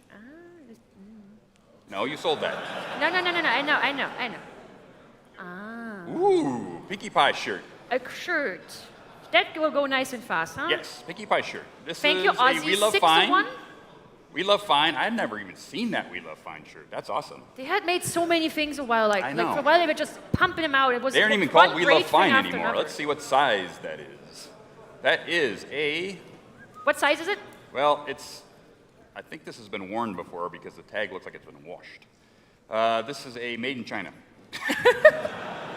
There is no size on it, but it looks like a medium to me. An American medium or a American European medium.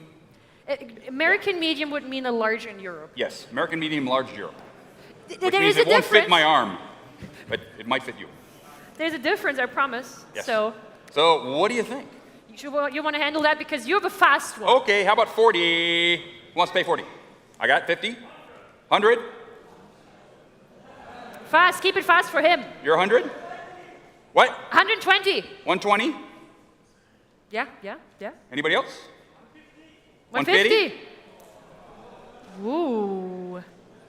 Do I see more than 150? I don't. Right there. Yeah, more than that. I'm not seeing anyone yell something, so. Anybody else? 150 going once. Yeah. 150 going twice. Yes. Twice. Sold. So, nice. Thank you so much. I like it.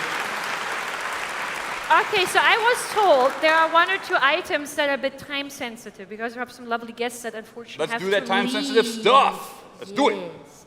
I think one of them was Daniel. Is Daniel here?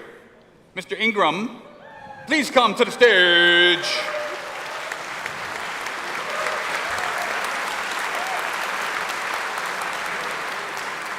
So can you tell me Yeah, what it hey. is so I can pull it up in my magic list? We got the handheld mic, guys. Handheld mic, handheld mic, handheld mic, handheld mic. The mic. Is it on? Of course not. Oh, yeah, it is. Hello. Turn this on. Test. There it goes. Okay, so there's a little story behind this plushie I brought. I wanted to bring something to support the charity auction and the amazing Make-A-Wish Foundation. And I've got a story about that. Daniel and I are friends. We are right? good friends. So Dusty. he texts me the other day and says, hey, Dusty, what should I bring for the charity auction? Should I bring my Leo award? No. You don't give away your I still think I could have brought awards. that. It was for a My Little Pony song. It was, but you don't give away your awards. Ah. Come on. And then I said, they really love plushies here. And he went, oh, I've got this. I said, it's awesome. Yeah, so this plushie I was given as a gift when I attended Everfree Northwest in 2019, which was actually the last con I attended.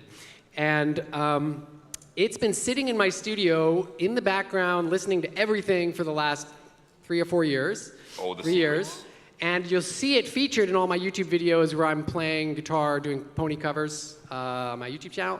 So you can kind of look through there, and it's usually sitting in the background, hidden away somewhere. Anyways, I brought it here. I've signed the VIP badge that I had at that time, and I hope someone here enjoys it. Oh, I'm sure they will. Thank you very much. Yes.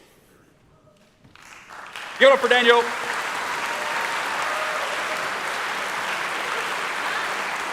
Awesome. All right. I know we're plushie crazy around here. So let's go for 100. Whoa, wait. You said two what? 210.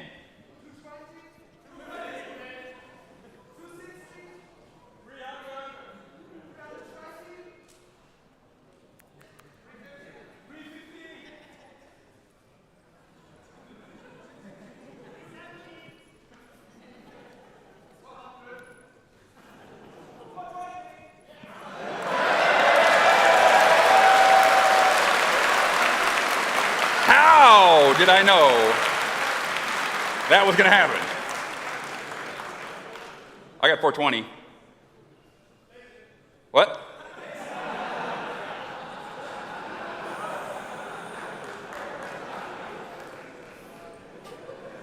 $420. Oh, wait. 450. 5. 500.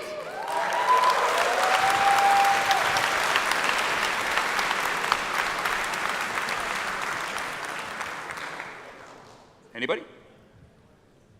5? What? 520. 520. That's not the funny number, though. 520. No? 520. Whoa! 550. 550. Anybody? No. Perry. I think that's going once. 550 is going twice. Oh! 600.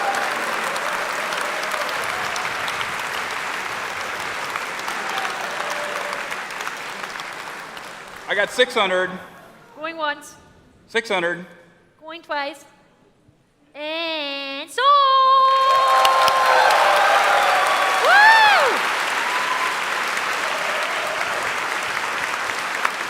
Thank you. The winner. If the winner would like to come up, Daniel would like to take a Come picture up, with say you. hi to Daniel Ingram. Come on, come on. Come. Daniel's going to take a picture with you right over there. You're getting it from him personally. Come on. Yes. That's an honor.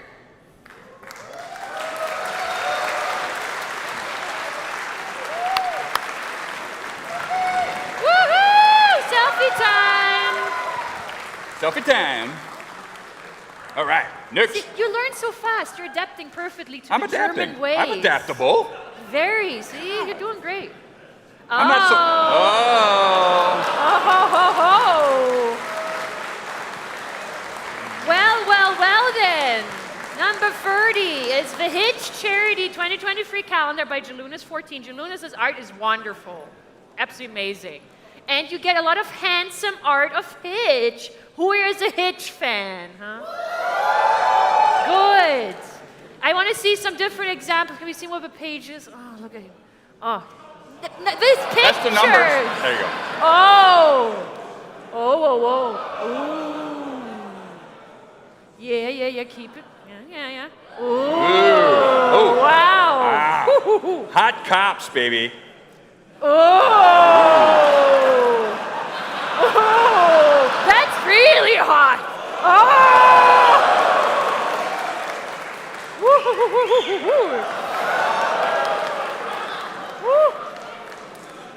Oh, yeah. Yeah. Howdy. All right.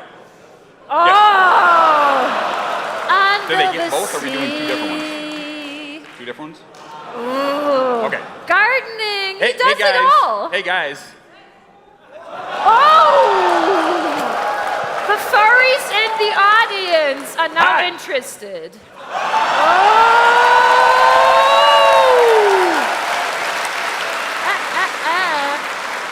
Oh! So many different artists contribute. You saw their credits on the pages. I want to see a lot of bids for this. You know what's better than one? Two. We have two. We have two of them. We have two of these. You have two chances at getting Now, I very think what we're gonna handsome do Hitch art. Is the top two bids are going to get one each. Okay, so we're bidding once for it, but the top two bidders The top get two some. bidders are going to get one. This is the time when being number two actually wins you something anyway. So Yeah. this is your chance. Let's get going. I want to see. Do I hear bids? I want to see 100 or more. Okay, 150. I see more than 150. 200. Wait, no, it's fine. As long as we know you were the second biggest bidder, that's good. 220. 220? 300. Do I hear more than 300? Whoever I hear and see first has the lead. You have to bid more. We're at 300. Right there. Anybody want to go bigger than 300? Do we have more than 300? You were 250. Yeah, he's exactly. You were 300. still the second highest bidder. So you still win if nobody bid. Oh, we got 350 and 300. 350 and 300. Yep. Do I? 360? Yes? 360. 360? 350. Good. 360. 350 and 360. 370? 370, yeah. Okay, so you're gone. 370, 360. 400. 400 and 370. More than 400? Because if not, these two bids will be winners. We got going once, going twice. Think about it. One more time. Sold. Two winners. Please both come up. The 370 bid and the 400 bid, and you get these wonderful calendars. Oh. I'm getting all sweaty. My jersey. I'm getting all sweaty, and it's not just the lights this time. All right, next. Set sold. Oh, number 14. Here's a canny for you. It's probably in the park there. Yeah, there it is.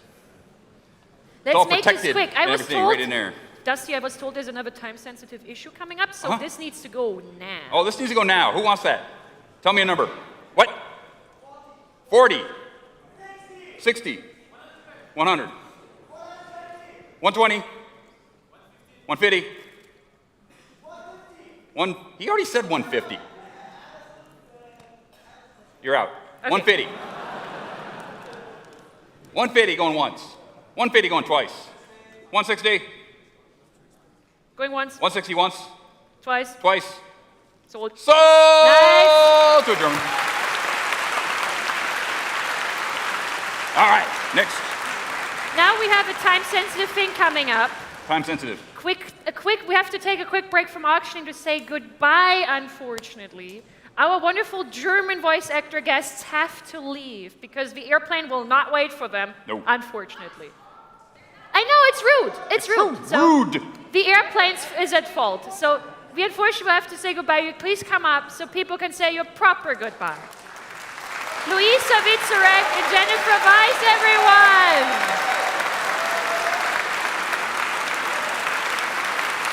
Big applause! Come on, everyone!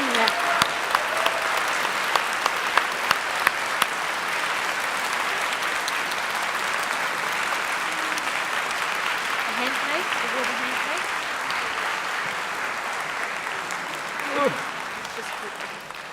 You can say goodbye proper if you have time for a few words. Real quick.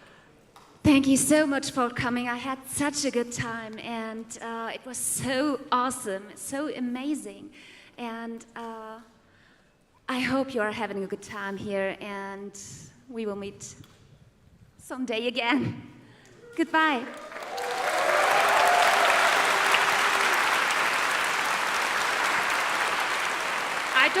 I don't want to go. This is so much fun. I'm sitting there and thinking the train needs to wait. The plane needs to wait for us because I want to see this go through all the way. I'm so amazed this day and yesterday. Yeah, the guitar. I mean, oh, come on, this is crazy. There's actually well, lots of signatures, including mine on there and yours. Haha. No, it was a lovely weekend with you guys. Thanks for having us. And so grateful you came. Yeah, anytime. I mean that. Thank you. Thank you so much. Thank you. Thank Bye-bye. you.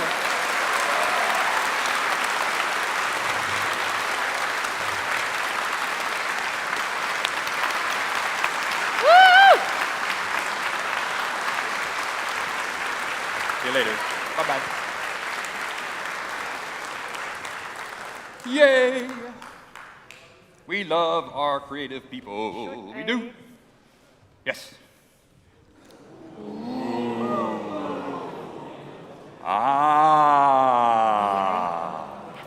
Sound. Yeah. That's good. That's awesome. Look at that. Man! That's some lasering right there. That's some lasering. Multi-layered laser engraving of the picture of the Hippogriff Kingdom by Kusamo. Can I see Yes. it again? Okay, Consumo. I have to give a very brief story to this, if you pardon the delay very briefly. Consumo and I kind of became a bit of friends over the years. They have made incredible art. If you've been to our auctions, they have made a lot of wood-carved, hand-painted things. There was incredible Discord wood burning, a whole extensive painting of a huge tree that Apple Bloom and Applejack were enjoying. This time, Consumo collaborated with the Misto 97. And Consumo messaged me a week before GalaCon, was like, I sadly can't be there, I'm getting married. Big congratulations to Consumo.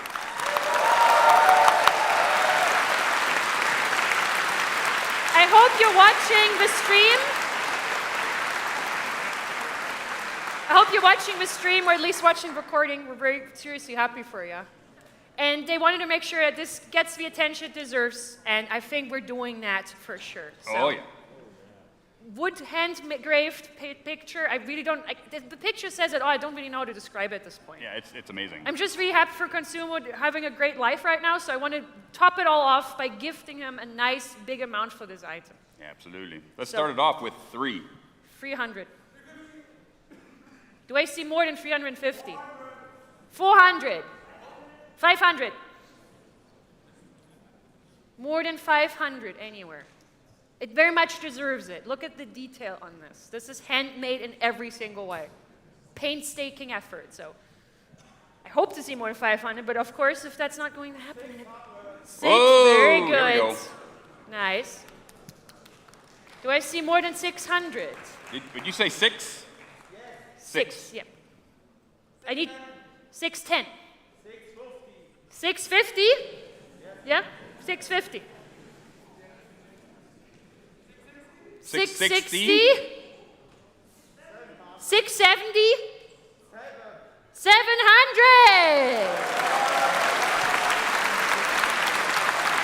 Good!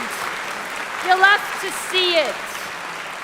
That's more the region I want this to be in. Do I see more than 700? Do I hear more than 700? Because otherwise, that's going once.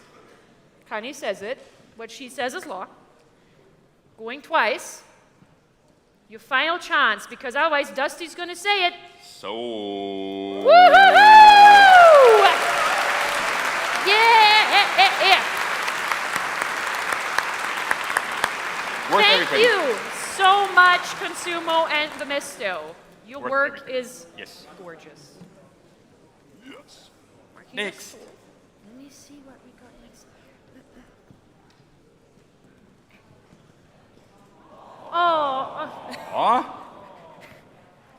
I didn't choose that on purpose, I swear. It was the magic button. Not an ego thing. You might have seen this image at one of GalaCon's Christmas posts. Light and I collaborated on this piece. Just keep in mind we have 2 lights. You know, there's light with different numbers. This light is one of our artist team members, and we worked together on this piece. I drew the line art, Light colored it. It came out so cute. A cozy little scene at home. So I hope some of you will enjoy this original of our work. Do I hear any bids? 50. Okay, 100. What? Sorry? 120. More than 150? 200. We can sign it together. Yes, yes, absolutely. We'll sign it. Offered by Light herself. There you go. 200 is going once. 220. Oh, I'm so flattered right now. 220 is 220 going once. Okay, you're back in, my friend. Okay. 250. 50 is going once. It's going twice. So. Alt! Thank you. Come on up. I'm gonna sign it. Do we have a pen? Do you have a pen? Yeah. Does here. anyone have a pen?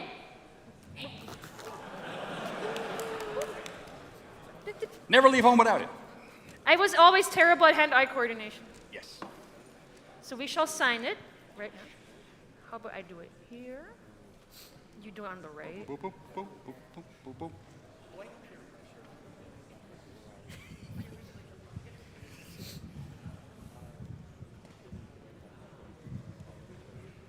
Wonderful. Yay. There you go. Thank you so much.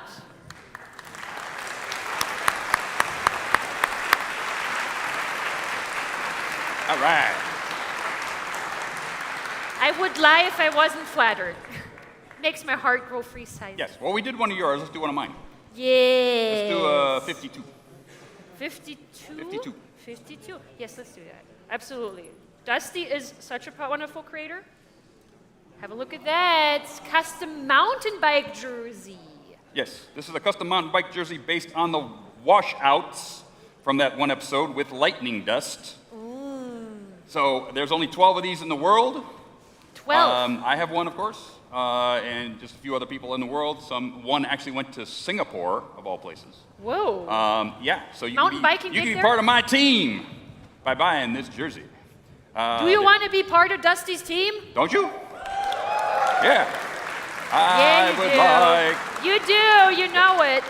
I would like 100. 3 what? 320? 120 or free? Oh, 120. He already said 2 though. 200. 2. Anybody want to go better than 2? 250? Out. 250. Anybody else? 250 going once. 250. Going once. Going twice. Twice. Sold. Sold! Thank you so much.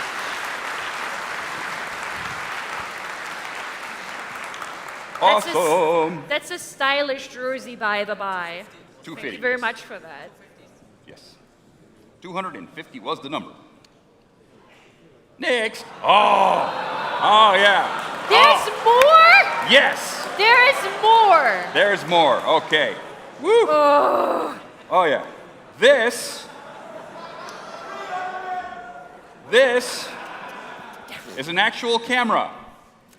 It came from down under. My good friend Faulty brought this. He's been taking pictures around the con all weekend. Seriously? Seriously, with this camera. So, it has film right here.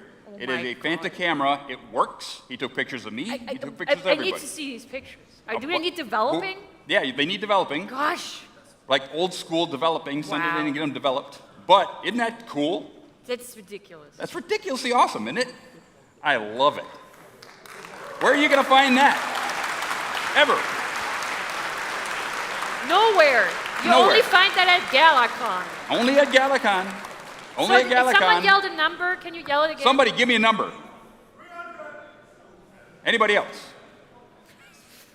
300. 300 going once. 350. 350. 350. 350 going once. 350 going twice. Sold. $350. It's sold. Holy crap. Okay, but I do have a question. You know, I do have a question. What? Will we get to see the pictures when they're developed? only if he puts them up online somewhere. Yeah. Maybe he brings prints back for next year. Yeah. Will you print out the pictures for next year? Good. Oh, yeah, Okay. he's gonna I bring need back to the see pictures for those. next year. I need to see Fanta camera pictures. Heck yeah. Fanta camera pictures are coming next year. Holy I crap. love it. I love it too. I just am speechless. Like, I know. people's creativity is incredible. Like one hand I'm going like, ugh, but the other hand I'm like, wow, you know? You Yeah. get the whole bandwidth of Perry emotions on this. Oh my gosh. What else would you like to do? Oh. Aw. Here's something for the heart next. Yes. Canni enjoying a nice beer or cider. Probably a VR with a head like that. A root beer, maybe. You would be the expert. I Yes, trust probably you. a root beer. I love me a good root beer, so I don't mind. Thank you so much, Lunation, for this. Ooh, look at that. Really adorable. Beautiful painting. Look at her little freckles. She's Look at just the so happy. Cute smile. So happy. Probably getting drunk. She's a happy drunk. She's a happy drunk, She's a though. nice drunk. She's Canni happy. is a wonderful, lovely, nice drunk. All right. Somebody give me a number. Whoa, wait. We got 150. Let's start there. Anybody else? What? 160? 175? 200? 2? Did I hear 200? Yes. 250? 250? 250? Anybody else? You out? 250. Yeah. Going once. Yes, once. 250. Going Going twice. Woo! 270. Going once. Yoink. Once. Yeah. Twice. Yeah. So. Yeah. Thank you so much. I like it. I'm trying to think because there was something, if we're talking about Canni, there was something else I was told about, and I think I should probably do it now that it's like about 5. I was told to do it like sort of towards the end of the first half. Okay. It's a very, very special item. Okay. So I'm going to see if I find it in my list here. Okay. But I think the timing is good for that now. So all right. Let me do the magic. Do the magic. I forgot. I'm so sorry.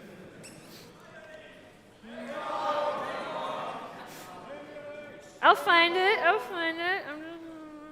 What do you put on your bacon, lettuce, and tomato? Ah, gotcha. Okay, here we go. Ah, Canni's travel diary. Where is she? This has a history as well. Yes. Have you been made aware of this I one? have been made aware of this. This is what awesome. What do you think? I think it's amazing. This was a project started sometime early this year, I believe, or last year, by Jolene, who you can see here, started the project. They figured, hey, maybe Canni did something while we all had to, stay at home, lock down, be safe and whatnot. They figured Canni maybe still didn't just want to sit just in lockdown. Maybe she spent some time traveling, being inspired afresh, anew by people across Europe. So Jolene found several volunteers, me included, because I later found out about this and I really wanted to get in on it, to take this Canni plush. One of the Canni plushes we had as a Bazam gift, I think in 2013, that she would go across Europe, go to different hosts. The hosts would take her to places, take pictures, and of course help her write diary entries.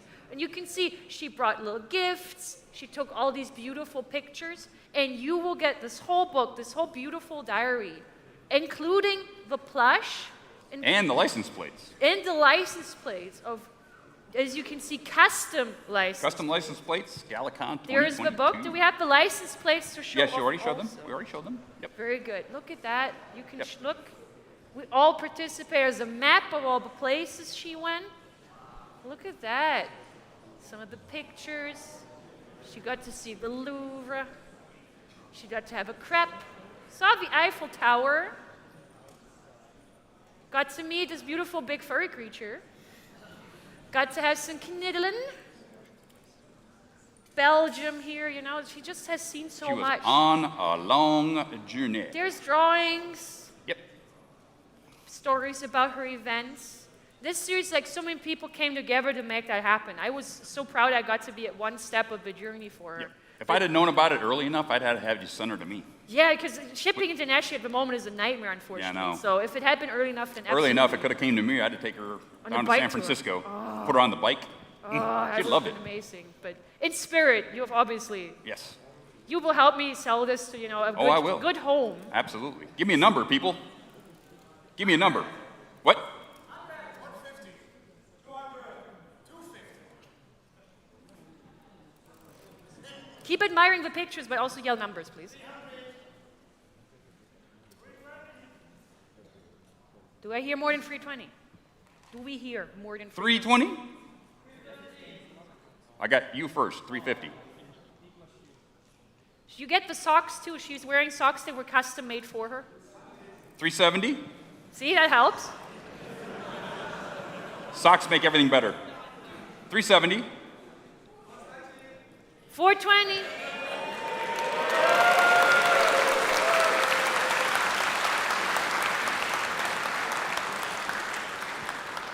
$420? What? 450? 450? 450? Once. 450? 450. Do I hear more than 450? Twice. Do I already have to put 450. Going twice. This is your final chance. Sold. Sold.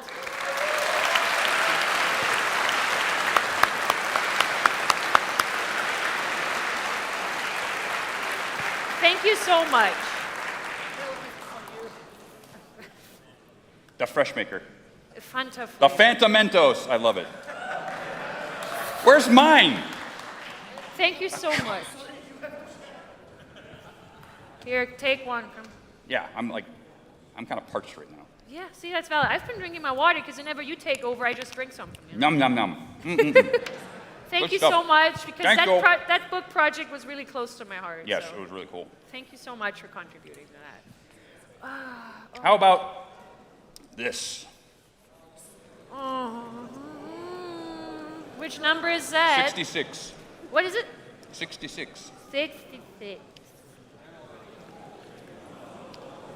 Yes. One of the Kotobukiya statues. You might have seen these on the internet. You might have even bought some of these yourself. There was a whole series of them. I have the whole set.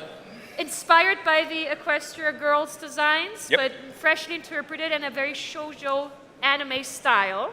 Part of their Bishoujo series. Yep, the series just finished up. Princess Celestia just came out. I just got her. Oh. It's amazing. Here's, I have the whole set. Do we see pictures of your anime statues sometime?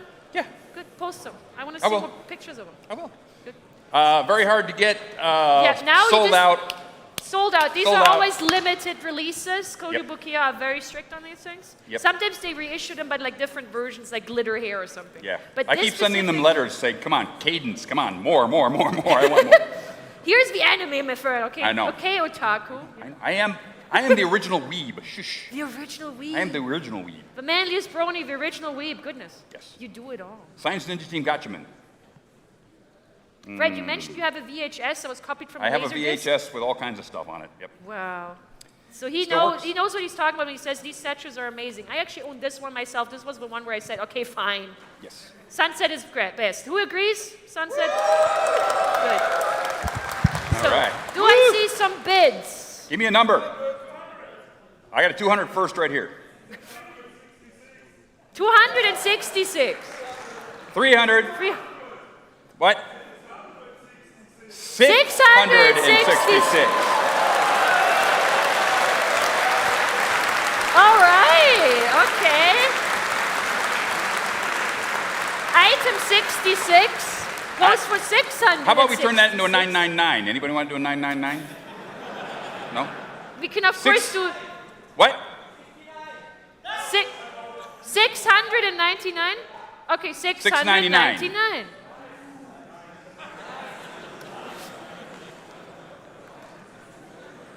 This is how it goes with these people. I know. Wait, that was 699, right? 699. I'm just making sure you're not just saying it Just for the making memes. sure. You're committed? You're committed. Yes. Yes, good. you are.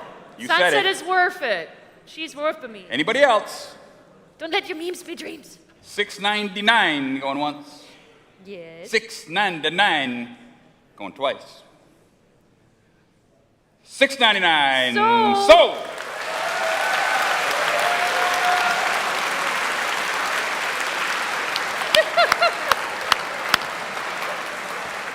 See, Canni's reaction to that reflects mine if you want to enjoy her feelings on that right now. See, Dusty? Yes. Would you say Canni's feelings on that make sense? Oh, boy. She likes it, though. It's good. Yes. It's fine. It's all good. We're having a good time.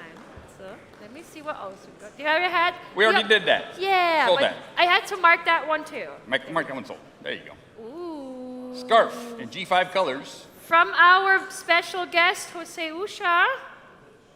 Applause, please. Come on. Be nice.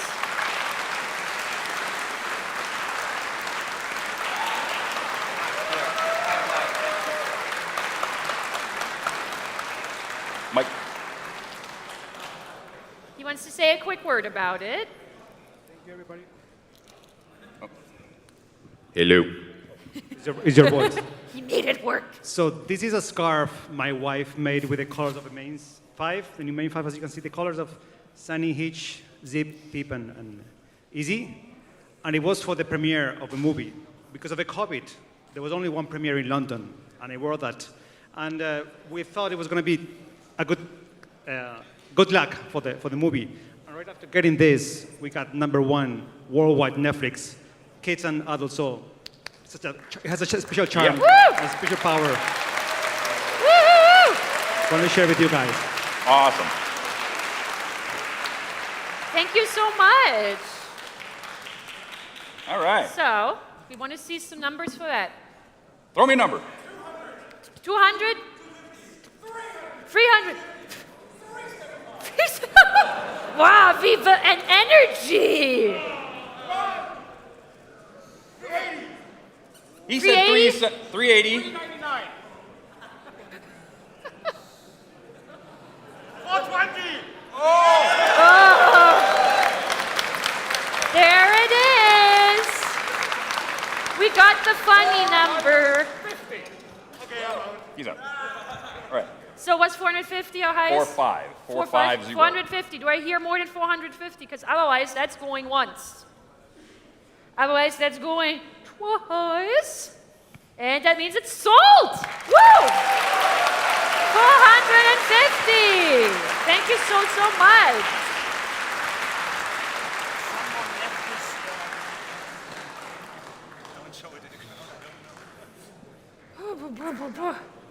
Somebody forgets to sit here.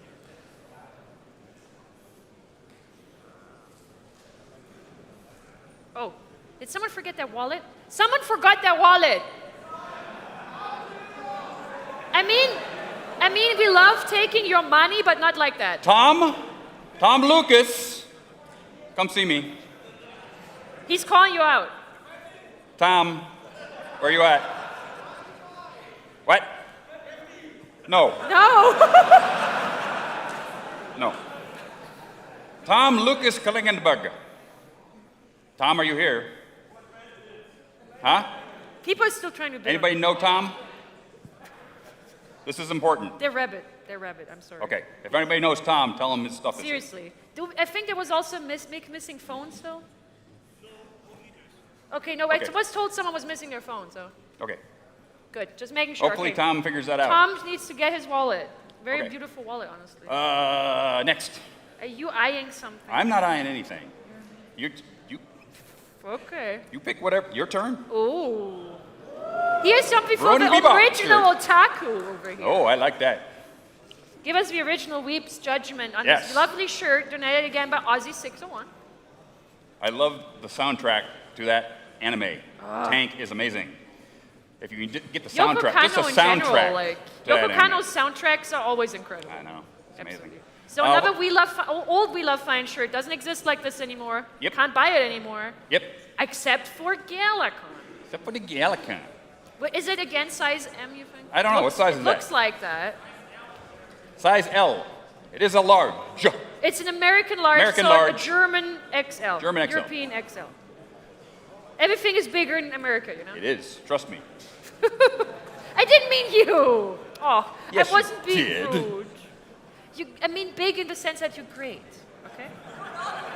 Yeah. See? Great and powerful. Give me a number, people. Number. I like it. The memes. 70. 80. 100. 130. 170. He said 180. 180. 180, is that correct? Yep. Good. 180. Do I hear any more than 180? Because otherwise, you know how this goes. It goes once.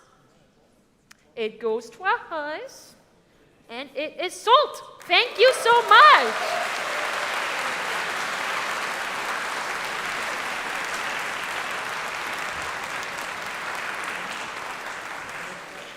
How about one of those? You love your instruments. We love our instruments around here. We mean, love our music- musicians around here. Music is such a core part of this fandom. Core part of the fandom. So, you tell me which.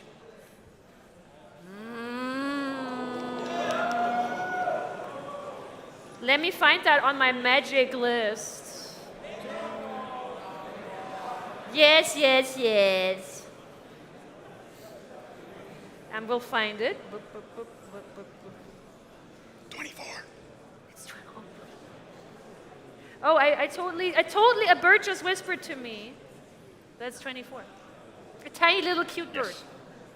This is a beautiful Harvey Benton, which are really good guitars nowadays. What brand is this? Harvey Benton. Ooh.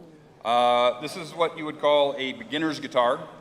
It is very inexpensive, but very good. If you watch a lot of guys who do reviews of guitars online. They really love Harvey Benton's right now.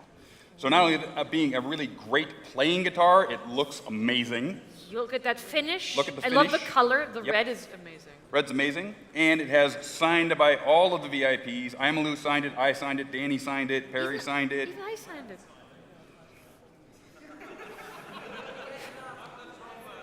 You're the drummer. Nope, the drummers don't get to sign anything. You're like bass players.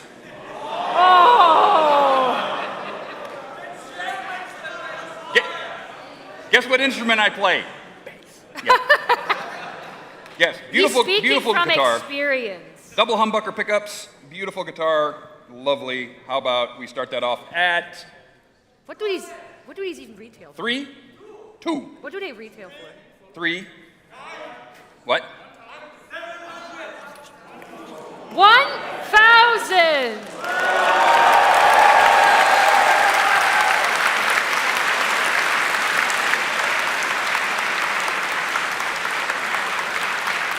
Is that over or under retail? That's way over. Good. But it's for charity.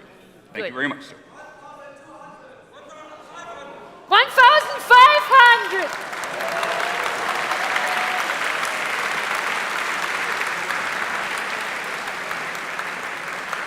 Wow.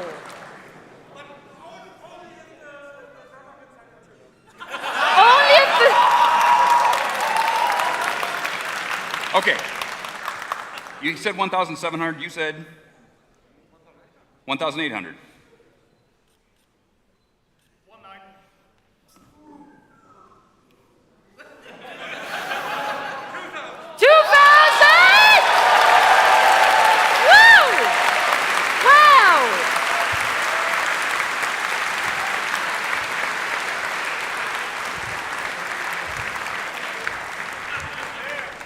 Get up here.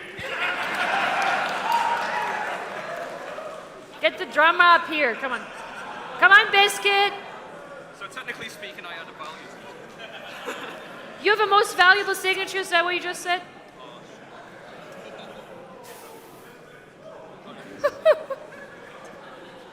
This is vindication. This is catharsis for the drummers out there. Straight to it. Sold. Yes, sold.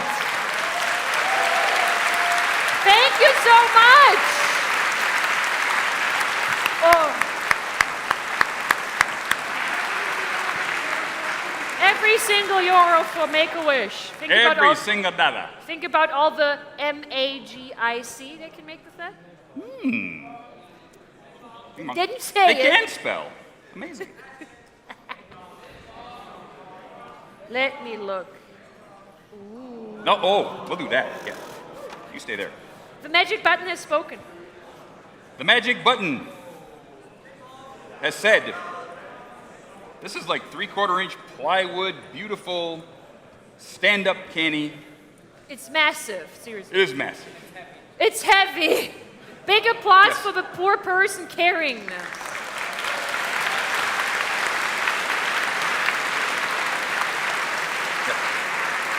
Wow. We've had standees and roll-up banners with Canni, but we never had a hard, like massive wood. She's like life-size. Yeah. That's a horse you can enjoy in your home. She's a life-size pony. Absolutely. So, thank you so much, Aki Fifi, for donating that, because that is definitely something we haven't had before. It's been 10 years since the first GalaCon. Yes, I know. I'm feeling myself crumble to dust Are you as well. feeling your oats? Yeah.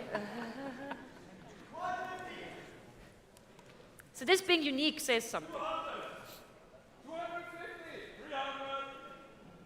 Nice. Do I see more? Not that kind of nice, but you know. 350? 350? Great. Do we hear more than 350? Because otherwise I have to start saying the words, and I don't like saying the words. 350? Going once. 400? Do we have more than 400? What? 420? Okay. Sure. We'll take it. Anybody else? 420? Going once. Going twice. And it's sold. Sold!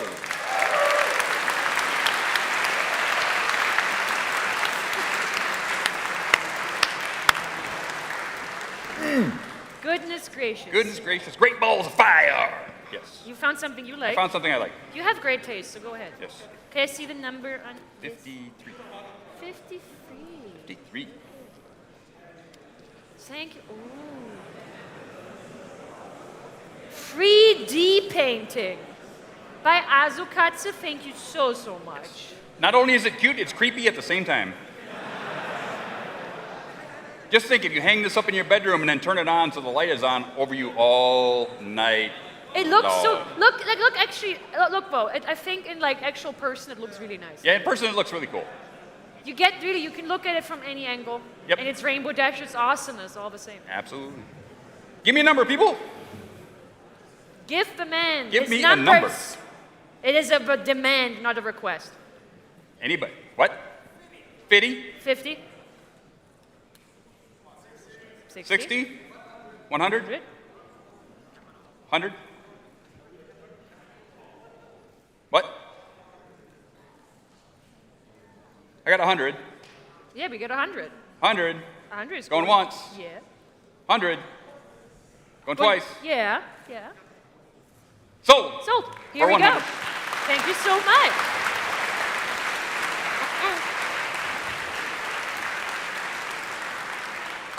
How about we keep this in a music vein? Oh, you want music? Let's do this. What's the number? This is number, where's the number? Number, where is the number? I don't know. I can find it. Yeah, in see if the you can find it. magic list. In the magic list, it's got to be somewhere in the 50s, I think. Is this a technique? No, it's an Ekai. It's not in the 50s. APB220C.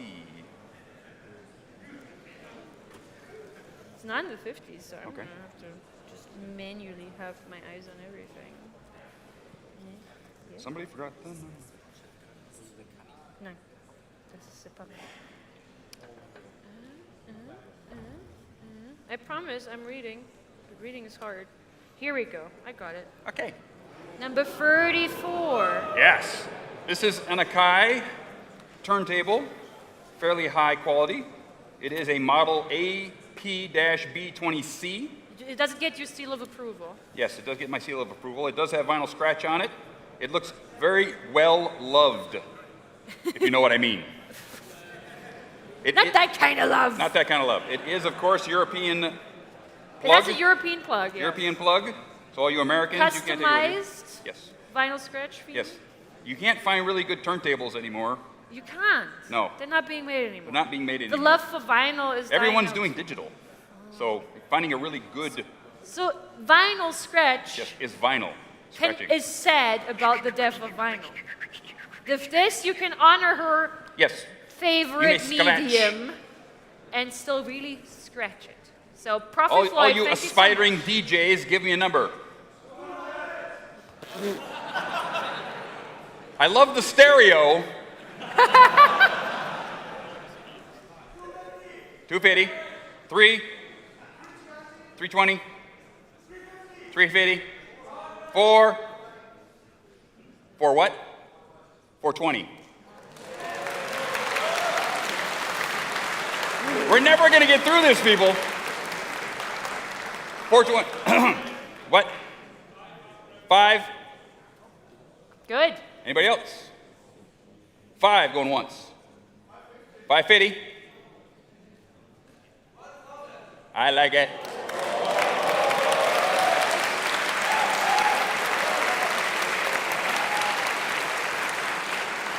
$1,000. All right, a 1,000. connoisseur. Going once. 1,000. Going twice. Salt. Thank you. Woo, woo, woo, woo, woo. Awesome. I think it's plushie time. Plushie time? Plushie time. Is it cozy time? It's cozy plushie time. 28. 28. Okay.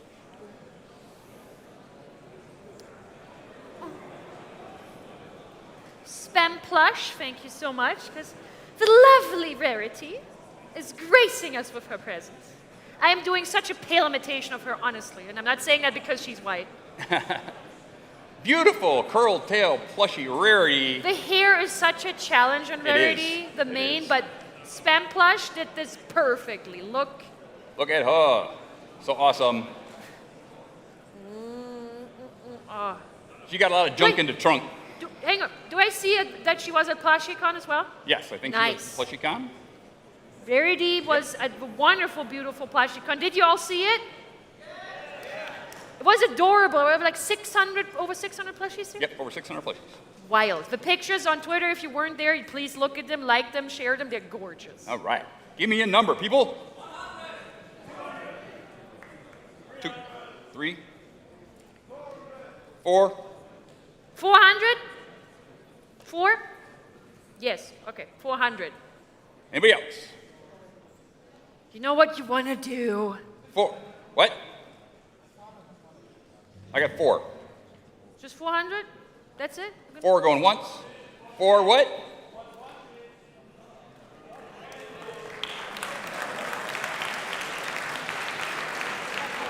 I knew they want to do it, you I know, know. so you gotta let them do it. 420.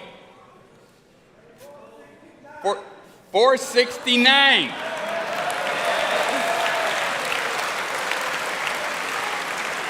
Oh, you. Oh, 9. you. 9. 469. Anybody else?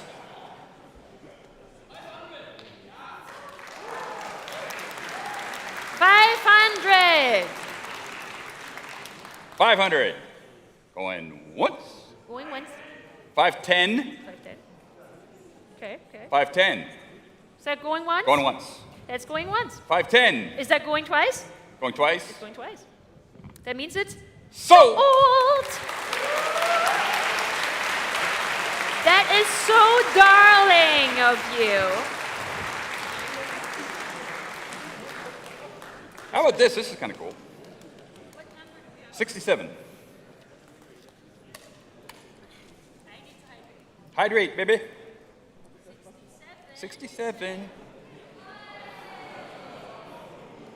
This is a silver shill hoodie worn by one Ian James Corlett, who was the voice actor of one. He is the father of one, of course, Sweetie Belle. But he also played Silver Shill in that one. Yep. He's also the original Goku of the Ocean dub. Yep. Canadian Son Goku. You know, they say A over there a lot. He's also Cheetar of the animal style of Transformers. Ooh. Yes. He's been in Beast Beast Wars. Wars. Thank you. He's been in a lot of things. And if you've seen at GalaCon 2019, you know he's really, really cool. He is really cool. He was probably here for that, wasn't he? Ian James Corlett, sweatshirt, signed. Give me a number. And that's going to be an American XL. Yes, American XL. Give me a number, people. 150? 100 or 150? 150. Yep. 150. 180. 200? 210. 220. 220. Going once. Yes, yes, yes. I'm pushing the button when it blows. Twice. We'll just pretend it's a serious. Sold. Yeah, yeah. There we go. Thank Did you you make so it? much. This man made that, by the way. Cool. What else have we got? There's so many good things. So many things and stuff and things and things and stuff. Oh. The safety helmet. It's here. Yes. Thank you so much, Kretke. If you want to be OSHA compliant for the Americans, Yes. and generally like whatever country organization regulates safety for you compliant. It is also signed by Tabitha St. Germain. Oh! Oh!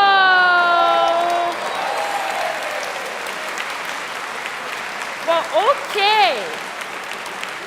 So if you want to be safe, If you want to be want safe, to rep Rarity, and you want to rep Tabitha. fashionable, and you want an autograph from Tabitha St. Germain, who does not come to these things anymore.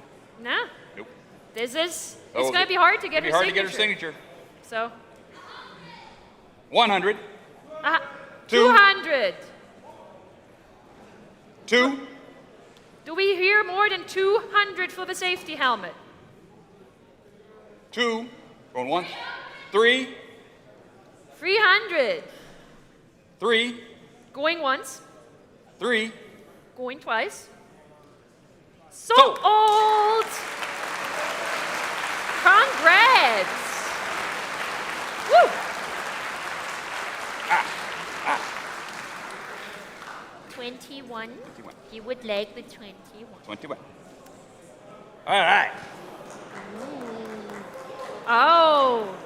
We talked It's about an this a little LP? earlier. This is an LP. The person who bought the turntable.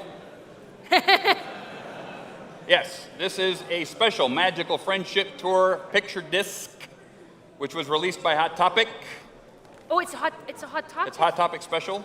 So does it have actual like playable music? This has playable music on both sides. Ooh, what This is- music? Tell us. Okay, side A, Twilight's Failure Song. We love that one. Love is in Bloom. Flim Flam Cider. Becoming Popular. May the Best Pet Win. Art of the Dress. Ooh. Ballad of the Crystal Ponies. Side B, Find a Way. Raise This Barn. This barn. The Laughter Song. At the Gala. Make a Wish. And bonus Winter Wrap Up and the Smile Song. Yes, So this is a. I like Okay. that. Wait, I didn't tell you everything yet. Signed by Daniel Ingram.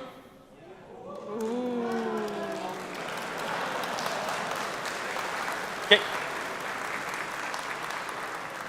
Now we got 300. 3. Wait. 350. Who's the 5. 500? 6. Anybody else? What? 7. 700. 8. 800. 9. 1,000! $1,000. Yeah! Nice. Nice. Okay. 4 digits. 1,002 or 1,001? 1,100. 1,200. 13. Are you out? 13. Right? Hand up. 1,300. $1,300. 13 going once. 13 going twice. Sold. And that is sold. Thank you for being amazing.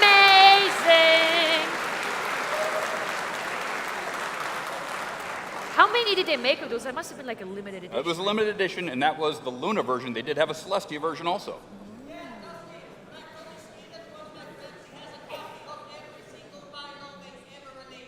Wow. So do That I. is dedication. Yeah, but you're awesome. You already knew that. I know. It's cool. Let's do these prints right here. We have a set of prints, 49. Light 262, one of our special guests this weekend. I hope you checked out his table. Yep. Yeah, applause. Come on. Yeah.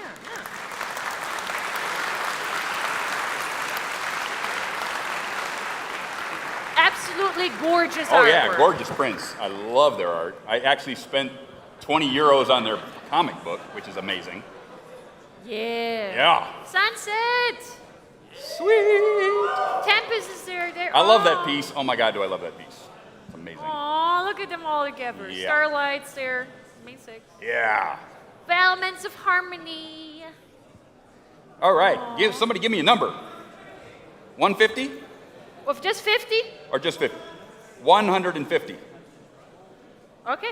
150. Dazzlings. Anybody else? 150 going once. 2. 200. 220. 250. You're 250. out. 250. Going once. Twice. Going twice. Sold. So, oh, thank you. Yes.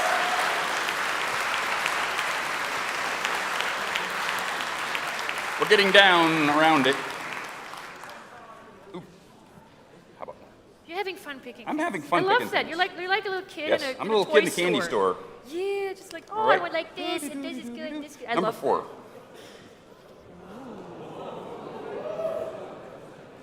Yes, this was the Hidden Dissectables chase figurine. Yeah, this is part of a series of figurines for those not in the know, where the Yes. pony skeletons are partially visible. Yes, by Jason Freeney. They sold out fairly quickly. Very quickly. These Very things were quickly. impossible to get after like I have just a them. minute. Oh, you get to show off your I collection know. shops Just show off here. my collections. But this actually had a base with it. I don't know where the base went, but this did come with a base. Thank you, but Vanessa Magnifier. it was the chase figurine. Very hard to get. Chase means it was a special, Yes.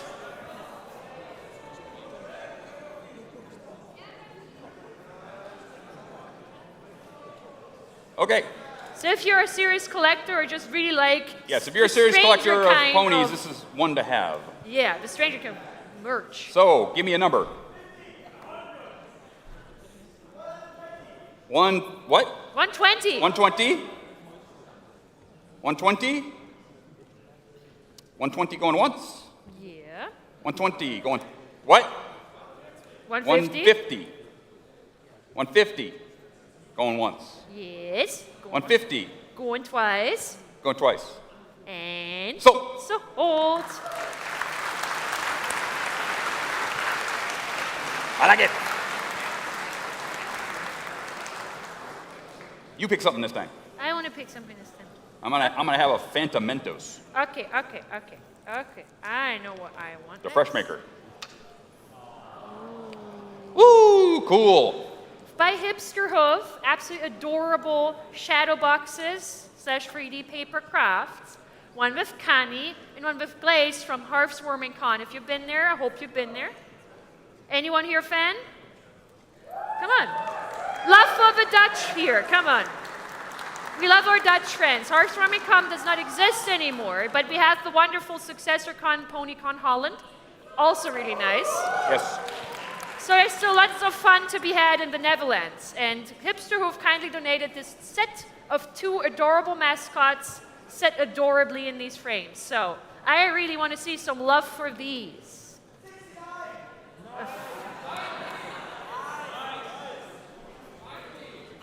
69 is bid. 90. 90 is bid. What? 100? 110? 120? 150? Are you out? Are you out? What? 180. 180. Okay, try to speak loudly. It's always hard. 180. 180. 190. 190. 200. 210. 10. 20. Nice. 220. Good. We like it. We love it. 220. It's going once. 220. It's going twice. So. Thank you. We love and appreciate every single donation here. Every single purchase here for Make-A-Wish.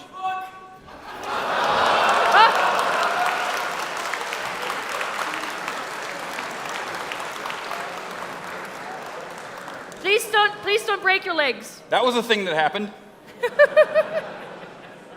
Okay. This has been sitting here by its lonesome. I think it's lonely. It's a lonely box? It's a lonely What's box. the number of the lonely 25. box? Oh my God. Oh, I know what that is. I know what that is. Oh my God. I know what that is. Okay. Hang on. I know what it is. I'm going to pull up my list. Oh. Yeah. We're doing it. Yeah. I know what that is. And it's... Just want to make No, I'm that gonna leave clear. it in there because that's tight in there.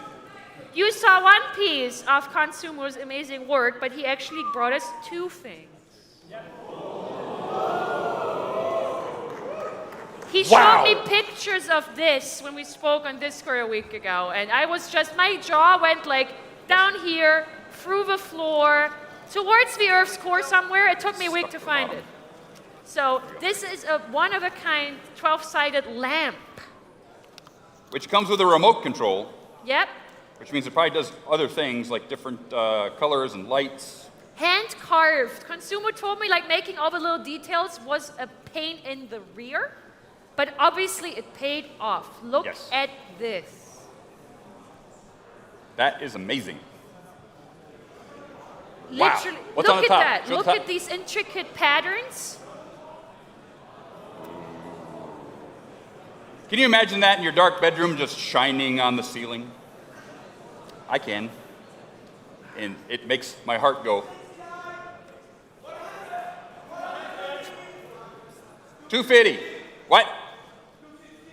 250's already been bid. 300? 3. 310. 4. 4 what? 420. I should have known. Oh yeah, it smells like laser. 420. 430. 430. 430 going once. Do we see more? 5. 500. Nice. Good. It deserves 500. it. What? 510. 520? No, he said 550. Oh. 550. 560. 6. 600.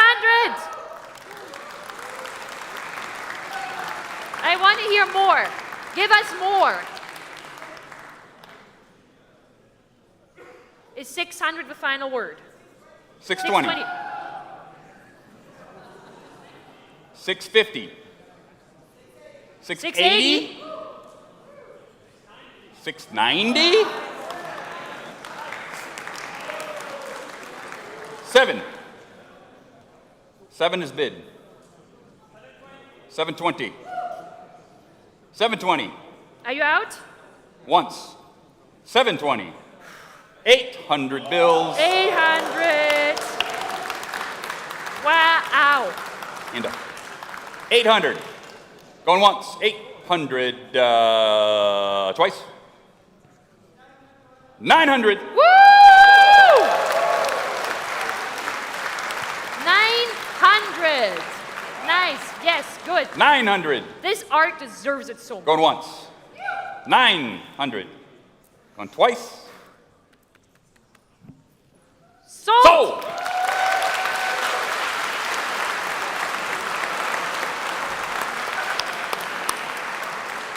Woo! Consumo has contributed to GalaCon charity auction since 2013. Hey! That incredible art deserves it. Hey! Hey! Pretty lady, get out here. Hey! You! Hey, you in the hat! Come here. Wait, what? Who in the hat? What? Hello. You mean a pretty lady in a hat? Pretty lady in the hat. Hi, I'm here. Ellie Oh, Ray that Hennessy, lady please. in the hat. We have another lady in the hat. Come here.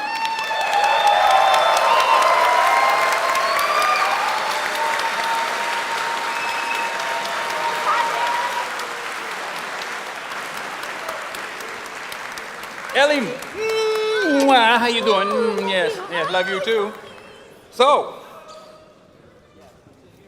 what are you doing? I don't know what's happening now. What's happening? What are we We're gonna do your balloons right now. Oh, yeah, okay. Talk about yourself. Okay, wow. Did you have all kinds of fun this weekend? Oh my God, it's your, GalaCon!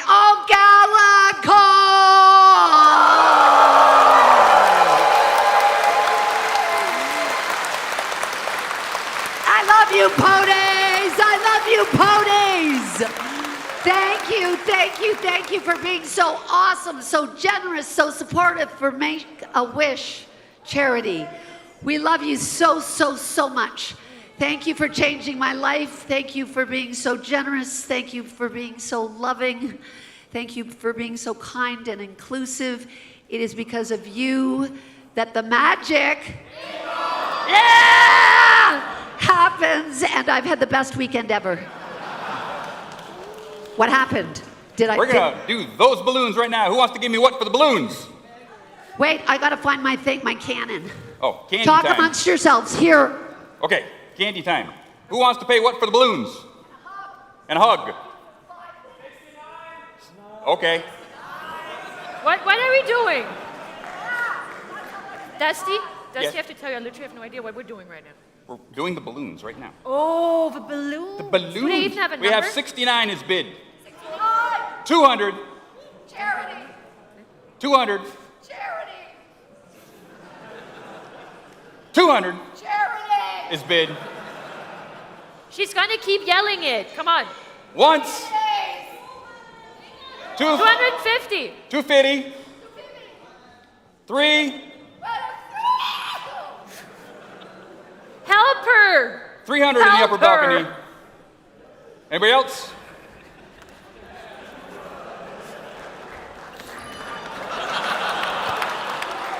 $300. Going once. 300. Going twice. Sold.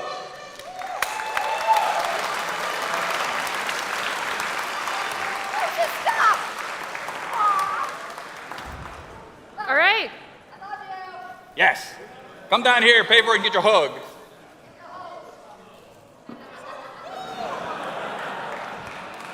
Yay! Dusty, What? is anyone ever too manly to enjoy glitter? Nope. Good. You heard it here. Thank you so much, Ellie. Woo!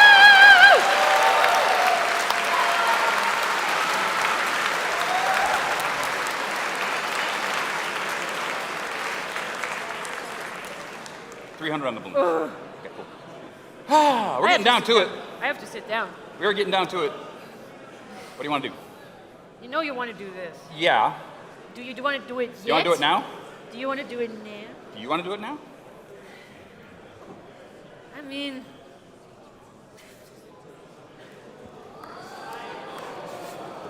people have been able to admire this all weekend. Okay. So I feel like it should finally be done. Yes. Hey, Blacken. Because we Come here. don't just have big applause for Blacken.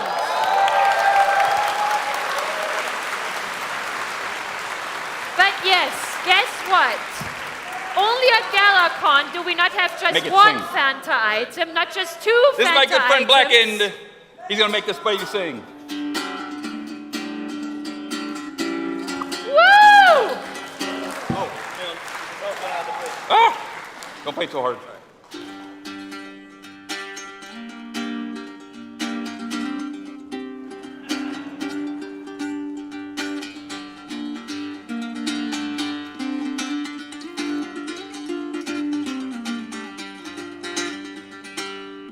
Woohoo!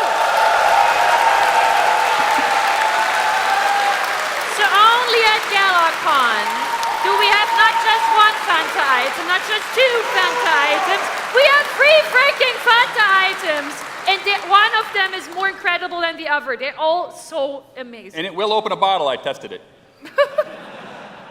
So this took me about 6 months. This took him 6 months This to make. has a Dusty beautiful made piece of this. brass rod through the center, so it'll stay straight for the rest of its life. Ooh. It is a tri-lamb of black walnut, haddock, and maple. Black walnut and It is maple. made from a maple plank, actually planed from a giant 12-foot board.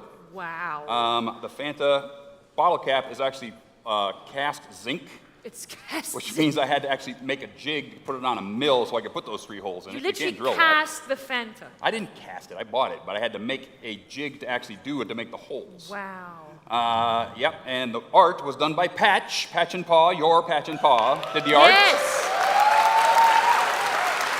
Our one and only head artist at GalaCon. And the lasering was done by Igor of My Little Ties, who was also here this weekend.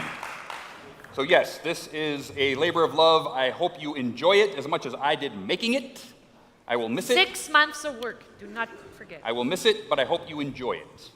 A lot of love went into that, into those 6 months. So, give me a number. Number? I'm insulted, but yes. We had to start somewhere. 300. 600. Nice. Good. 6. Anybody else? 7. Nice. Good. 1 what? 1,000. Thank you. 1,000! Woo! That's more like it. 1,100. 1,100. You want to go up? 1,200. 1,200. 1,250. 1,500. 1,250. 1,250. Okay, 1,200, 550. Anybody else? Numbers are hard. 1,250. Going once. 1,250. Going twice. 1,300.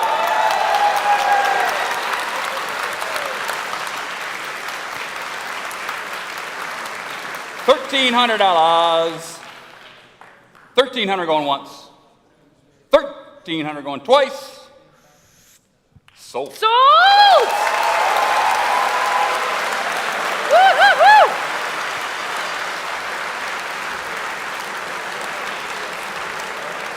You get not only the guitar, you get the case, you get a set of picks and a tuner.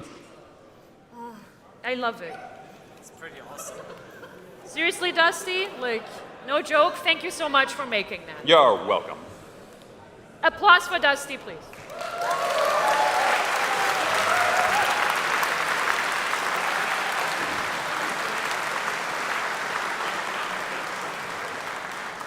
What do you want to do next?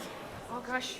We got like a shirt here and a shirt there and I want to do a shirt. Yeah, let me pick one of the shirts. Pick a shirt. I picked this one. This one? Yep, let's do number 9. Number 9 comes with a piece of paper here. Oh, that's the charity Oh. audience. What? For the Fluttershy fans in the audience, let me handle that. Thank you again, Ozzy601. Ozzy601, let me be honest with you, Ozzy, did you just rob a warehouse that we love fine when they were changing their brand and everything? You were like, no, I'm going to break in there and I'm just going to steal all the good stuff and send it to GalaCon. Because if so, that is a good heist because I love these shirts. Okay, do I see any numbers for this lovely Kill Bill shirt? 80? 100? 150? 20. 120. The Fluttershy fans do not even... Two. I love this, right? The Fluttershy fans don't even want to know what size it is. They're just like, Large. I see Fluttershy, I want it. It's size L. large. 2. American L. 200. 220. 220. 220 going once. 220 going... 220 going twice. Twice, yeah. So hold. Thank you.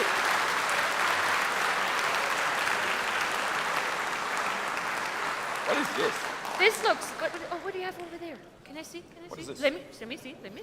This is a project by J.C. Rowe, lyrics, minor, subs. Oh, Chigrow. Oh.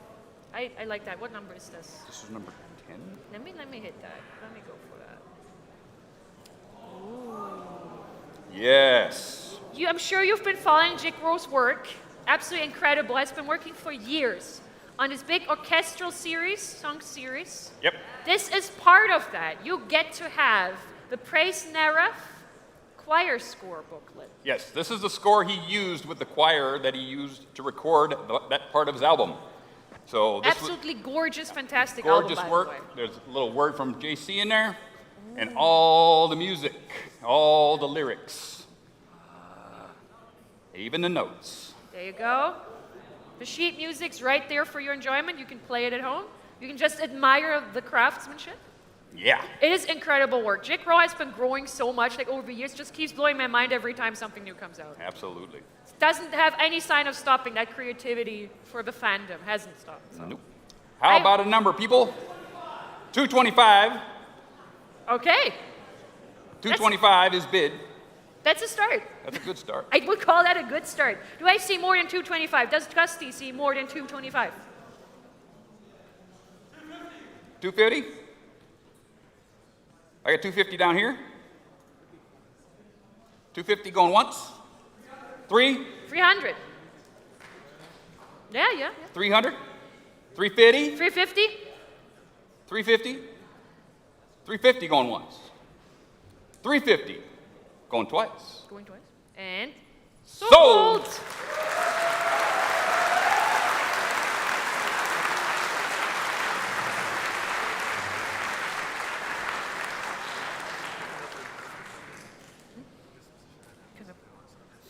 Keep at it. Okay. Oh, 2. Thank you so much, Rainer Jurgensen. Anyone here like Everfree Encore? If you like to party, if you love the fandom music, you've seen so many items here donated by musicians about musicians. I'm speeding us up a bit, by the way, because there's so much awesome stuff to go through, and we need to have that fire. We need to go. Give me a number. Give me a plush. 50. 150. 300. 300? Yep, 300. 300. 350. 360. 420.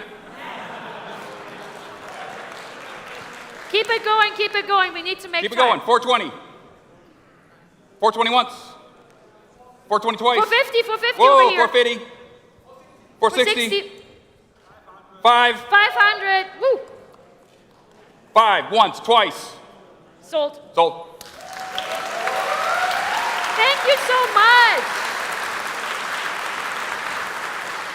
Just as a quick note, don't forget, Everfree Encore wants to happen this week. Not this week, this year. But we need more volunteers, and we need more tickets sold. So if you love Everfree Encore, check out the website. You better help us out. We really want to make this happen. You got it? Yeah? Good. Number 3.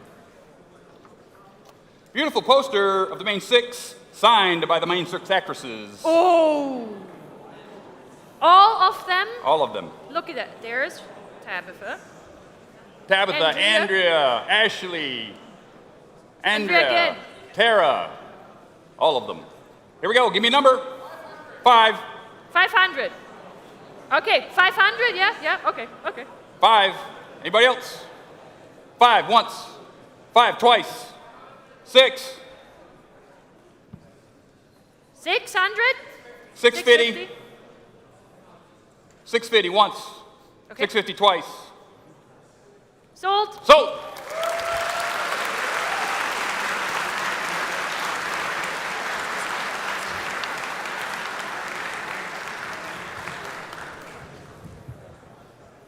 I put something up.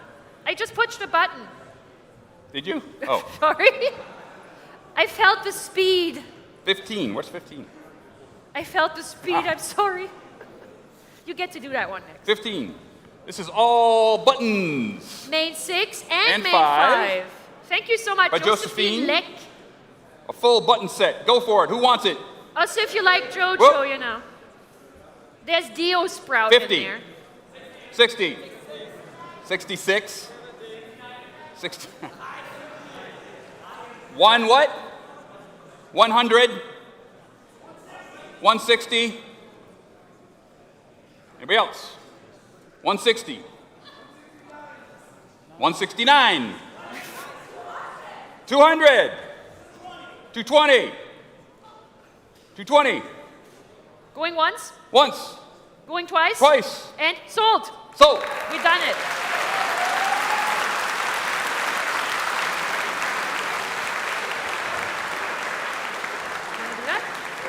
T-shirt. Yeah, shirt. We have another shirt. More shirts. What number is More that shirts. shirt? 7. 7. Fluttershy fans, we have another one for you. So Skyrim Large. fans and Fluttershy fans, you better get on this stat. What size is it? Large. American XL. large. L. It's L. It's L. American L. So European L. XL. Get started. Ponies, get up. 100. 100. I need to hear. 1. 150. 150. 170. 170. 170 once. 2. Make sure you yell it, you know, Dragonborn 2. style. Once. 2. Twice. Sold.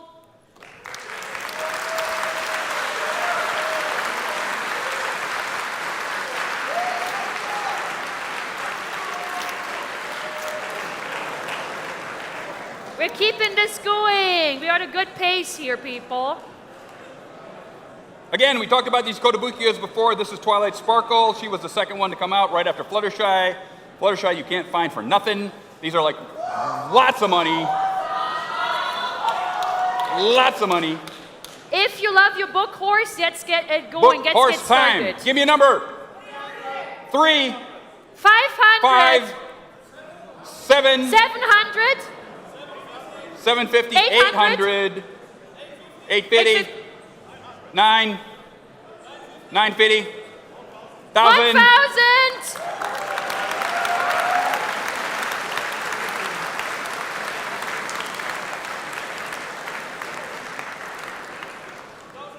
1,100, What do you say? 1,000. 1,100, 1,100,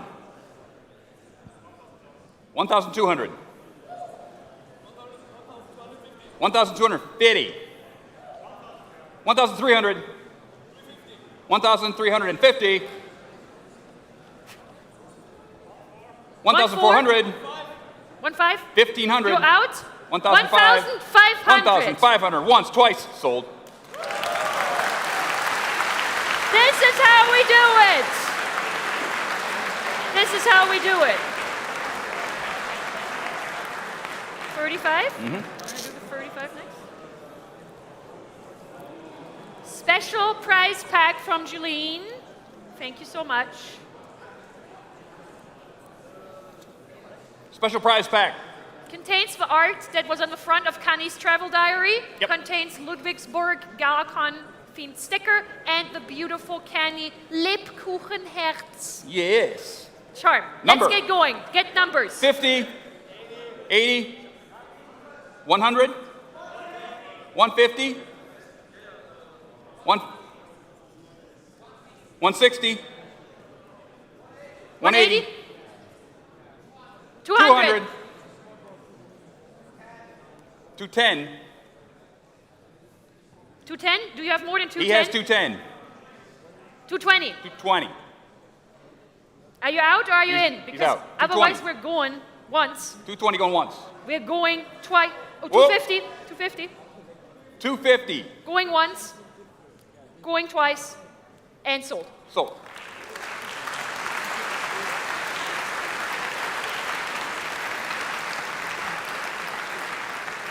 Okay. How much did you want to pay? How much did you want to pay? The guy who just got beat. You're at two what? He went 250. Did you go 210? The last guy who got beat. I know you're up there. What did you say? What did you say? Yeah, you were at 180? Okay, you want to pay 180? I got another one.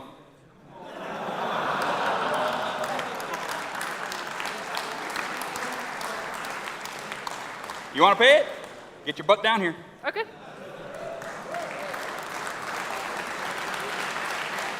There were two of them. 180. There were two of them, so one went for that and one's going for 180. You're doing so well at this. I'm just sitting here and just not doing anything. You're doing fine. You're helping me. You're supporting me. I'm supporting. I feel the love down in the cockles of my heart. Oh, I'm The glad. deep cockles, the subcockle area way down in here. I'm very glad about your soft cockles. Yes. My subcockle area. Okay, what do you want to do? Let's What's hit that? this. What's You wanted this? to unwrap What this? is this? Show it off. What is it? Not 39. What is it? Apparently. Yes. Ooh. Thank you so much, Evalio. And did you all watch GalaCon Line 2021? Gala Punk? Yeah.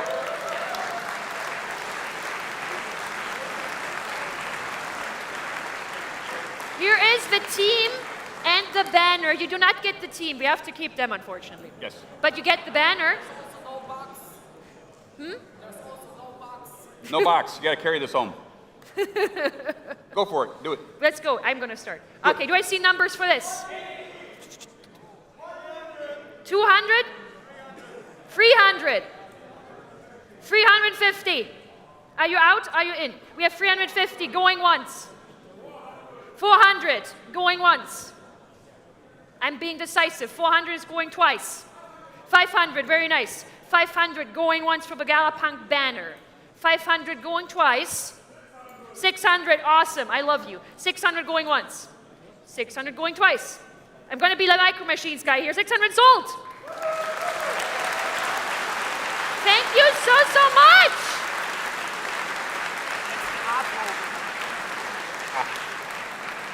What number is this? This is all of the art from the entrance area. Everybody who got to draw on this thing. It is very, very long and very, very big. Is there a number for this? I don't know. Did you I'm gonna guys put a number Let on me this? check my list. No number, no number, Okay. no number.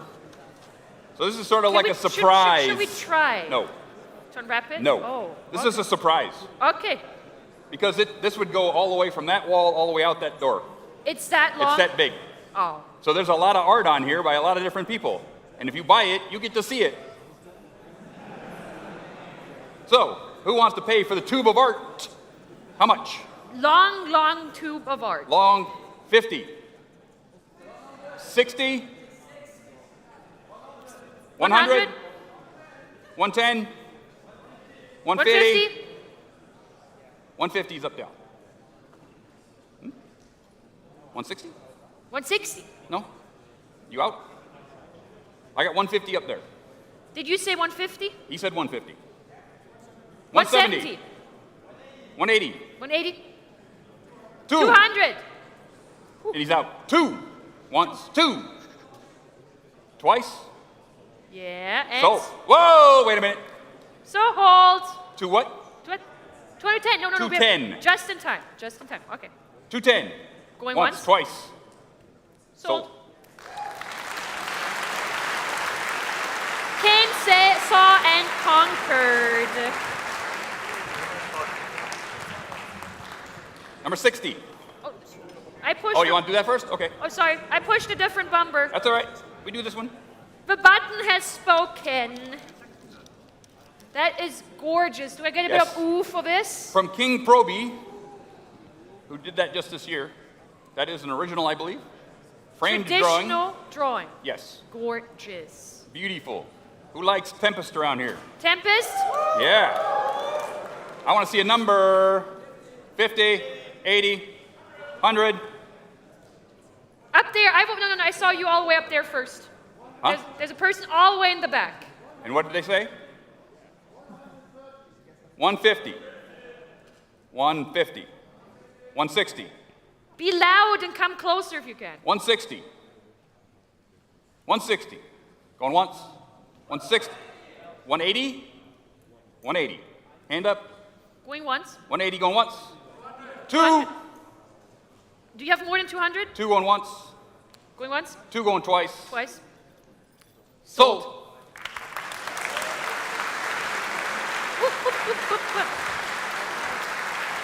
Six. 60. That was 2. Oh, our friends from Benevolence, thank you.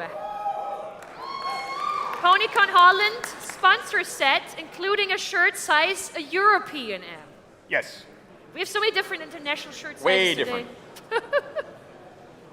So, what do we see for this lovely set with Stroop Waffle fans, Holland fans? You got the flowers there, Fluttershy's enjoying the tulips. Everything you want from a Lebanon trip is right here. I want to see numbers now. 50? 50. 50. 60. 70. More than 70. 1 what? 100 over here. 100 over here to the right. You had 100. 169. 169. Going once. 170. 170. 170. Once. 180. 180. 190. Do we see 200? 2. 200. All right, do we see more than 200? I see 2. 200. Going one. 210. 210. Keep it going. Do I see more than 210? 220? 220. 3. 3. Oh, 230. Okay. 230. I was 230. going to say. 300 up there. 300. All the way up there. Dusty up there. 300. What? 3. Up there in Has the been ranks. bid. 3. Once. Twice. Once, twice. Whoa. Free What'd you 10? say? Free. Yeah. 310. 310 is going once, going twice, and is sold. There you go. Thank you so much, PonyCon Holland. What's next? You got a book? I got a book, number You got a book. 65. Show me the book. 65. 65. Show me books. I love books. Ooh. Through the Aurora by Star Scribe. Beautiful bound book. Donated by Lucas Poshauko. Thank you.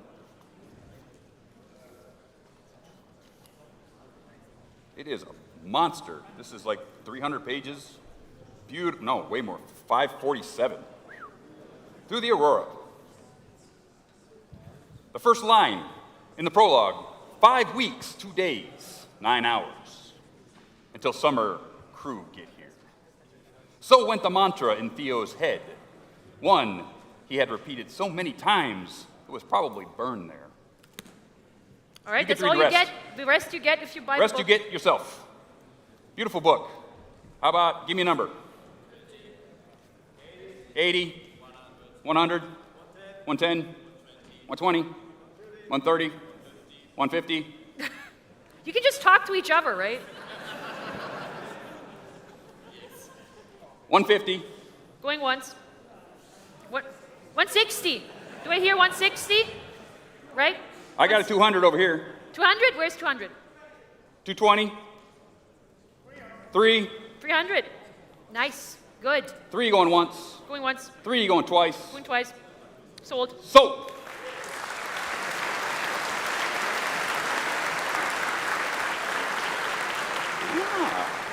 We're being told to do this next. The time is short, you know. No, I know.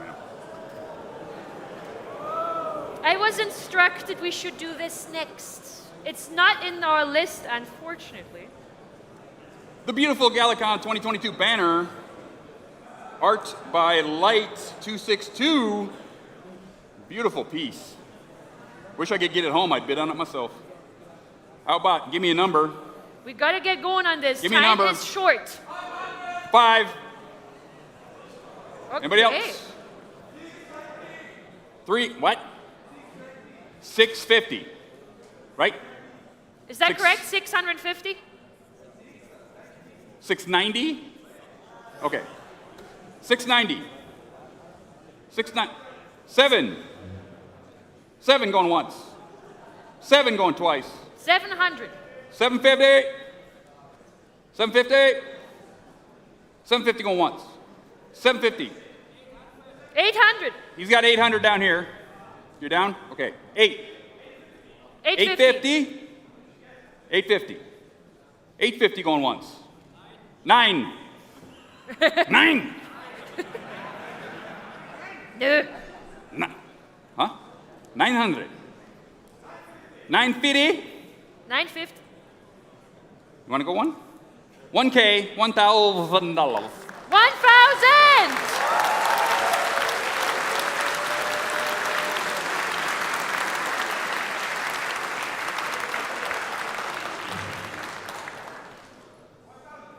$1,050. 11.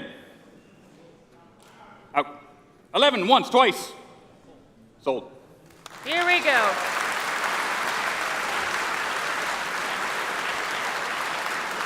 I'm disappointed. You're disappointed. I'm disappointed. You're disappointed. Why are you disappointed? There's no Joker. There's nobody to sell my hat to. His friend came to my table yesterday and told me, he had really enjoyed his time with us, but he figured he's done, He's done? Yeah. The Joker's done? He's the Joker retiring. retired? Yeah, but Joker's retiring. What?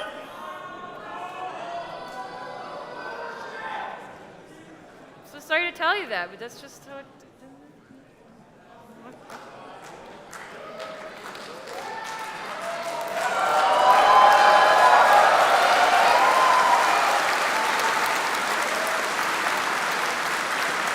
We can do it. Folks, can we do it? Who out there? Who out there? I think people want Ellie's hat also. No.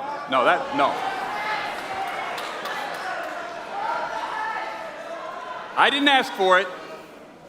I didn't ask for it.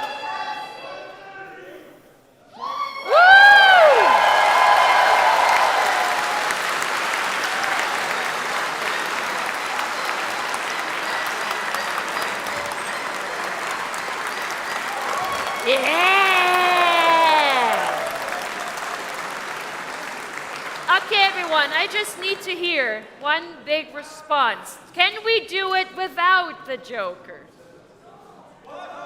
Can we?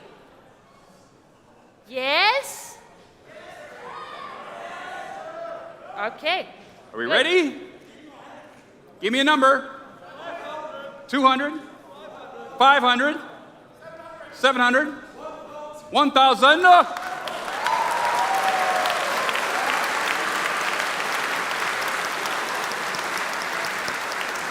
1,100, 1,500. Woo!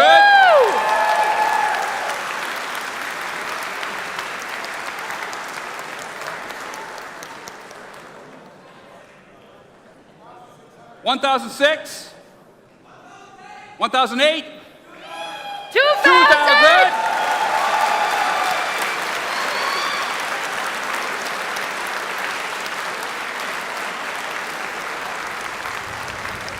2,000. Are you in? Are you out? 2,000. 2,200. 2,400. 2,500. Person in the very tall top hat, do you 2,500. have more? What you got? 2,800. 2,800. 3,000.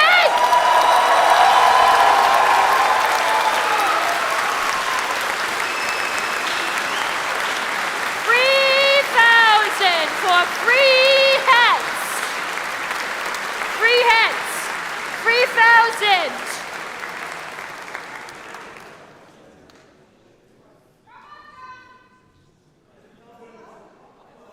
3,002.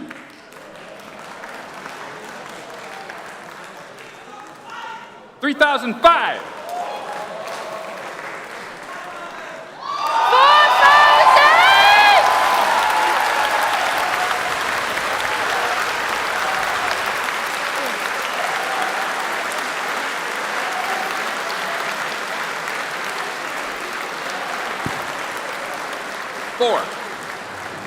4,000.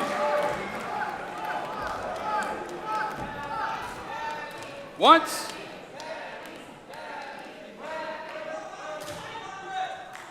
4,500 is bid. 4,500. Come on, come on. Don't, oh, wait. Whoa. Don't go broke doing this. Do not, if you can't pay your rent or you can't buy food, don't do it. You can do it? 5. 5,000! Oh my gosh!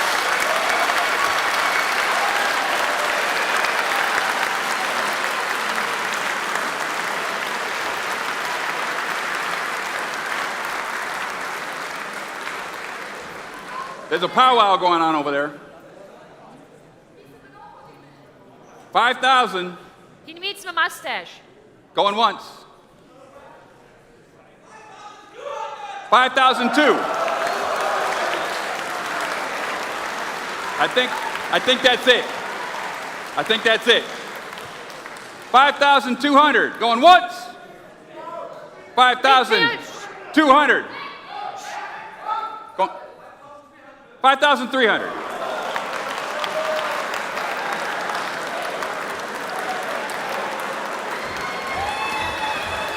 5,300. Going once. They're throwing money into his hat. 5,300. Going twice. Sold!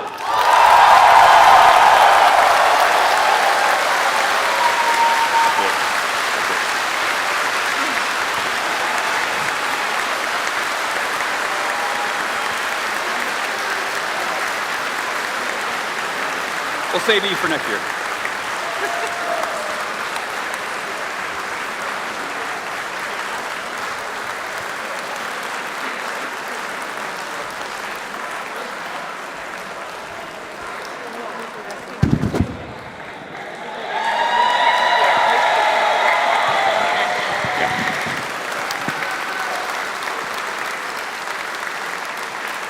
Ladies and gentlemen, your new grand champion,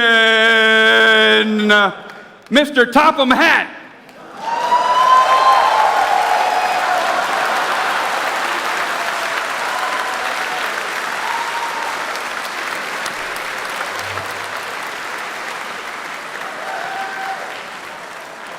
That's it. I am so out of stamina.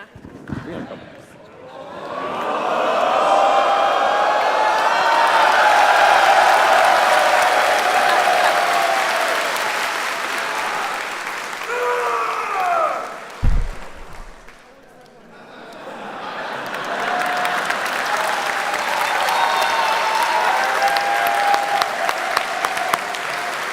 All right. You just spent a lot of money. A lot of money. I love you for it. Take off my stage. Don't forget the other hat. Yes, don't forget the other hats too. They are part of okay.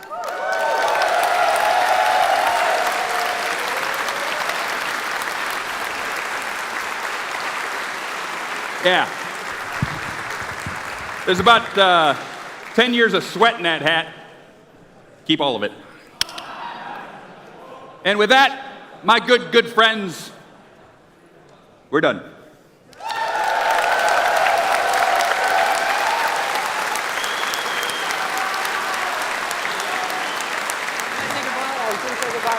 That's cool. Is this one working? But the microphone's not working. It better be working. It better. Hello. I don't know what to say. And this doesn't happen to me a lot. So, Oh, J0? 27,820!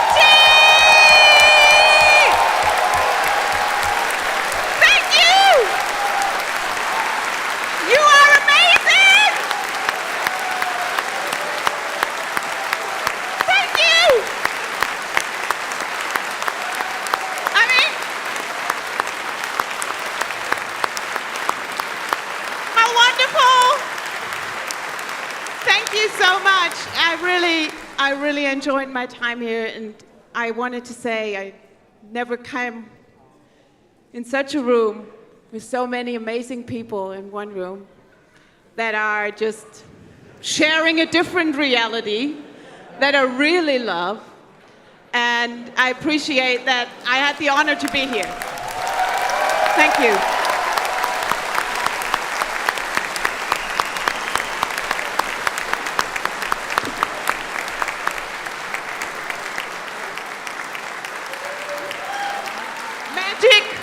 Magic people. Mwah.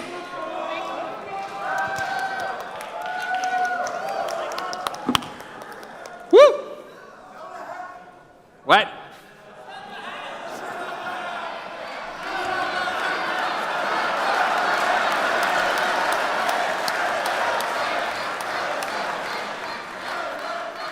You want to? They're insatiable. Insatiable haberdashery going on in here. Insatiable haberdashery going on in here. I just learned that word, by the way. Hi, you guys want to buy another hat? Do we have time to sell another hat? If we do it nice and fast, we can do Okay, it. nice and fast, okay? Starting to get 7... 1,000. What? Okay.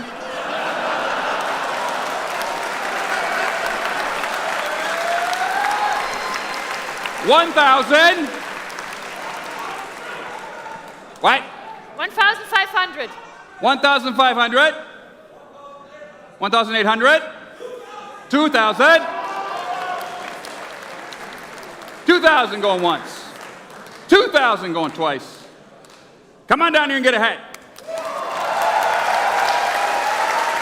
2,000.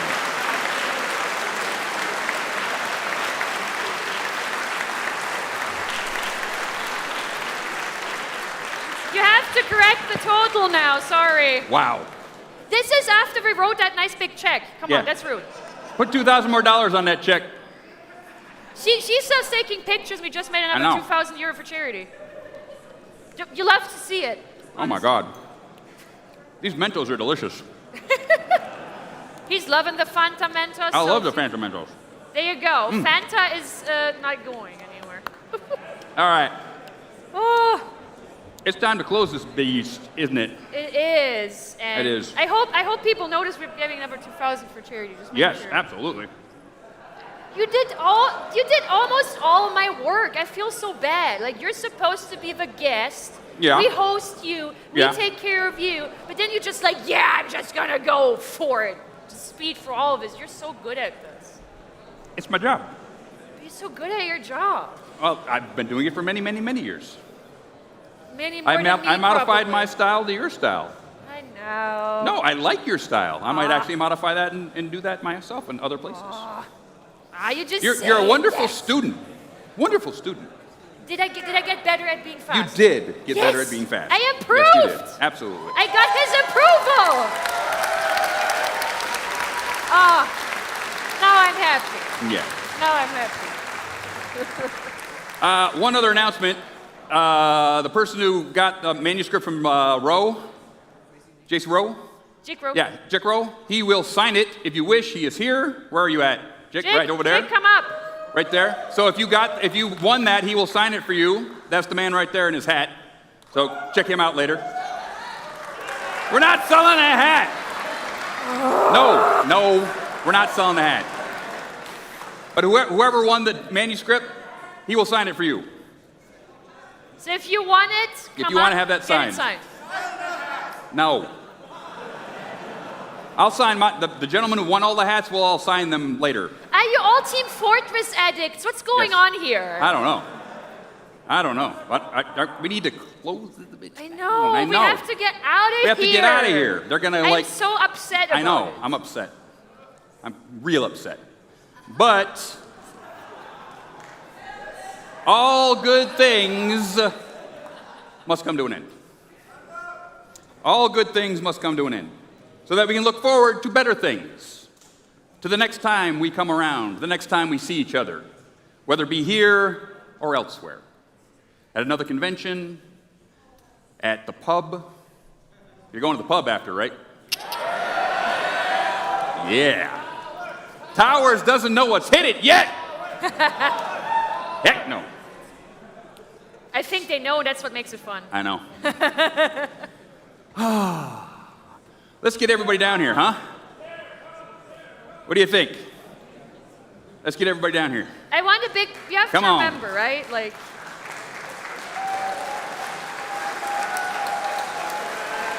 You're chairman of the guard.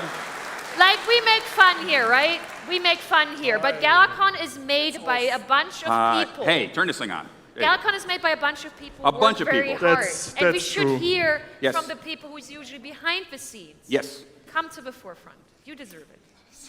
Hello. Thank you to everyone who kept their ticket for the last years. It was hard for everyone. It means a lot to us that this can still happen every year, usually, normally. But this is not so much about me. I would like to take my team to the stage. Yes. Team, Yes, staff, come up, please. team. Come on! A big, big applause, please! Come on up. Come on, come on, come on. Yes, yes. A big applause for the GalaCon staff, please!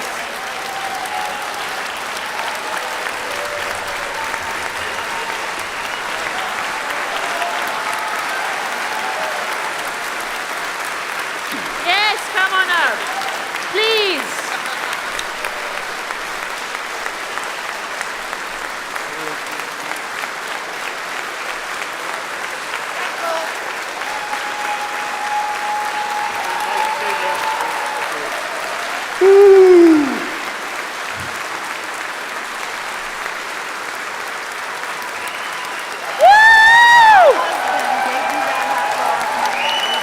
Oh shit.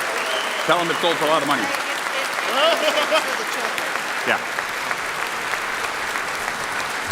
Nice. So,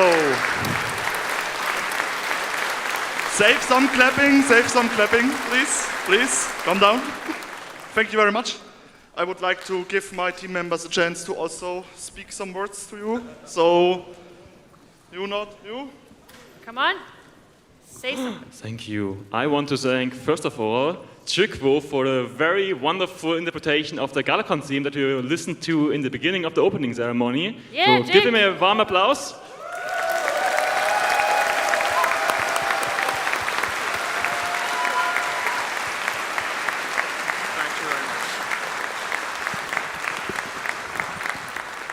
And thanks to everyone to attend this event, and also the people in Ponytown and on YouTube for joining us. And thanks to all Ponytown mods. Nice!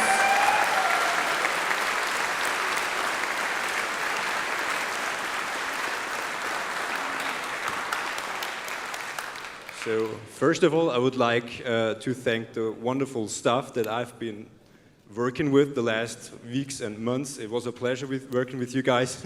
It was not always easy, but it was always fun. And I think we accomplished a lot, bringing GalaCon back after the pandemic. So thank you, guys.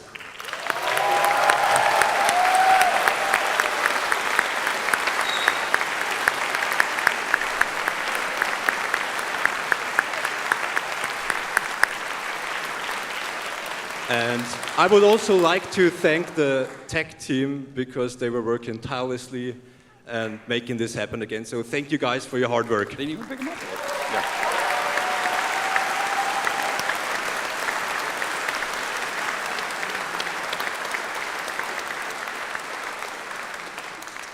I just wanted to say thank you to Olli for chairing this con, for keeping the stuff together and doing all the hard work to keep us running.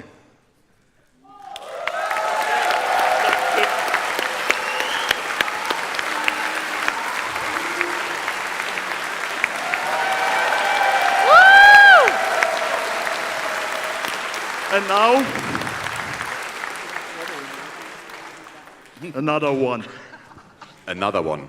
I just noted that we made actually just, the amount in the auction is actually just 180 euros short to the 30,000 euro mark, I guess. And so the Pony Events Federation will round that up to 30,000 euros.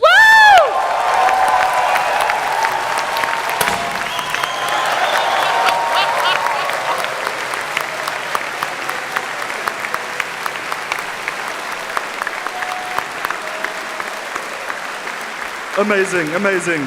So, it's about to get a bit crowded here. I will give the word to our guest of honor manager. Woo, woo, woo, woo, woo.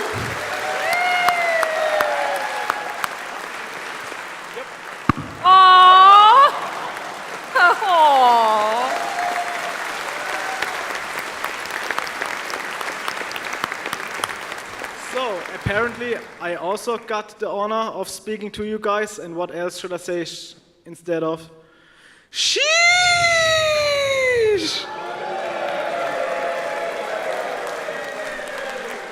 Anyway, I also want to thank all of you, of course, because without you, GalaCon 2020, wait, what?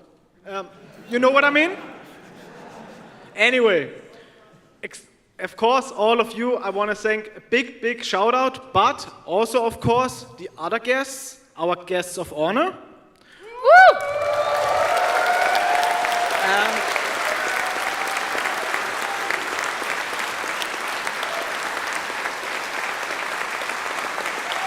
If they don't mind, they can chairs on stage as well.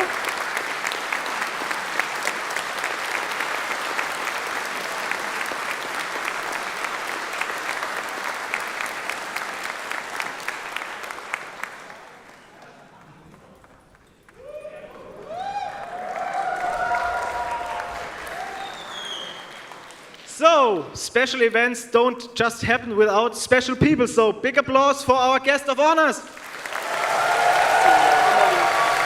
Yes, and not to forget, two more people that are not currently on stage. These are Sidia Kaspar and Lea Dabisi, aka Imalu, who have been amazing guests of honor as well. So, also an applause for them. Yeah!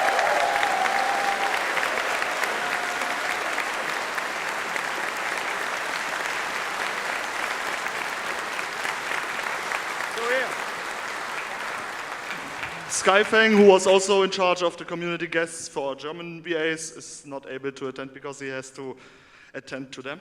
So, applause for Skyfang. Yeah. Oh, Skyfang!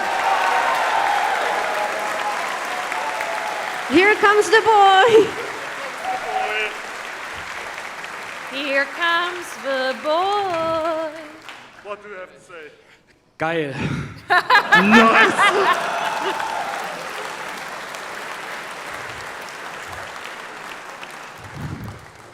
And now to Patch. She has something to say. Yes, so I was taking care of the community guests who I also want to give a huge, huge shout out to. So please come on, everyone.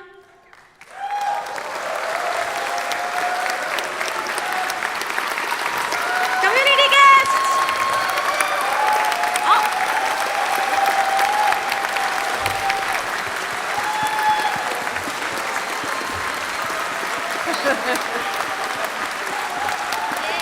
Woo, woo, woo, woo, woo!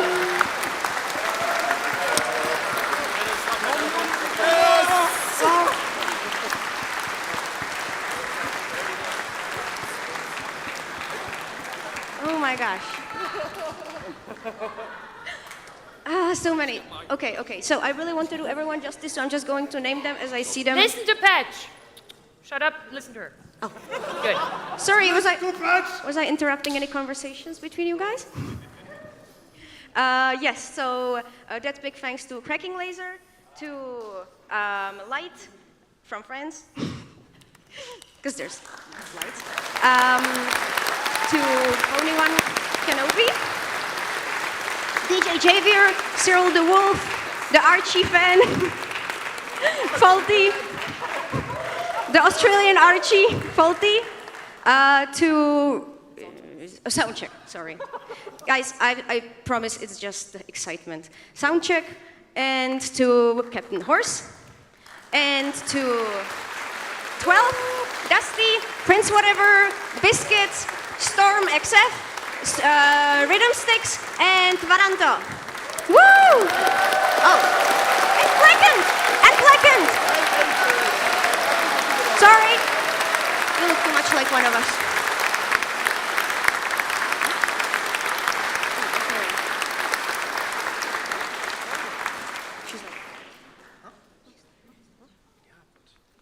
And of course, I also should mention, because this is kind of a part of that whole dealing, is Perry.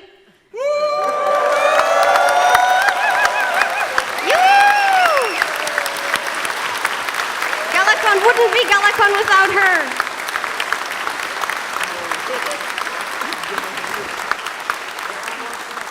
And actually, one more quick shout out to our art team, who actually Perry is also a part of.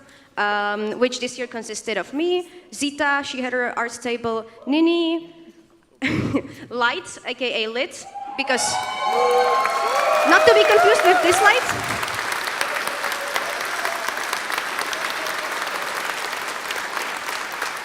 Woo!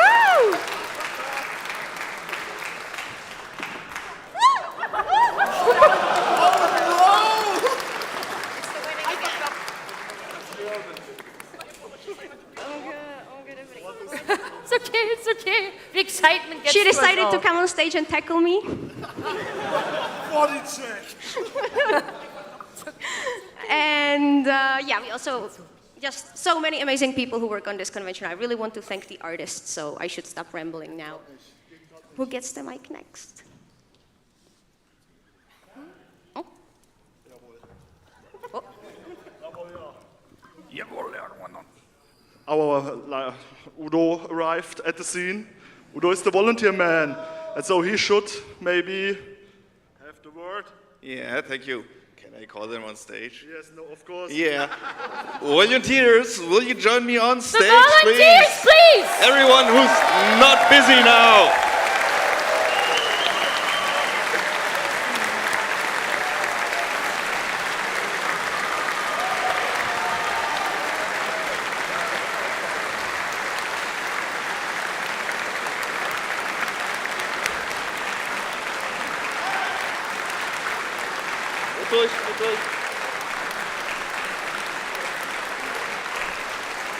Ist noch Platz? A huge, huge applause for them, please. Come on, yes. No single convention would be possible without people like them. Work hard, do not complain, and are here to give us all a great time. Come on!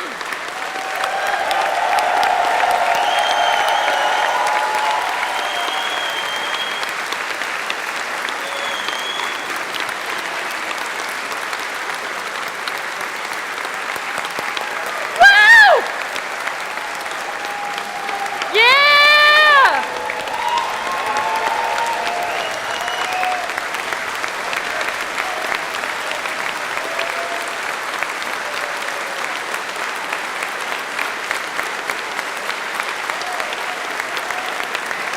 Woo!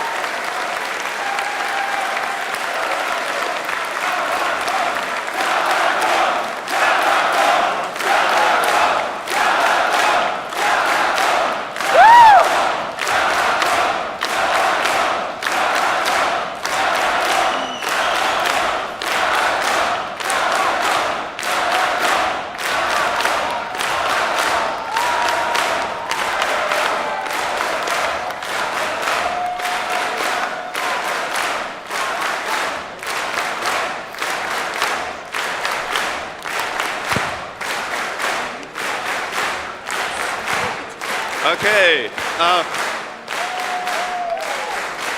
Can I have one more word, please?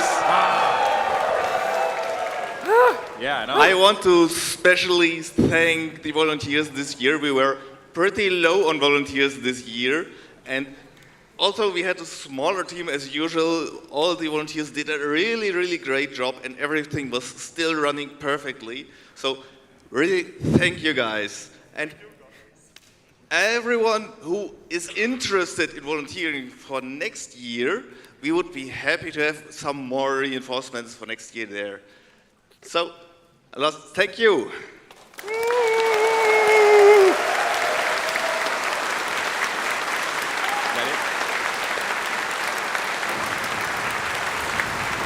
One more thing.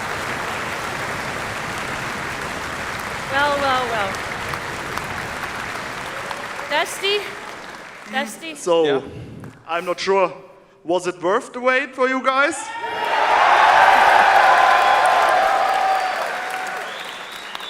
I think I forget something that was tradition. It's been so long. I need a reminder, something that we always say at the end. I didn't hear that.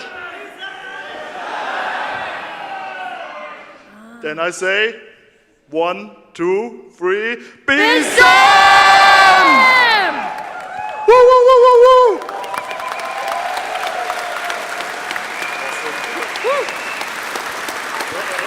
Hey. Hello. Dusty, Perry. is it on to us to say goodbye now? You know what? Someone has to be the adult in the room. And you know what? We love you. We thank you. We missed you all so much. We missed you all so much. But you can't stay here. Get the hell out. You think I'm kidding? We gotta go. Let's go. We gotta get out of here. Love you. Goodbye, everyone. Oh, and don't. Thank you so much. It's on. It's on. Is it on? Is it on? Is it on? Don't forget the movie. I still don't know where it's happening, but pay attention. Yes. It's not on. Oh, there you go. Would the person who donated 2,000 euros for that guitar please come up to the stage? 2,000 euros. Yes. You. Yes. Everybody wants Did you pay 2,000? Oh. Holly Belly guitar. Very nice. Yes. Ellie Ray's movie night. He's so good at If you're going to Ellie Ray's movie night, we're not really sure where it's going to be. Keep your eyes out.